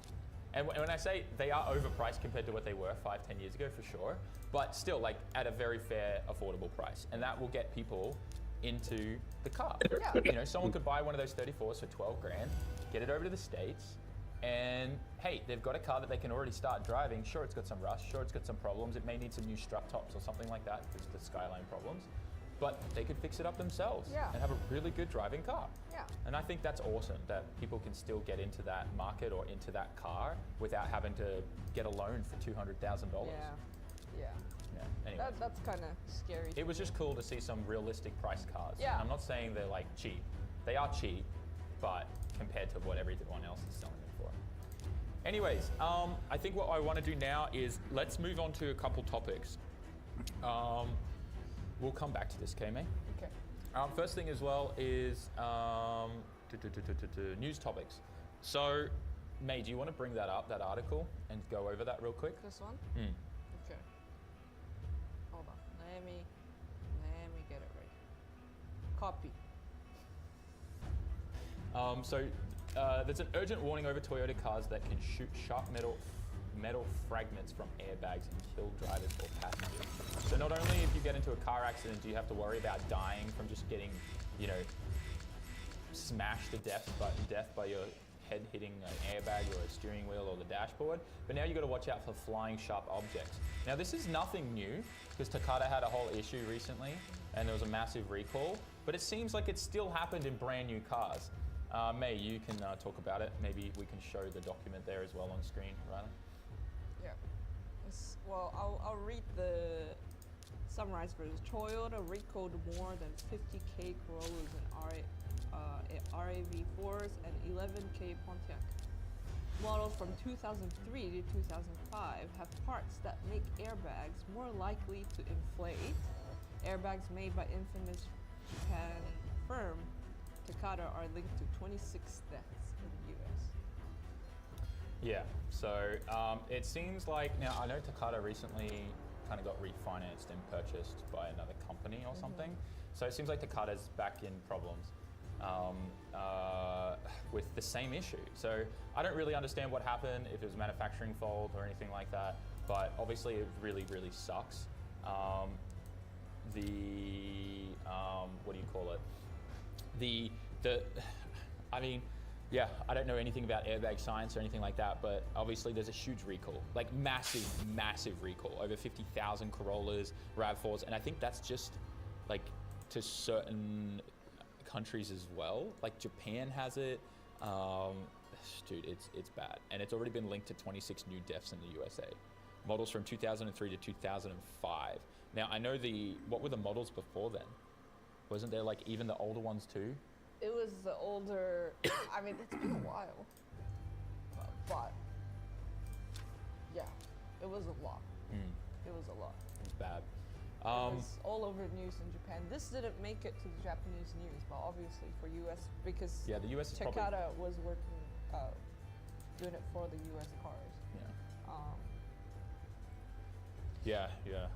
And Toyota factories have been getting raided in Aichi. That's a different issue.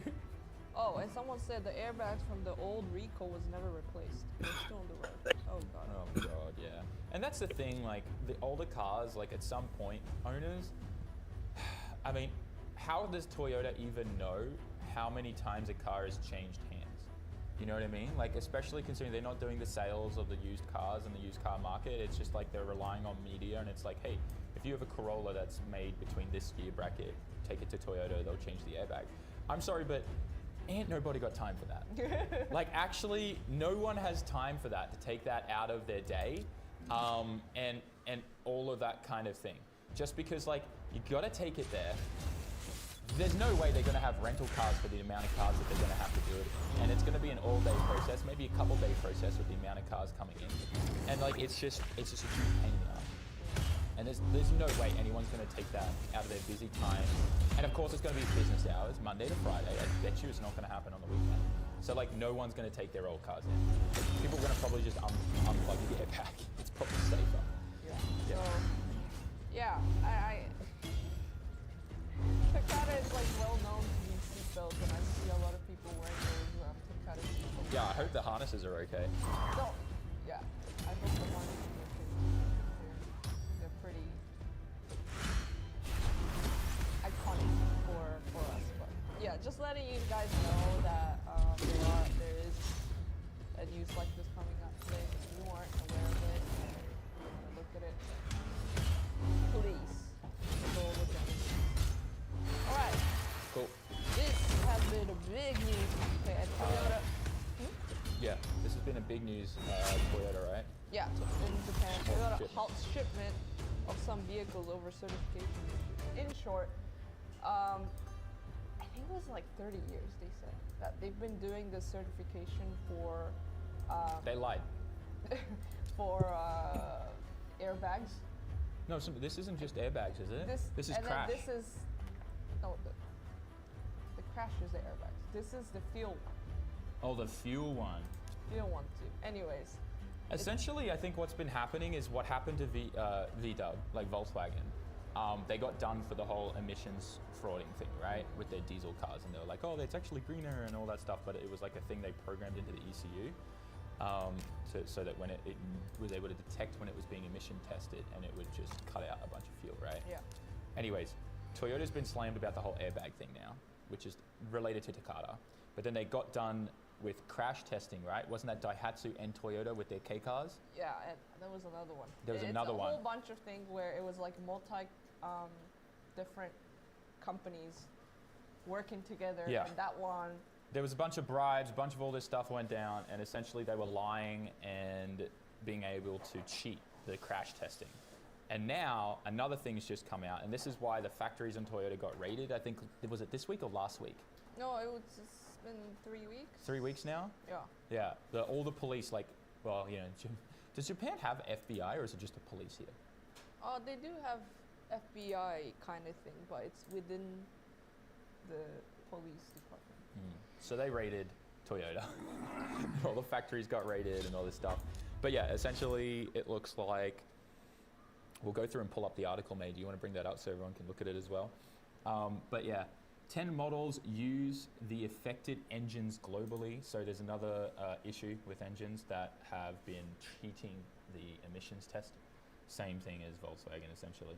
Toyota said they include the Hiace van, the Fortuner, I don't know how to say that, SUV, Innova multi-purpose vehicle, the Lexus branded LX500D SUV, and other models.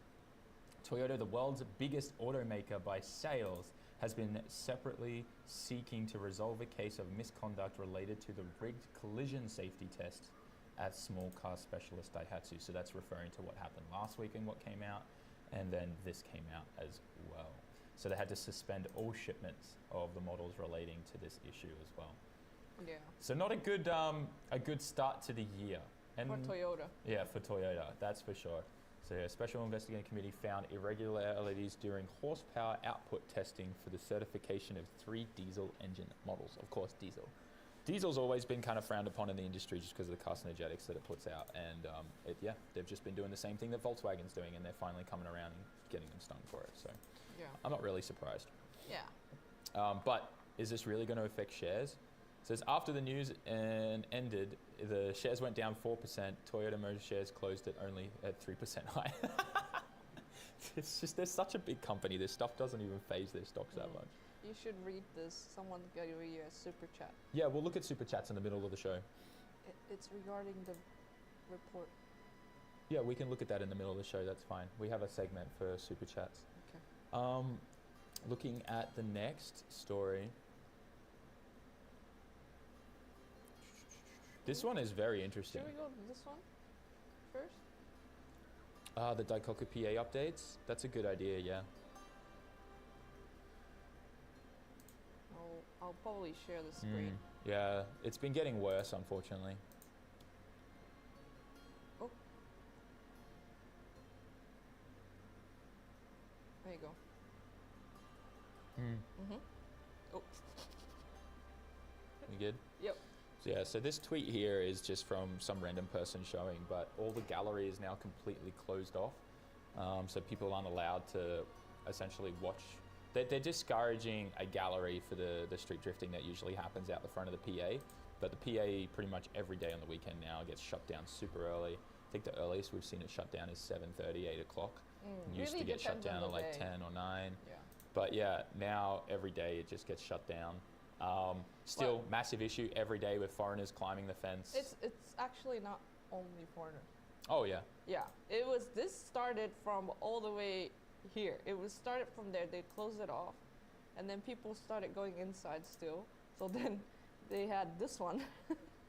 They stopped at the middle, and then people still went in. So they. Just No. You're talking about this gallery section. Yeah. Yeah. I'm talking about just the fence from outside in. The tourists that have been every day they're catching people every single day, climbing that fence to get into the Daikoku PA, who have caught the bus and then walked there by public transport. There's now digital signs all throughout the car park that say pedestrians not allowed and all this other stuff. So. Issues. Please, if you're gonna go, we're not discouraging people to go. If you're gonna go, please go rent a car, get in yourself and get out yourself. Yeah. The biggest thing is just we want people to be educated. So if you guys know all this, just tell your friends. If you know your friends are going to Japan and they want to check out Daikoku because they're car people, just say, hey, make sure you don't do this when you go there. Like, just spread the news, that's all. But yeah, it's still happening every day. It's been on the news another like 10 times or something. It's pretty bad. But just please be careful. Otherwise, what are we looking at? Can we talk about this, because I'm kind of excited about this one. Which one? The RX-9. Oh, rotary, the EV one. Yes. Have you heard about it? Yeah. Yeah, it's really cool. Yeah, they're making an EV rotary. So this was, I think, when was this announced? From the Tokyo Motor Show, I think. It was, Tokyo Motor Show. You want to open up the article so we can put it on the screen? Sure. This thing's really cool. So it's going to have like regenerative braking and all that type of stuff. And I think when I looked into it, it was going to be a single rotor. Did they say? I don't think they have announced it yet. Sorry, I just pulled the original thing from, it's Japanese, so I'll translate it to English for you guys. English. There you go. Riley, can you show this? Yeah, this is the day 1st of February. Mazda accelerates research and development of rotary engines suitable for the new era. Reviving the RE development group for the first time in about 6 years of February. They're just saying that they have a team working on the new EV and also rotary. What caught my attention on this one is actually, it says here, this time 36 engineers have gathered into one group and will make a start to break through various barriers in RE research and development.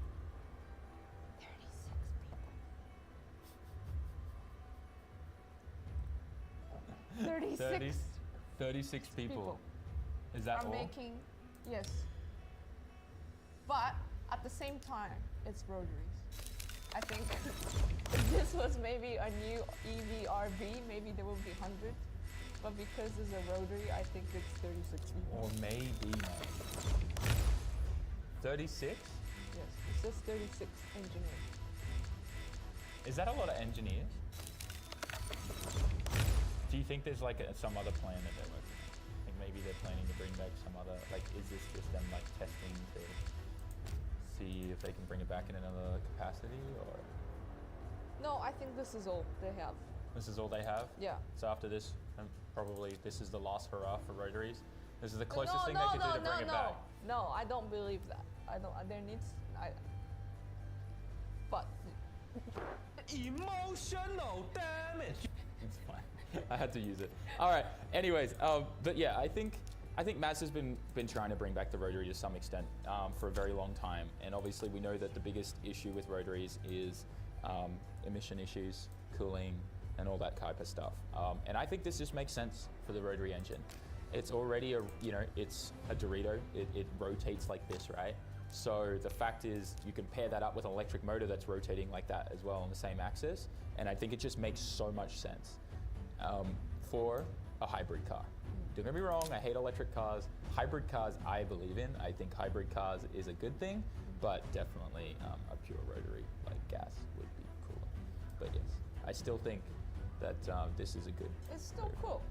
Yeah, it's a good way that Mazda can still keep the rotary alive. Also, I've heard, I don't know if this is true, but apparently it's the same rotor size and everything as what they used in the other series, so they'll be able to use those, like people, who build rotaries are going to be able to use those same rotors. Supposedly. I don't know if that's true, but that also may be truth. So I don't know. We'll have to wait and see till people can get their hands on the parts, but I've heard rumors about that. I just want to buy a rotary just for the sake of just parting it out. Just so you can have a rotor sitting up there? No, I tell you what, if you buy a rotary, you will definitely have a rotor up there on the IF'd up shelf, on the broken parts shelf. No. We have a shelf here. Everyone has a shelf of just broken parts. If you buy a rotary, you are guaranteed to have rotary parts up there. No, it's fine. We should definitely have one of those cameras, just like one of the Sony ones, so you can just show dumb stuff like that. No. But you know it's true. No, if you own a rotary, you have something let me up there. finish. I just want one rotary just for the sake of parting it out and see how it works. It's so... What is wrong with you? It's just so... Are you sure you're really female? Why? Just because you're just too much of one of the bros. Why? One of the bros. I just want to know how it works. It's just so weird. I just want to know how it works. So if you... Where did I find you? Everyone in chat right now is just like, where do I find a girl like that? I didn't find you on the internet. The funny thing is, I found you in church. I found May at church, guys. Yeah, we Oh my gosh. did. Anyways, I have an announcement though. What? Guess we're gonna hug the heel here. I just want to use this soundboard so It's much. definitely I two have an PCs. announcement that I at haven't least. told you. I could use the drop to So there's a campaign mask out going the on footsteps. for rotaries, EV rotaries now. That's a And I player. put my name down on it. Yeah. Maybe they're gonna chase the drop.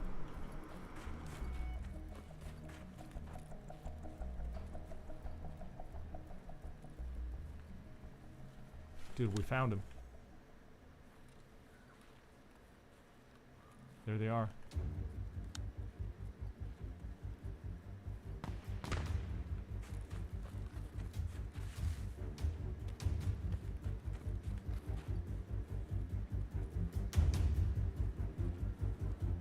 Would be ideal if I could pick off one.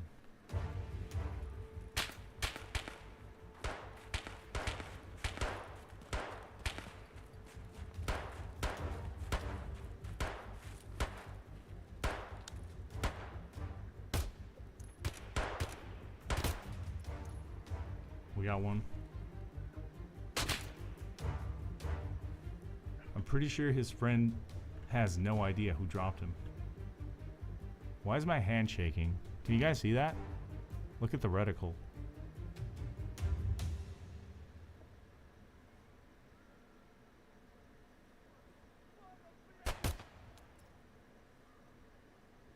Wait, he shot at him, right? I'll leave that scab alive for now. Alright, man, whatever. Something felt off because I heard no sounds for almost 5 minutes, so I finally mustered up the courage to investigate. Dude, they're both dead.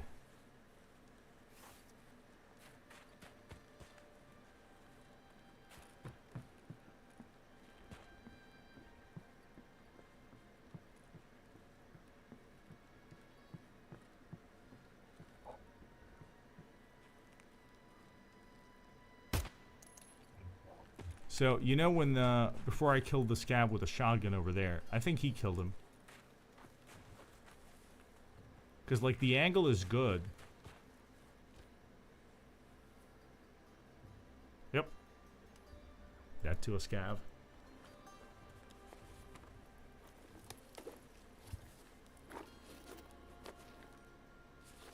Need a bigger backpack.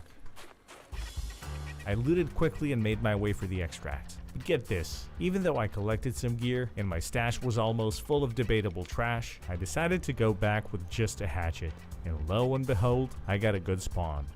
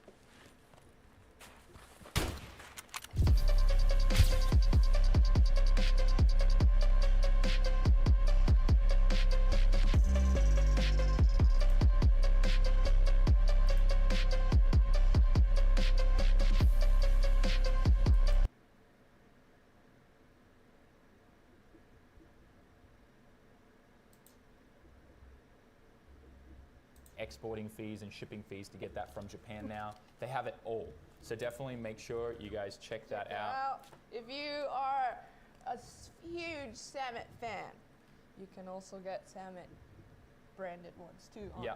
On Davsky's website, they have everything. Everything and on our website. So if you do want some air fresheners and you're in need of them, please go to davsky.com or samet.net and purchase your air freshener. You can. Anyways. So yeah. Anyways, I always say like the cheapest mods you can do are like air fresheners and stuff like that, because not only does it make your car smell good, but you're adding a little bit of a style of your personality to the car as well. So when you jump in, you get to see that type of stuff. Good times. Good times. Technical difficulties. That was a funny clip. What I want to do as well is just quickly go through if any super chats came in or anything like that right now.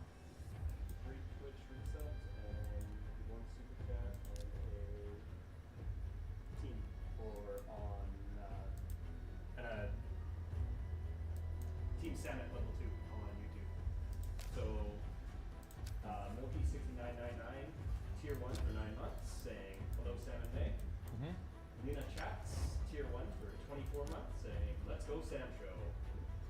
Robert Rooker, tier 1 for 2 months on Twitch. KG Car Grinds on YouTube, 2 for 7 weeks. Wow. And a $5 super chat from at-home service repairs. They did it for their 2009 Challenger SRT. Wow. At home in 30 minutes for both airbags. They can fix it in 30 minutes. Wow. That must be some models though. Yeah. 30 minutes is quickly fast. Yeah. Sorry, quickly fast. Good on them to, do it all the way up to their house and do that.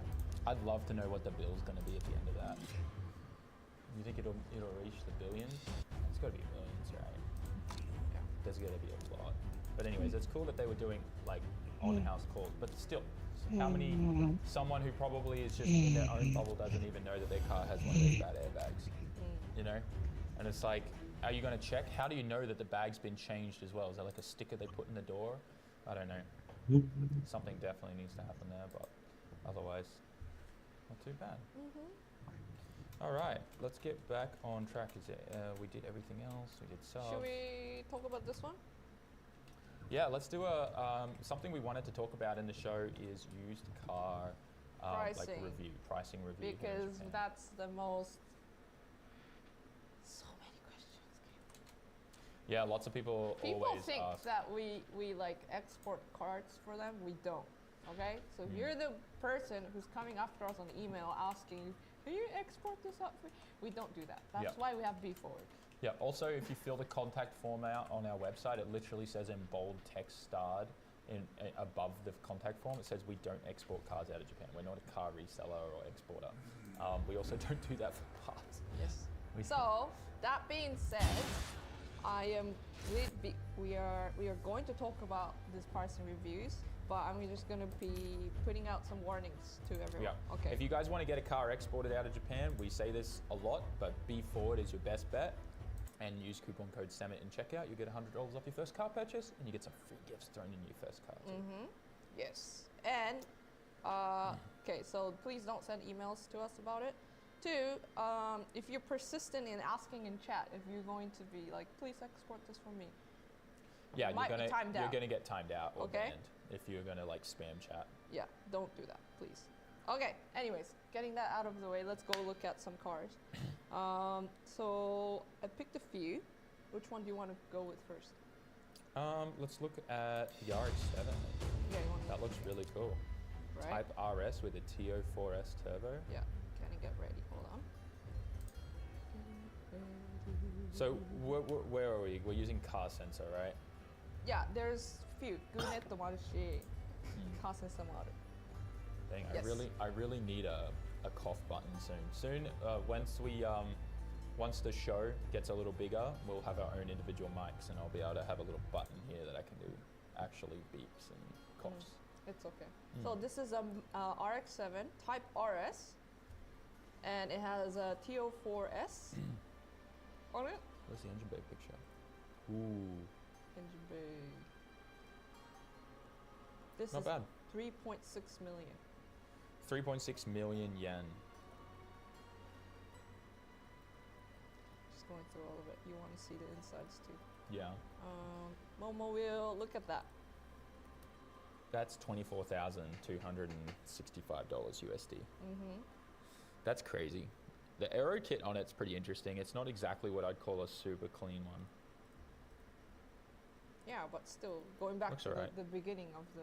I'd be worried about, I'm going to be completely honest too, I'd be very worried about the condition of the engine because, zoom in on it, double click on the image, no air filter. It's an open turbo.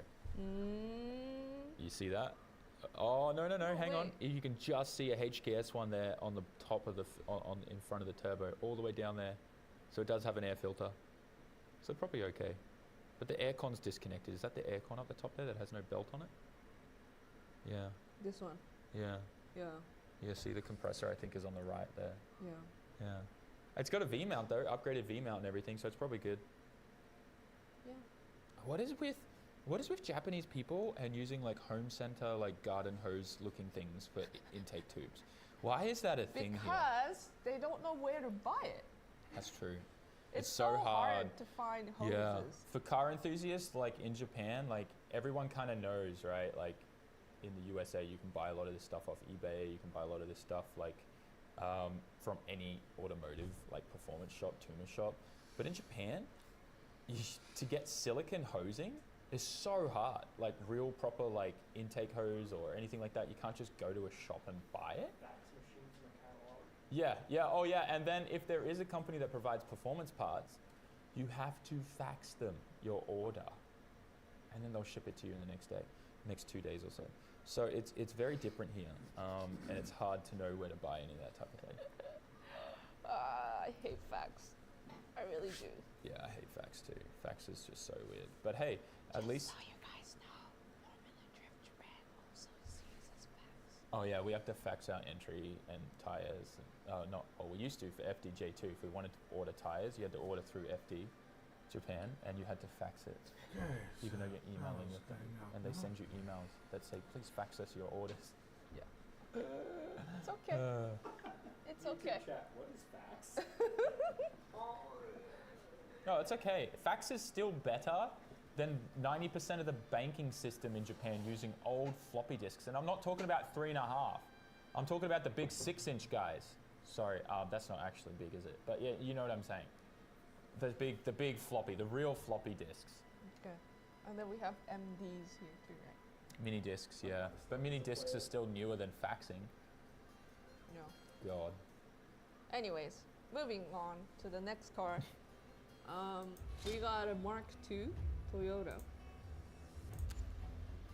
I need to change it to this. Twin cam. Old school Mark II. Yes, very old school one. Going for 3.1 million. That's so wild. How many Ks is on that? That's nuts. There's no way that's selling. 見て、61,000 キロと書いてある。 Oh, it's only gone 61,000 confirmed kilometers. That's actually pretty low. But that's the thing. I don't even know if anyone would pay that kind of money for one of those older cars. It is a classic. It is a classic, and it's got like, what are those? Look at the inside Yeah, though. it's really nice condition. I guess like if 3.1, someone I think that's a steal. for that condition, but like that's really old and not. I don't think that's a really sought after car. You don't think so? No.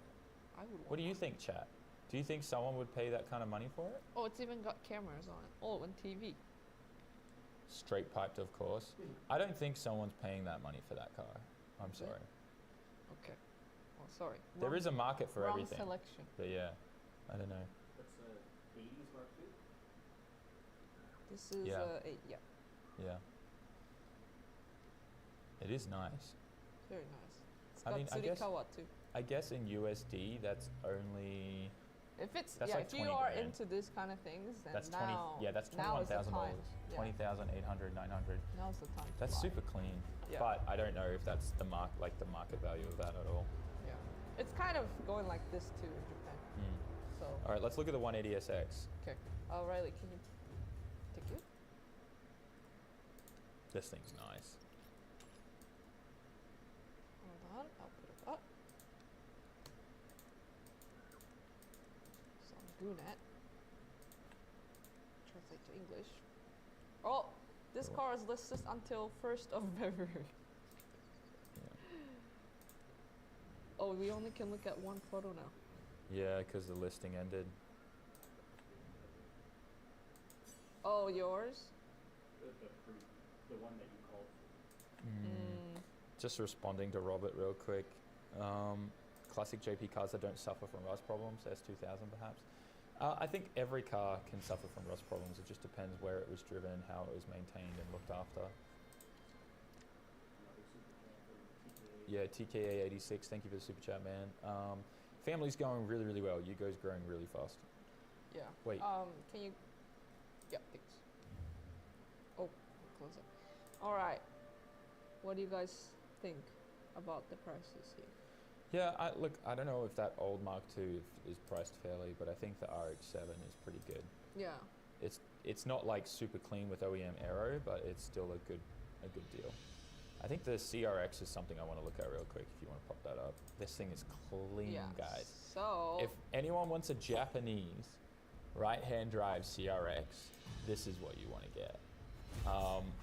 It's actually kind of crazy clean. And also, it's a little bit of a shout out to Oka-chan from Yashio Factory. I never would have thought I'd see him with a CRX, but he picked this thing. He's had this thing in storage for a while, and he's finally decided to sell it because he's raising funds for World Time Attack Challenge this year. And it is amazing. Here. You guys see it? It is amazing. The cleanest CRX. The thing has how many kilometers on it, man? On the. Oh crap! I forgot to pull that out. It was very low. Like Yeah, it's crazy low. 6만. It's so clean. It's only got like 60,000 kilometers on it.